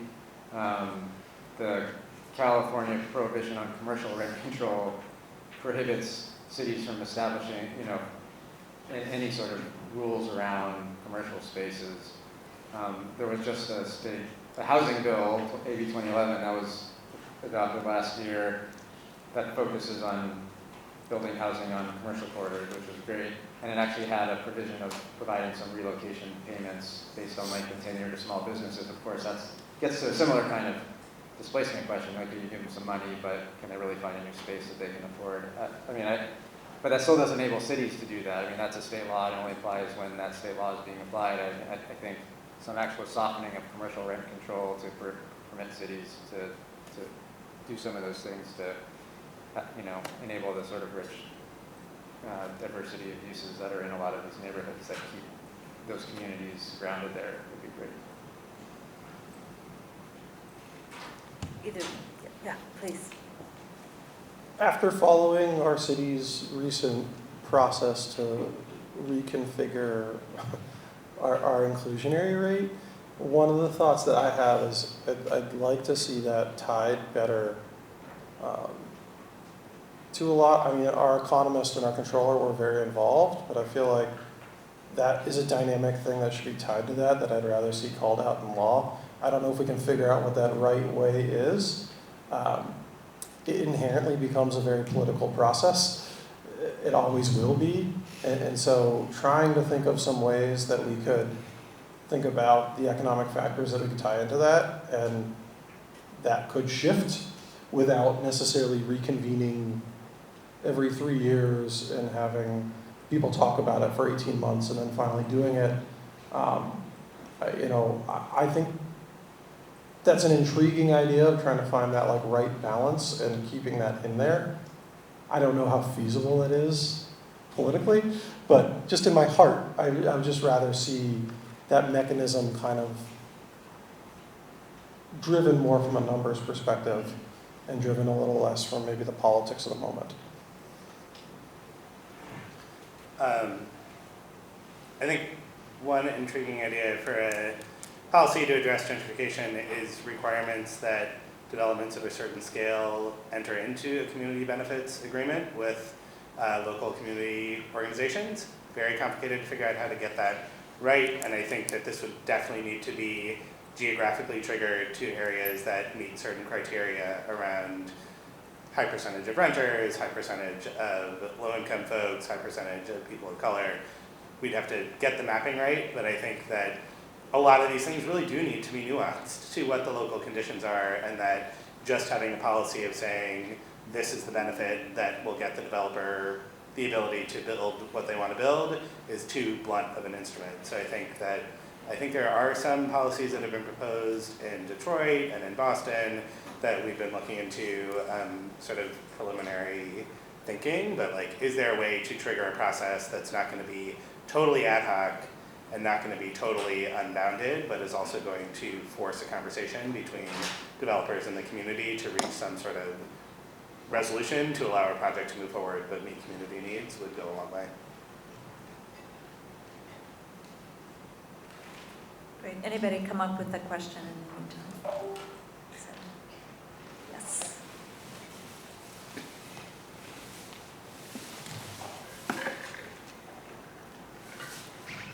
Anyone can speak to this, but Sam, I'm interested, you mentioned these community benefit agreements, and I'm hoping, I'm not super familiar with those or what they look like, or do they include, I know you mentioned a few things, like if you could just say more about those.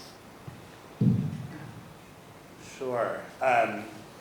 Yeah, so I think that there's, anyway, this is started, what, 25, 30 years ago, and there have been some really pioneering examples of large-scale developments resulting in agreements between community organizations and the developer. So, normally there would be a city approval process, city requiring things of development, and community would be either saying, hey, we want you to vote for this, we don't, like to the elected officials. And then the community benefits agreements are often enforceable between community groups and the developer. They can be very flexible, so they can include certain workforce and labor requirements that are not permitted for governments to impose on development, but that developers can contractually agree to. They have private enforceability, so you're not just depending on the government to be monitoring the project. Communities can monitor the project. They can sometimes come with community advisory boards to sort of monitor the benefits over time. They can be very nuanced. So there was a pioneering one around the LA airport expansion that resulted in environmental mitigations around schools that were going to be in the flight path to sort of allow kids to play outside there, sort of policies. So I think it brings both like a different community power aspect and legal enforceability, they're legal contracts, and also can be much more tailored to local conditions and accomplish things that governments either legally can't do or could not practically do as a blanket policy. I don't know if you want to talk about any in San Francisco, but there's some good examples. Actually I'm not familiar with too many in San Francisco. I know some organizations in the Mission have negotiated a few with developers. I mean, because the city is not party to them. So, sometimes they reach an agreement and then there's been opposition and, they won't approve the project planning commission, and then we hear from the community, okay, we're okay with it now, go ahead. And that's sort of what we hear. But yeah, we can enforce them. I mean, we've had, to some extent, there are activists or community organizations who are familiar with the concept, and then they ask us about it, and they're like, well, it's not really for us to negotiate. I mean, we can provide you some technical support, but at the end of the day, if you want the city to enforce something, and you want a contract that we think is like, we would, do a development agreement, something like that, that's like a contract between the city and the developer, and we could mirror the provision. I mean, it just depends what they are, but almost anything can go in a development agreement. We could mirror those provisions in the development agreement, and we could enforce it too. It hasn't really played out that way yet, but that's always a possibility. Lost it. I want to ask a quick factual question. So when you talk about inclusionary housing, that's having new development but with affordable units, and questions how much can a developer sustain in terms of affordable units. To what degree can you blend public finance with a private development project so that you're providing support to the private developer to be able to enable a higher level of inclusionary zoning? So when we're thinking, public housing on one hand and developer-provided housing on the other, are there ways to sort of mitigate, to use public funds to mitigate the impact on the developers so that they can have a higher level of inclusionary zoning? Affordable housing finance is not my expertise, I may know more. But yeah, I think, yes, there are possibilities. A lot of the projects, the large-scale, sort of multi-phase, multi-building projects that are underway in San Francisco, like Mission Rock, where the Giants are building across from the ballpark, a couple others, those are sort of public-private partnerships. And they're achieving 40% affordable housing on that site, which is, super high.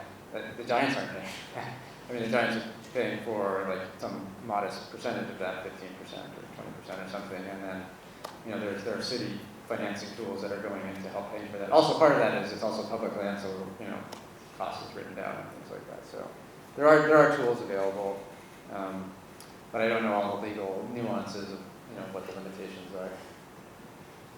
I also don't know all the nuances. I will say, in big projects where there's land dedication, that land can then be used by a nonprofit developer that could then leverage tax credit financing or other financing tools.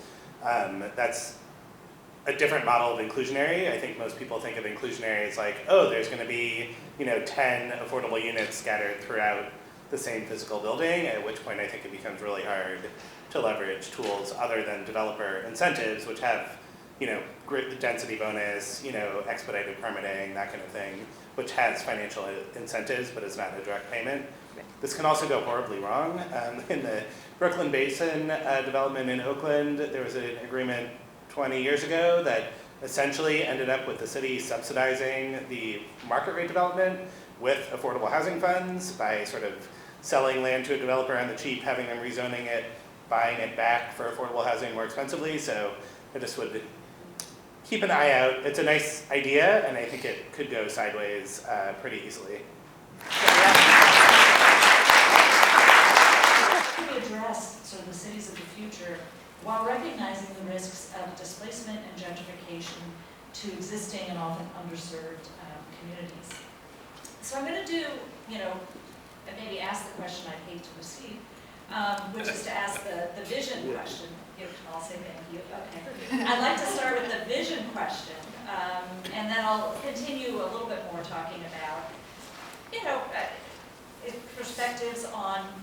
your perspectives on the value and the viability of whatever visions it is you articulate, as well as talking about some of the best strategies for achieving those visions. So on the vision question, particularly when we're thinking about the most vulnerable communities, the ones that may be at risk of gentrification. So what should they look like in the future, right? Are we looking at, in some way, trying to more or less maintain the status quo for those communities? Or do we expect that we will have changing cities, that we should welcome changing cities? And if so, what then would they look like, right? What would the housing stock look like? What would the demographics be? What would be the mix of those existing communities and the new residents? The new residents comprising mainly people who are also in need of affordable housing, including a mix. What should it look like?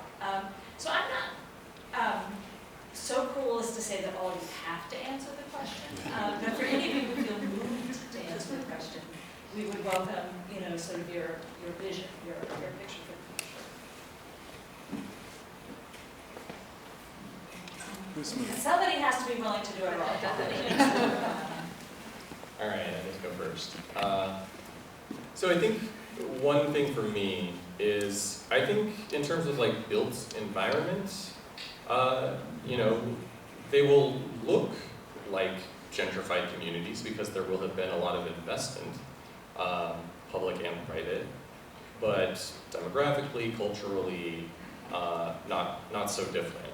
And I think more than these places at risk of gentrification or gentrifying places changing dramatically, I think what actually needs to happen is a lot more change in all the other places, the exclusionary places, that by being exclusive are forcing a disproportionate amount of development change and upset into these more at-risk communities. And so, you know, my clever answer is actually the places that need to change the most are all the other ones that are not at risk of gentrifying, because they have, you know, excluded development, they've excluded poor people, they've excluded people of color for decades or generations.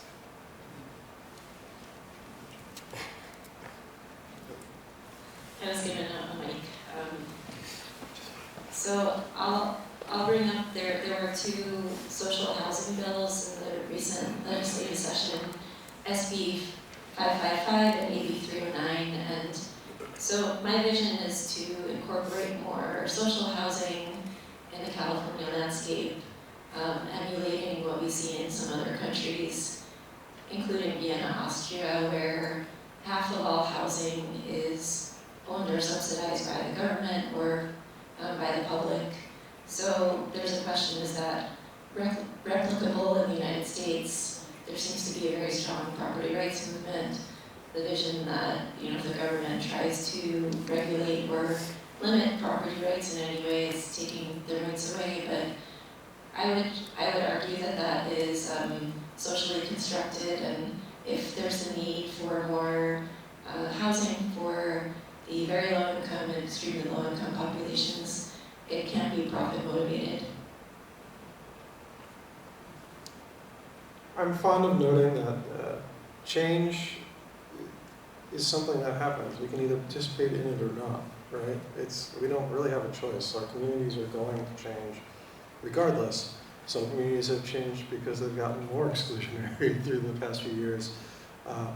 So I would like to see us moving towards a place where we're doing more of that change in the communities that have historically fought, you know, apartments that have not necessarily had a diverse mix of people living in them. And to me, I think that creates more opportunity. We have more integrated and more diverse neighborhoods that are throughout our cities. Right? We've put the brunt of that change on a lot of other communities that didn't maybe have the political power. And that has been directed to them by these communities that have been able to exclude. And so I see a vision where we open that up. And I just, because it's a big bugaboo of mine, Shane brought up one thing that I'm always, and I heard it in the panel this morning, like, I want to get to a future where a protected bike lane is not gentrification. I would like to not die getting around the city I live in.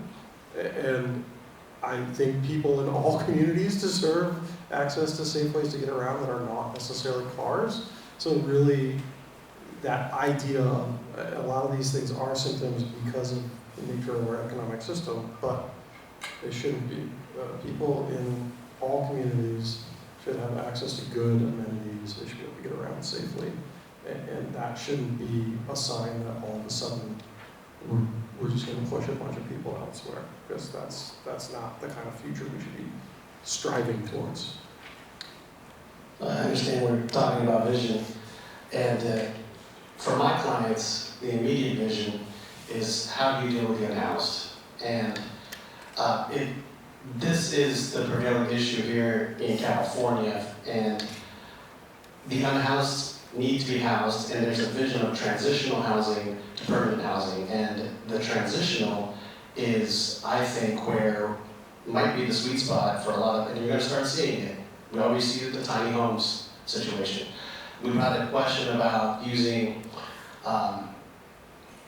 church properties and even possibly education properties for housing, but not permanent housing necessarily, but transitional housing so they can build, or developers or the economy or whoever's going to build, affordable housing and then market rate housing. You're going to need a mix of both.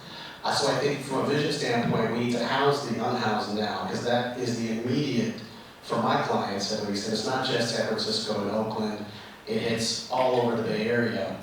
Just yesterday, they had what we call a point-in-time count. And how many have ever heard of the point-in-time count? It's an actual count of how many homeless people are in your jurisdiction. They go out at 4:30, 5 in the morning, all volunteers, and they actually count how many homeless people are in that. And that number determines what resources get allocated by state, even by federal, but primarily by county. And so that count is so important for the individual jurisdictions like the cities that we serve, which are not the major cities. We serve cities that are from size population of 10,000 all the way to 90 or 100,000, which have limited resources already and are across the board different in demographics and in economies. And so that count is so important to determine how much transitional housing, how much tiny housing we need to get people back on their feet, because they are suffering trauma. They are suffering mental health. And it's not a mental health problem. Everyone is suffering mental health problems and trauma if they're homeless. That is just an automatic fact that we all have to deal with. So getting them housed and getting them back on their feet in a housing situation so that they can find work and then obtain affordable housing, while we, who are more privileged in a lot of ways, build more housing or advocate for more housing, is the vision that we need to think about, I think, in the next 5, 10, 15, 20 years. At least for California. So I study, is this on? I study homelessness too, and to add on top of that too, in addition to, when you hit homelessness, a timer goes off on mental health, right? The decline is rapid, especially if you're on the streets versus doubling up, things like that, the stress of all that kind of stuff. And so, but there are things also that preclude that event, that lead up to that event. And so the entire, I would say, mental health industry needs a serious boost in some capital and also some resources so that we could handle that. But I wanted to add that, but you brought up homelessness too, and it's something that people don't invite me to parties for what I'm about to say, but the chance of a landlord becoming homeless is close to zero. It's non-zero, right? But it's close to zero. And we just calculated that someone who gets evicted is 1 in 5, 20% chance that you're going to become homeless. And that's sheltering, doubling up, all that kind of stuff, right? So let's face that. That's one elephant in the room to talk about. The other elephant in the room to talk about is rents aren't going to go down anytime soon, right? And what we've seen and studied across the past, 40 years since regression statistics were invented for the social scientists to use back in the 80s, we started seeing that wealth gaps and these kind of dynamics are happening to the general population, right? Right now in the United States, about 48% of the population is rent burdened, and 25% of the entire population is paying more than 50% of their income to rent, right? And earlier in the talk, that's the group that's at risk of eviction, right? If you're paying, if you're 80% area median income, then you're at risk of displacement, right? There are people in this room that are at risk of that, If you're making below $109,000, you kind of fall in that category. Students are a little bit different, but we'll talk about that later. But the issue at hand is, we just had, so there's a massive wealth gap, right? And that falls along racial lines too. If you just talk about medians and means, you're mostly talking about white and often Asian households, right? But if you start talking about Latino or Black households, they're falling a lot farther lower than mean or average income. And this is just, unfortunately, the statistics, right? And that's the population that's really, burdened with the concept of displacement and gentrification. And I'll save you for the other talk of how that's tied to the legacy of Jim Crow, post-antebellum slavery, segregation, all these kind of dynamics, right? So the problem that we have is we just had an amazing experiment, a natural experiment in the United States that about solved the housing crisis, right? You might say what that was? COVID. Renter assistance and moratorium. Stop evictions and pay rents. Now, scientifically, it flatlines evictions altogether. I'm just being really honest. I know this sounds woo-woo, but it's kind of wild if we actually rethink this a little bit. That the dynamic that's at play is poverty, and honestly, the system in which capitalism operates may not be working necessarily for the unhoused, particularly for the low income. And I just wanted to raise that and challenge that. And I want to have an open conversation too, right? With everyone on this panel too. It's like, how can we meet, right? I just brought the far left side to this story, right? How can we get together and talk about the resources that would make low income and landlords whole, right? If we can all agree that being homeless is not good, and in fact being housed, maybe we can get to the point where we believe being housed is a human right, and then we talk about the needs of the landlord and the needs of those who are low income. I think that's my vision there, right? And we have to embrace some very difficult things. Emergency rental assistance helps stop evictions. Moratoria stopped evictions. Rent is not going to go down anytime soon, right? And let's just embrace that for a minute and talk about how we can solve these problems right there.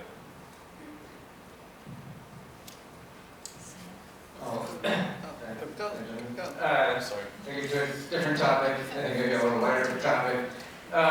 But kind of building off of something that Jamie was saying a little while ago.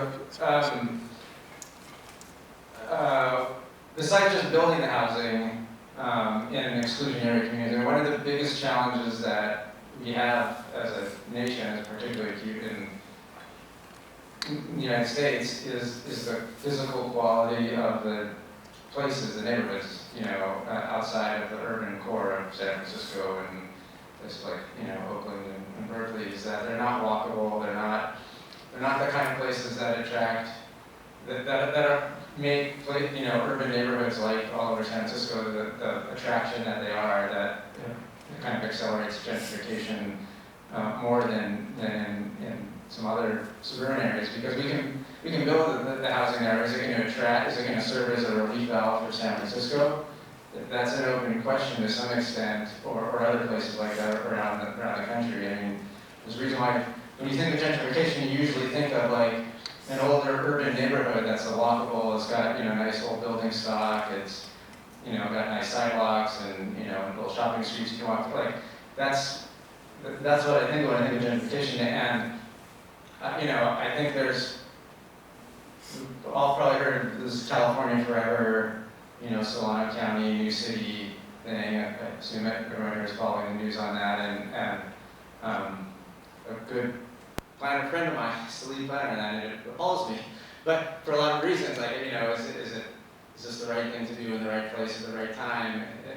But part of the drive there is like, part of the big challenge is not just to build housing, but to build, these sustainable, walkable communities that will stand the test of time, that will actually serve as a relief valve for urban areas like San Francisco. Do I think building that in the farm field in Solano County in the next decade will? No, I don't think that's a direct substitute for San Francisco, but all around the Bay, in all these communities, like that needs to happen, but it's going to be really challenging because they're not green fields. They're, they've got decades of suburban infrastructure that are really challenging to renovate, to overhaul, to make them look more like urban neighborhoods, and I think that's one of our biggest challenges. Can you borrow the microphone that works this one time? Although I couldn't laugh without it, but still. I picture multi-generational neighborhoods, because eventually, if we're lucky, we'll all get a neighborhood. And as well as diverse neighborhoods in another way, and communities that support that ability to be older and to survive, and with the benefits of multi-generational contact. It's just a benefit up and down the line, and I picture more in the urban environments and people pulling back from the countryside, as it were, for several purposes. One, for our environment. I don't think infinite growth and infinite building, we're never going to build our way out of that. personally. I think that's, I wouldn't say ridiculous. Okay, I think it's ridiculous. It's just not enough. It's not the way to go, because it suggests to me that quantity means that suddenly that really honest to God rents are going to go down. That's not going to do it. Property owners have sat with vacant properties in California for several years, just waiting for the opportunity to be able to rent them at the levels that they're not going to rent. So I think, but it doesn't mean to me also that there isn't maybe some other intelligent building that could happen. Like, if we're still going to believe in home ownership, then have an accessory dwelling unit. And then maybe for family members to help take care of the elder, whether it's a family member or a renter, and develop these wonderful relationships that are supportive and that mean money. Let's not promote the notion of everybody goes out there and going out there and getting a white picket fence and a yard of your own. That's really damn expensive. And it's ridiculous. And it doesn't benefit you if you're going to get foreclosed on eventually. It's expensive keeping property. And if you don't have support and access to money to go ahead and pay for repairs as your home deteriorates and your income drops and your body needs help as well, it's not, I don't think it's the sine qua non of what to go for. I think it's been marketed to us heavily. You know, other countries don't have emotional problems over being renters for a lifetime. It doesn't mean we failed. But I think that also speaks to something that I think we haven't maybe chatted about, which is this retirement, the notion of wealth. We kind of tossed it around, and I have as well.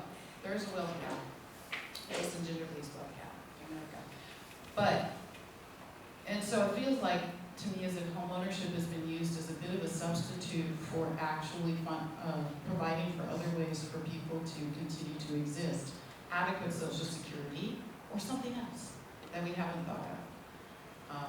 I also picture a world where there are permanent subsidies for some people who will always need them to survive, but who are just as worthy of surviving and living comfortably as anybody else, and will always need a subsidy. I think one of our best housing programs was the Section 8 program, started in the 1970s in terms of it being consistently a way of keeping people housed as through income fluctuations. So just a few thoughts on the universal picture.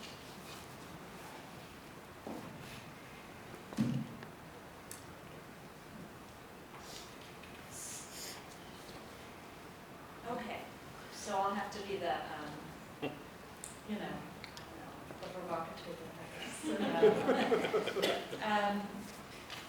So just among these insights, really thoughtful and appreciated. But among these insights were sort of the idea that we want places that have been exclusionary to be more open, and I, couldn't agree more, right? Part of my question is sort of looking at least at certain urban areas, whether it's Seattle, which was described earlier today, or Oakland. I was blown away recently, sort of post-COVID, going to downtown Oakland around 28, 27, where there are just these high-rise apartment buildings, right? So those are coming into areas that were previously under-resourced areas. I'm hazarding a guess. And I think part of that is because people do want these amenities of urban life, but they don't want to necessarily build them in a suburb, right? They want to build them in the places where the offices are, where the transportation is concentrated, and where there's a whole infrastructure of urban life, not just, the shops and whatever you might have. That's just a sort of slightly modified structure of a mall, really, but within another area. So I guess I want to question,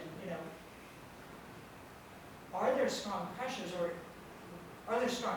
for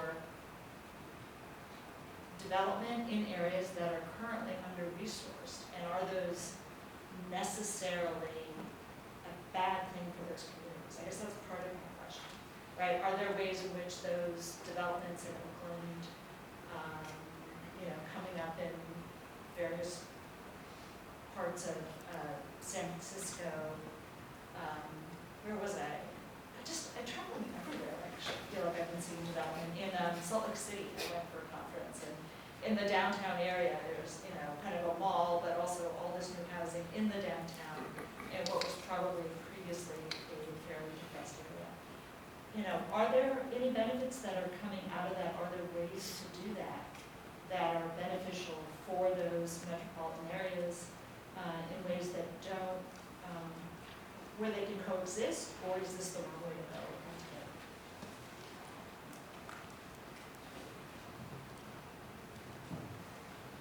altogether? Maybe have a working mic until the talk. I guess I think it's the wrong framing for the question. And if we are, just because I think that if our question is like, do we want this building here? Do we not want this building here? Like, we're already in a framework of just physically what does the built environment look like?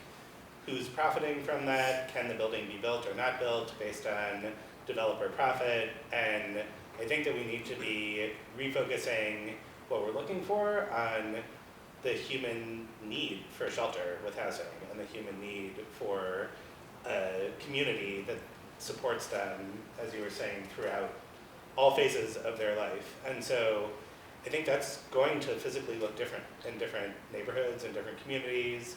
I think as long as we are saying we can only get these benefits if we have massive development and developer profit flowing from that, we've sort of lost the game to start with, because that largely international capital is not really interested in what's happening in a particular neighborhood. So I think, can development happen in neighborhoods in ways that support community and is not displacing and is bringing benefits? Sure, but that has to be the central drive for what development we are trying to cultivate. And I would say that this is not happening in a vacuum. There's not a natural environment of how development happens and doesn't happen. We live in a state that's regulating this all over the place, from land use decisions to taxation to subsidies for developers to allowing developers to hold units off the market and not house anyone, to Airbnb. This is a law school, so it's all about the legal regulation of the conditions that are happening. So I think that we need to refocus of oh, we have a shiny new building, that's a good thing or a bad thing, and rather focus on what do real people actually need and how do we shape the rules of development to get that built. One little example, I've worked for almost 20 years in the city of Concord. City of Concord is great, has a historic downtown, is right near BART station. I've largely worked on an old military base reuse. Developers have and would welcome development of affordable housing and of market rate housing. And if market rate housing was built there, it would actually be market rate affordable to middle class folks. No developer wants to go there because it's the same development market and they're seeing huge more profit for the same workers, the same materials, and the same time and effort and investment of capital to build luxury things in other parts of the Bay Area. So that is something that's a regulatory issue, and we need to solve through regulating the system overall and not through saying, shiny new building, not shiny new building. Yeah, I think part of the question is, are there ways, think of it not just as an individual building, but as a trend, right? Are there ways to manage that provide, more tax revenue or more things that might be better for those communities with that community input? Just sort of challenging a little bit the idea that it has to happen elsewhere, which isn't to say that it shouldn't also happen elsewhere. I think it actually is in parts of San Francisco that I know. I think the Hope SF project, which is in the Potrero Hill area on the south side of the hill, the Potrero Annex, which were large projects that housing projects that are now being literally redeveloped and into new housing that's up to code, which is an important consideration, obviously. The housing has to be safe. It has to be up to the current codes. So there's not just sort of a moral imperative, but that's a legal imperative and a financial imperative if you're going to house individuals in affordable housing / public housing. But that's what's unique about Hope SF, is my understanding. I haven't looked at it in a long time. Because literally I own a property right next to the project because that's what I could afford at the time. And so knowing, I saw the environmental documents, I saw the plan as an interested homeowner at the time. I know that it was going to be mixed use. They were going to be 1-for-1. So if you were living in that project, you were going to come back into a whole new project, into a whole new housing situation that was modern, up to building code standards and safe. And not just that, you would be living next to those who were paying market rates. So it was mixed housing that mixed very low income with market rate paying residents as well. Super important for me is that that's what my clients are looking for when they're putting together inclusionary housing policies. Our inclusionary housing policy is going to solve the problem. Not necessarily, but it is a position that's a requirement. I know we talked about it. We need to increase that percentage up, and I think that's starting to happen. And I think builders are going to build wherever it's going to make sense from a dollars and cents point of view, and it'll be in any neighborhood, because you're going to give them an opportunity to not only make a profit, but also build from the city's point of view or the county's point of view, build in more affordable housing that is deed restricted, and for families that are going to grow and develop into generations that can go into market rate housing. Again, it's all about growing within the housing, not staying there permanently, and then moving on once you've established your job, established your family, stabilized yourselves.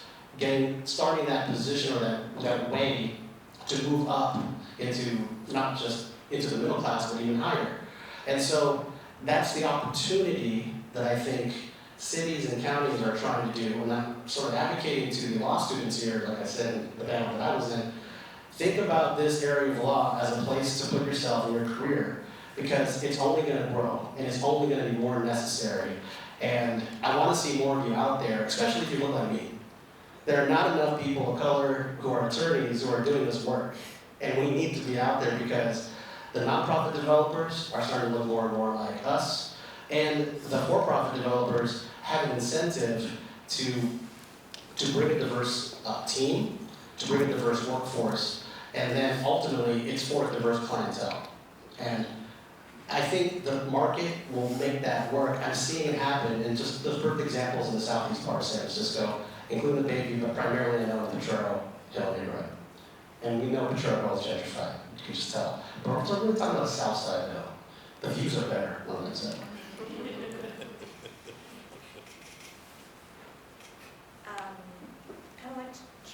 Did you have something? Just to say, the market's not making it work.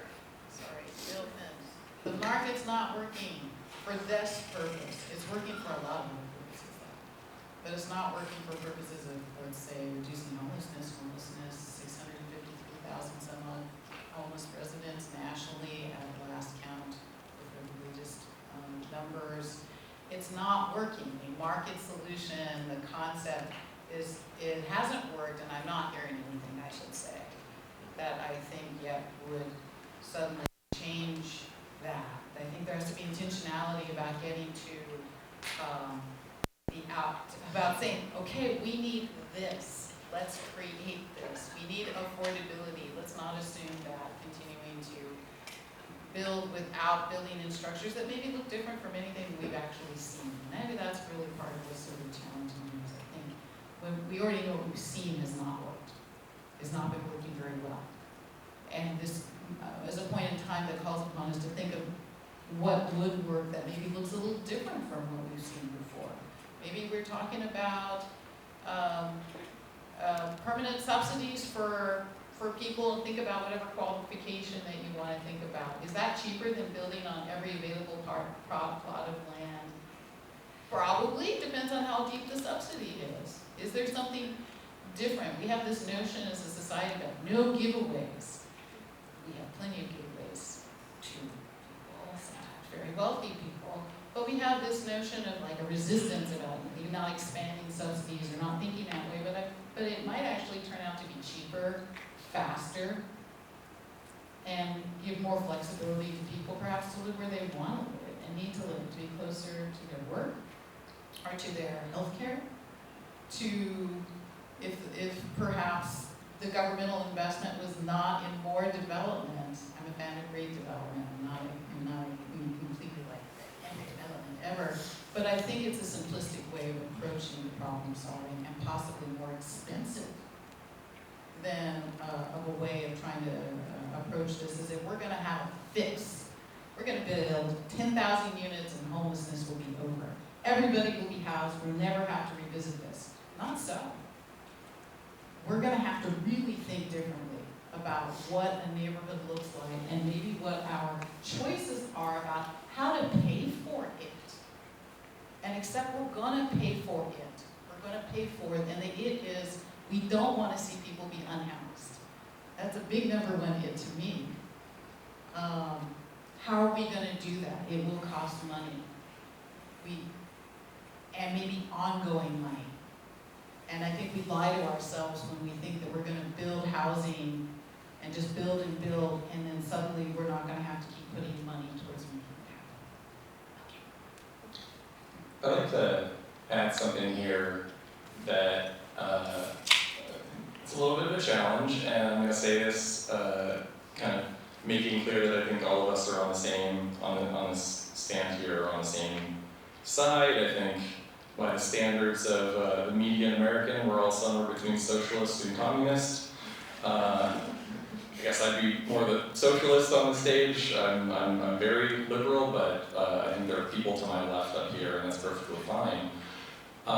One thing I want to challenge is this idea that we have a system, that the housing market, the free market, quote unquote, has failed us, given that we are, for the past 60 years, we've had, housing production has been cyclical, but it has been on a long-term decline. We are building less housing decade to decade nationwide.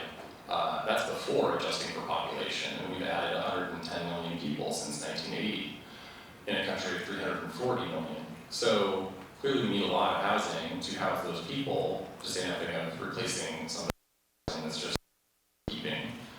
But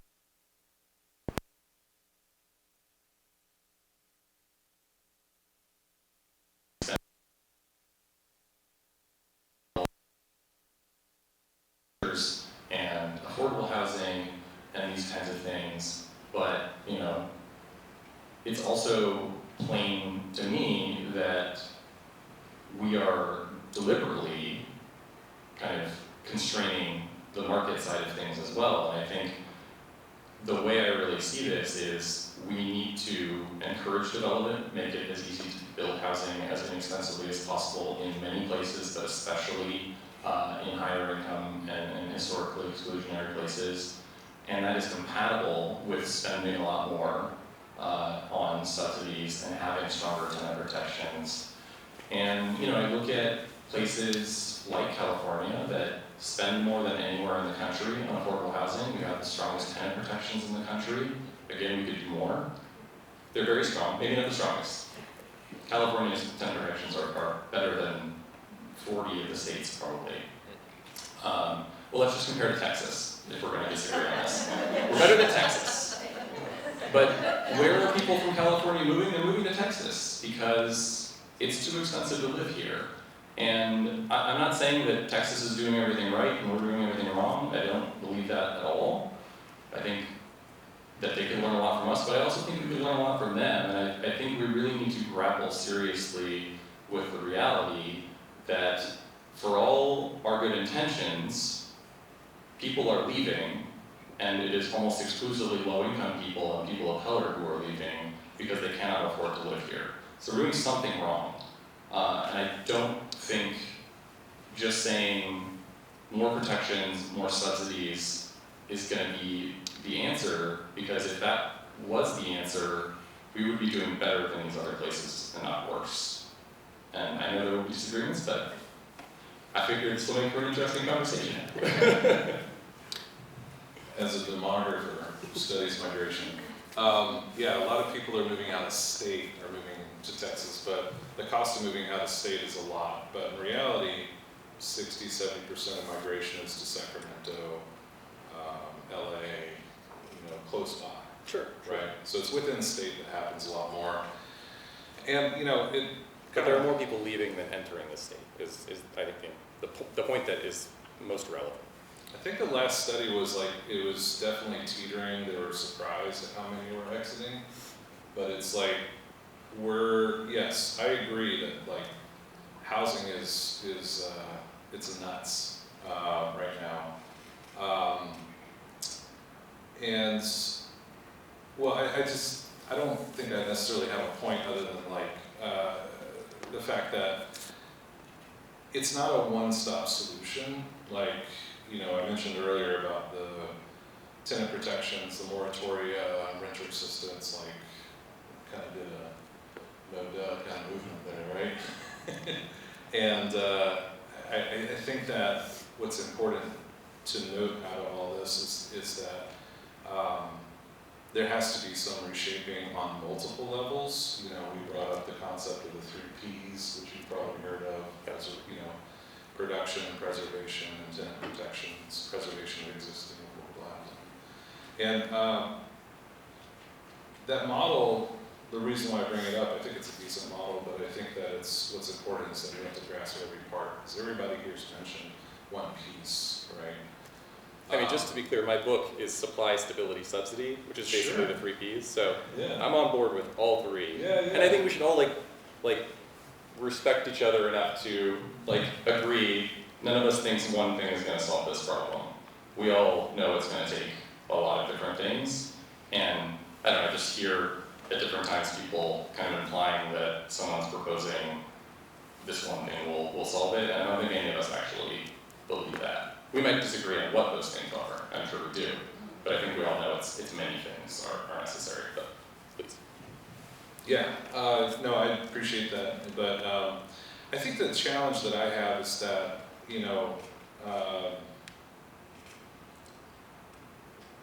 the continuation of inequality for a particular group, and the reason why there are laws that we have in California across a lot of different states is because we're finally recognizing that, we didn't treat everybody fairly. And I think that the challenge then is accepting, okay, what is the balance of that? A lot of us, myself including, is let's teeter the other way. Let's change that balance altogether. And but I don't know if that's necessarily good for society or whatever, but we have to reshape how some of these laws are. And I think this is the greatest thing about being part of this group, is that you all are about to shape these laws, right? Over the next 40 years, you're the ones going to be making a lot of decisions, helping a lot of people make decisions, all this kind of stuff. You have a lot of power.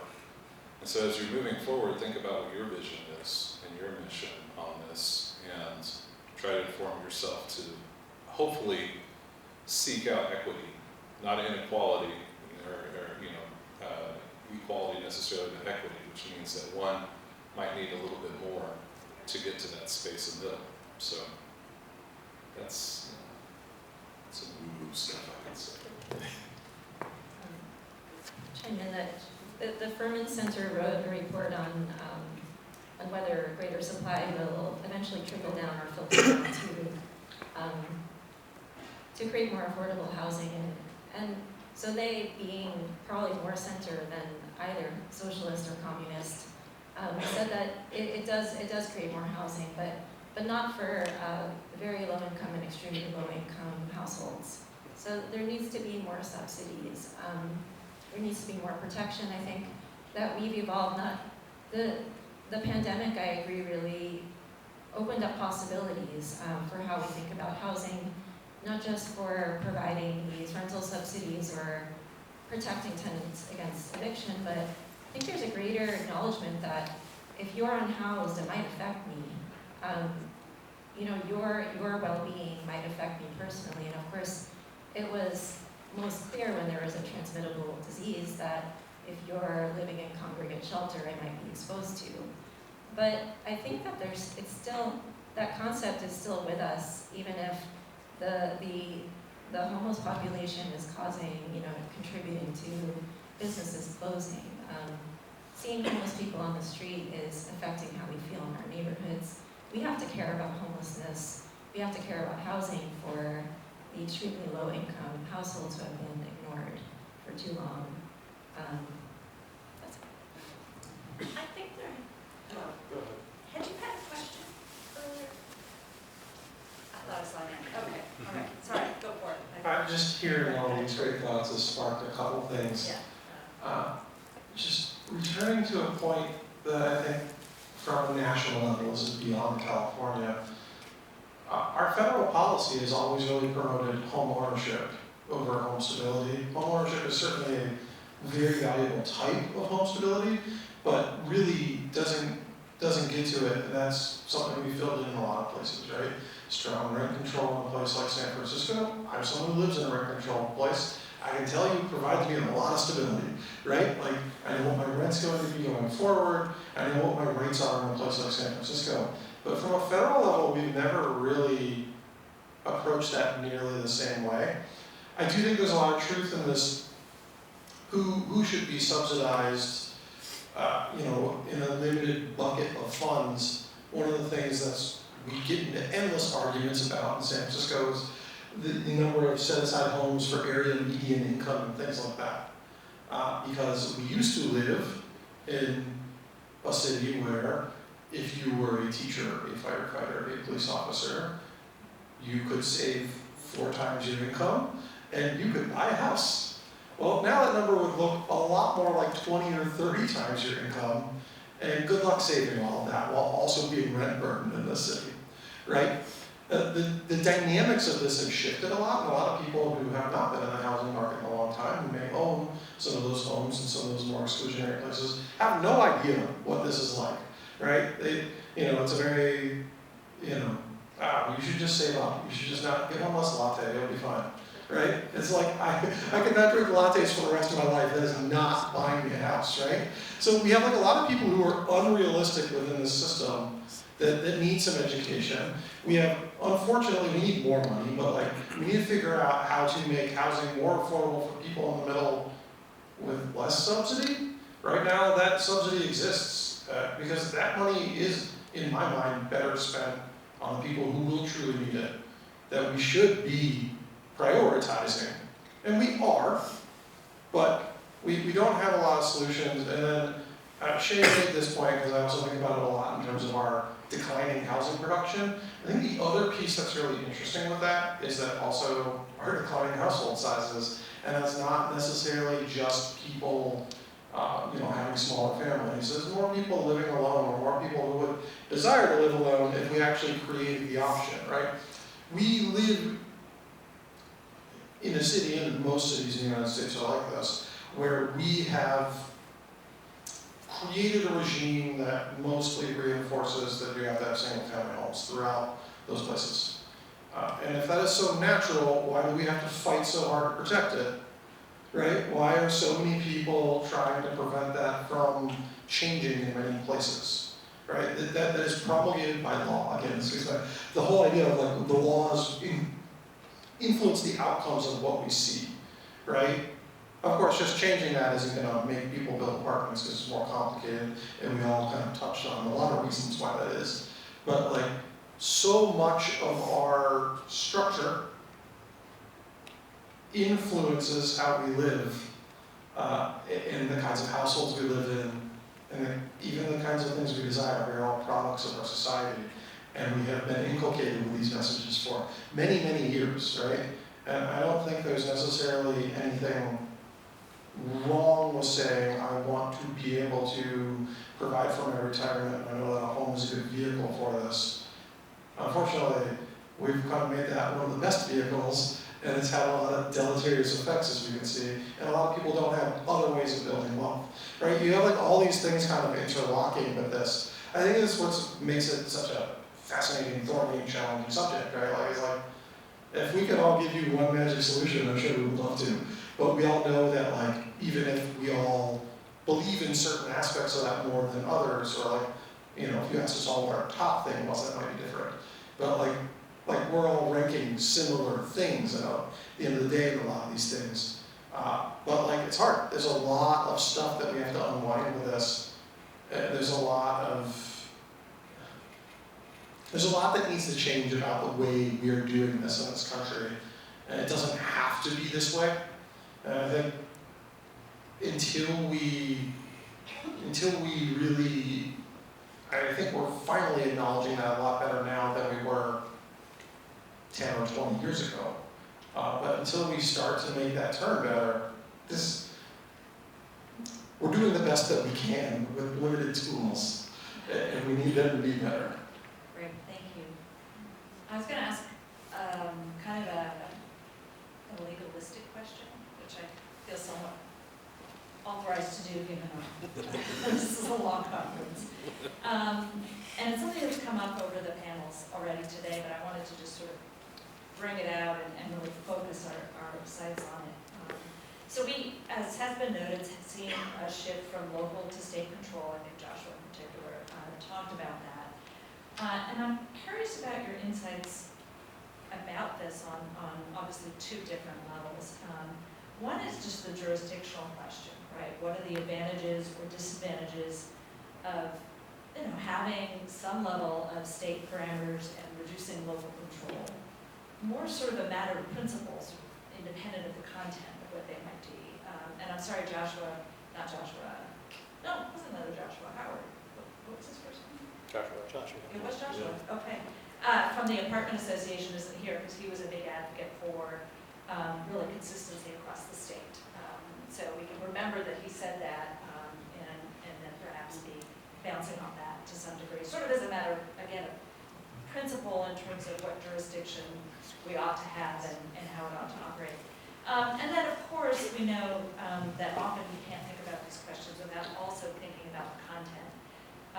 That your views about, we should have state versus local control depend in part on what the rules actually are, right? What are they, good rules or bad rules, right? So those state rules, right, we have more pressure now not more pressure, we have a shift of control to the state. And so I guess I don't want to, we can also address whether it's not that having state rules is bad per se, it's the content of those state rules or who's controlling those state rules that is the issue, and hear your comments on that. So whichever aspect of this might strike you, whether it's the concept of what the balance should be really between sort of state leadership on this question and retaining local control, and also to the degree there has been a shift toward the states control the content, right? Whether state might be good, that it's the wrong things, and your ideas about what it should be. And you have 7 minutes for all of you to offer your insights. I'll say something quickly. On the principle side of things, having thought about this a lot with zoning reform in particular, I don't think there is a principle behind local control versus state intervention or preemption. I think people deploy whichever is convenient at the time. You look at conservative states where they're all about states' rights and as local as possible, and they intervene in preventing cities from enacting rent control and inclusionary zoning and things like that all the time. I'm sure there was a liberal, state version of that as well. I think at the end of the day, it's, whichever level gets you to the best outcomes. I think in the case of housing production, zoning, development standards policy, it's really important because most cities do not want to build housing, certainly most suburbs, that we have a state law, state guidance that forces everyone to contribute in some way, sets some minimum standard there. On tenant protections, I think it's really valuable to have sort of a baseline, like with rent control, for example, but I think if cities want to go further within some limits that the state might also constrain on the other end, I think that's perfectly reasonable as well, just as it's perfectly reasonable for cities to go further on housing production than what the state mandates. I'll just add real quick, regional housing needs assessment, have you all heard of that? Raise your hand. We have. RENA?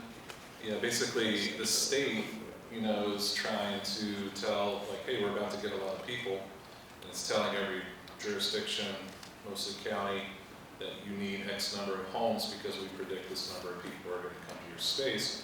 We just did an assessment down in Southern California looking at water usage and arenas because, you know, some parts of the state that don't have a lot of water, you know.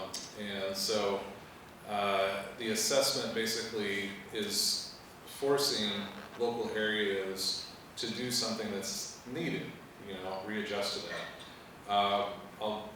An akin example is southern states have to record the race of voters because of their legacy of segregation and denial of voting, right? So that's a federal law forcing on, you know, something. So I think that there's a balance for sure, but it definitely depends on where, which state, what they're trying to do, but trying to keep that back to one is important. Yeah, I mean, we've sued the city of San Jose for saying that state jurisdiction to regulate land use overrides local charter city authority. So I think, broadly speaking, we need state systems that are advancing housing justice. But I think when we are thinking about inflexible systems that are statewide for a state this large, the folks that are fighting for their survival are probably going to be hurting from that. So I think there has to be some nuance for local planning, local intervention in communities where community voice is necessary.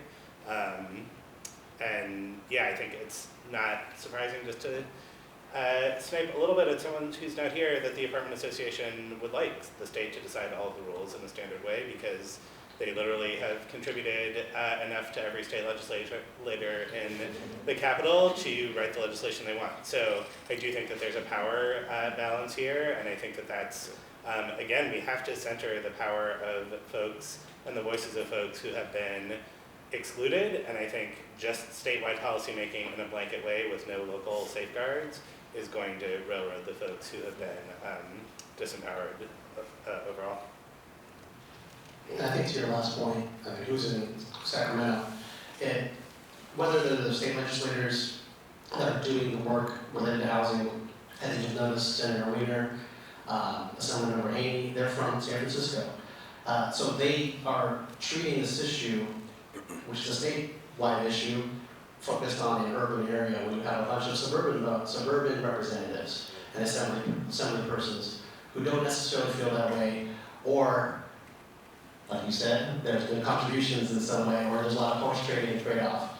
All to say that so many of the legislators who are in Sacramento come from the local level.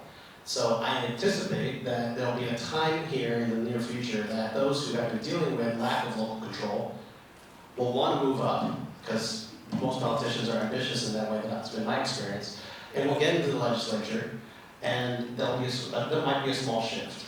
But I'm not necessarily against having more state control, because there is a lot that happens in the local level, and there are so many voices, and the work to put those voices into one voice that makes change happen is hard, is difficult.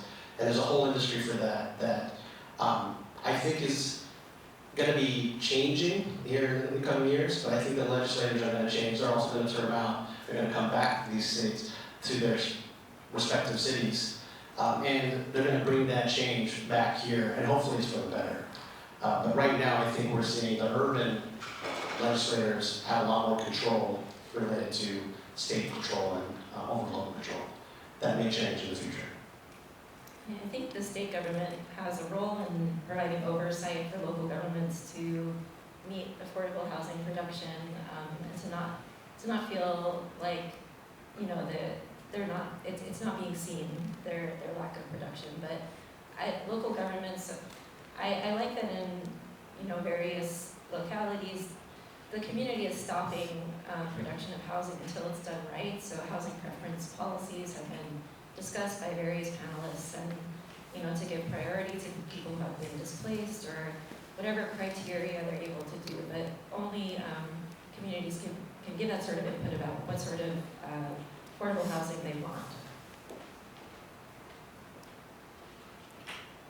Joshua, you talked about this in your discussion.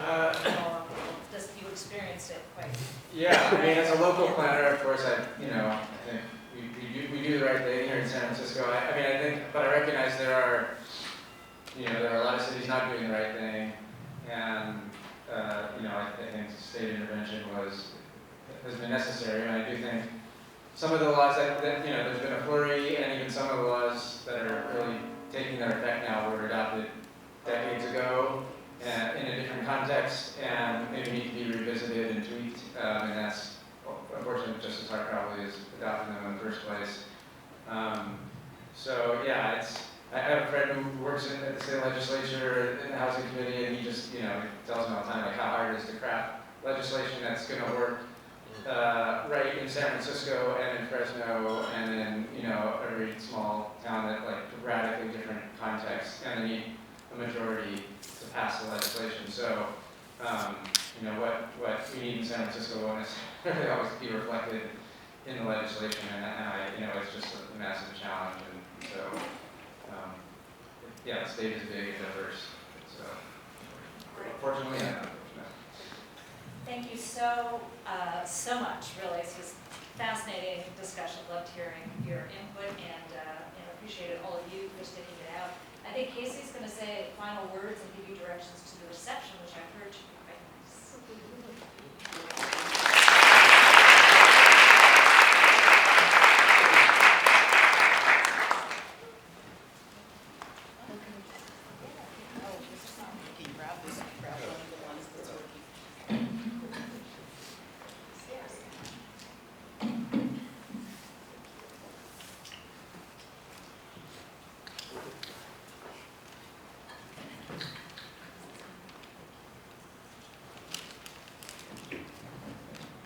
Good afternoon. Mother Teresa once said, none of us, including me, ever do great things, but we can all do small things with great love, and together we can do something wonderful. When I was first offered the invitation to become Volume 58's symposium editor, I proudly accepted the position with the firm belief that a symposium presents an opportunity to cultivate collaborative discussions and serves as a platform to spotlight a specific area of law. A symposium provides USF Law Review with the chance to extend an invitation and communicate information to people who are impacted by change as well as those who influence it. Furthermore, a symposium offers individuals a platform to voice their perspectives and is a unique opportunity to positively impact our local and legal communities. Throughout our time together today, we have done just that. Our purpose, rooted in fostering dialogue and amplifying efforts for positive change around gentrification, has been fulfilled through our collaborative efforts of everyone who attended the symposium today. We first explored the intricate web of gentrification, examining the causes and consequences to establish a solid foundation for our endeavor. We delved into the catalyzing role of policy, real estate development, and community investments to gain a better understanding of the whole array of perspectives and mechanisms aimed at mitigating the negative effects of gentrification. And we did all this to better understand the intersection between each mechanism and consider the diverse views of our vibrant Bay Area community. The emotional connection forged during these discussions reflects our shared commitment to shaping a better future. Looking forward, let us continue the momentum. May this event serve as a catalyst for ongoing endeavors, with each participant contributing a dedicated effort to our ever-evolving cities and communities. It is crucial that we recognize gentrification's impact, and through our collaborative action, collectively shape a more inclusive and equitable future. It has been really rewarding over this 9 months working with Professor Kazan and Professor Ibarra to curate this event and see it come to life today. All of the things that I described as what a symposium is, all of these panelists and all of you that have attended today have really made that perspective of a symposium come true. And I've learned so much, even though I've spent 9 months researching, sitting here, thinking about the tough questions. I think all of us are challenged to think about what is our role, in this society. So on behalf of the Volume 58 Law Review Board, I'd like to extend a very warm thank you to our moderators, panelists, our junior staffers, the USF Law Admin, for participating in this Law Review Symposium today. I'd like to give a special thanks to our generous sponsors, Goldfarb and Littman, and also Professor Jonathan Chu. We'd like to give a very special shout out to our publicity sponsors, the Alameda County Bar Association, and the Environmental Law, Land Use, and Sustainability section of the ACBA. I want to give another shout out to Professor Alice Caslon and Professor Juan Carlos Ibarra. I'm so thankful for your instrumental role in helping me shape my ideas into a well-coordinated event. Your unwavering support throughout the last 9 months has been truly commendable. Lastly, I would like to thank, where's Kenji? I would like to thank our program coordinator, Kenji, for your exceptional handling of all the details and your commitment to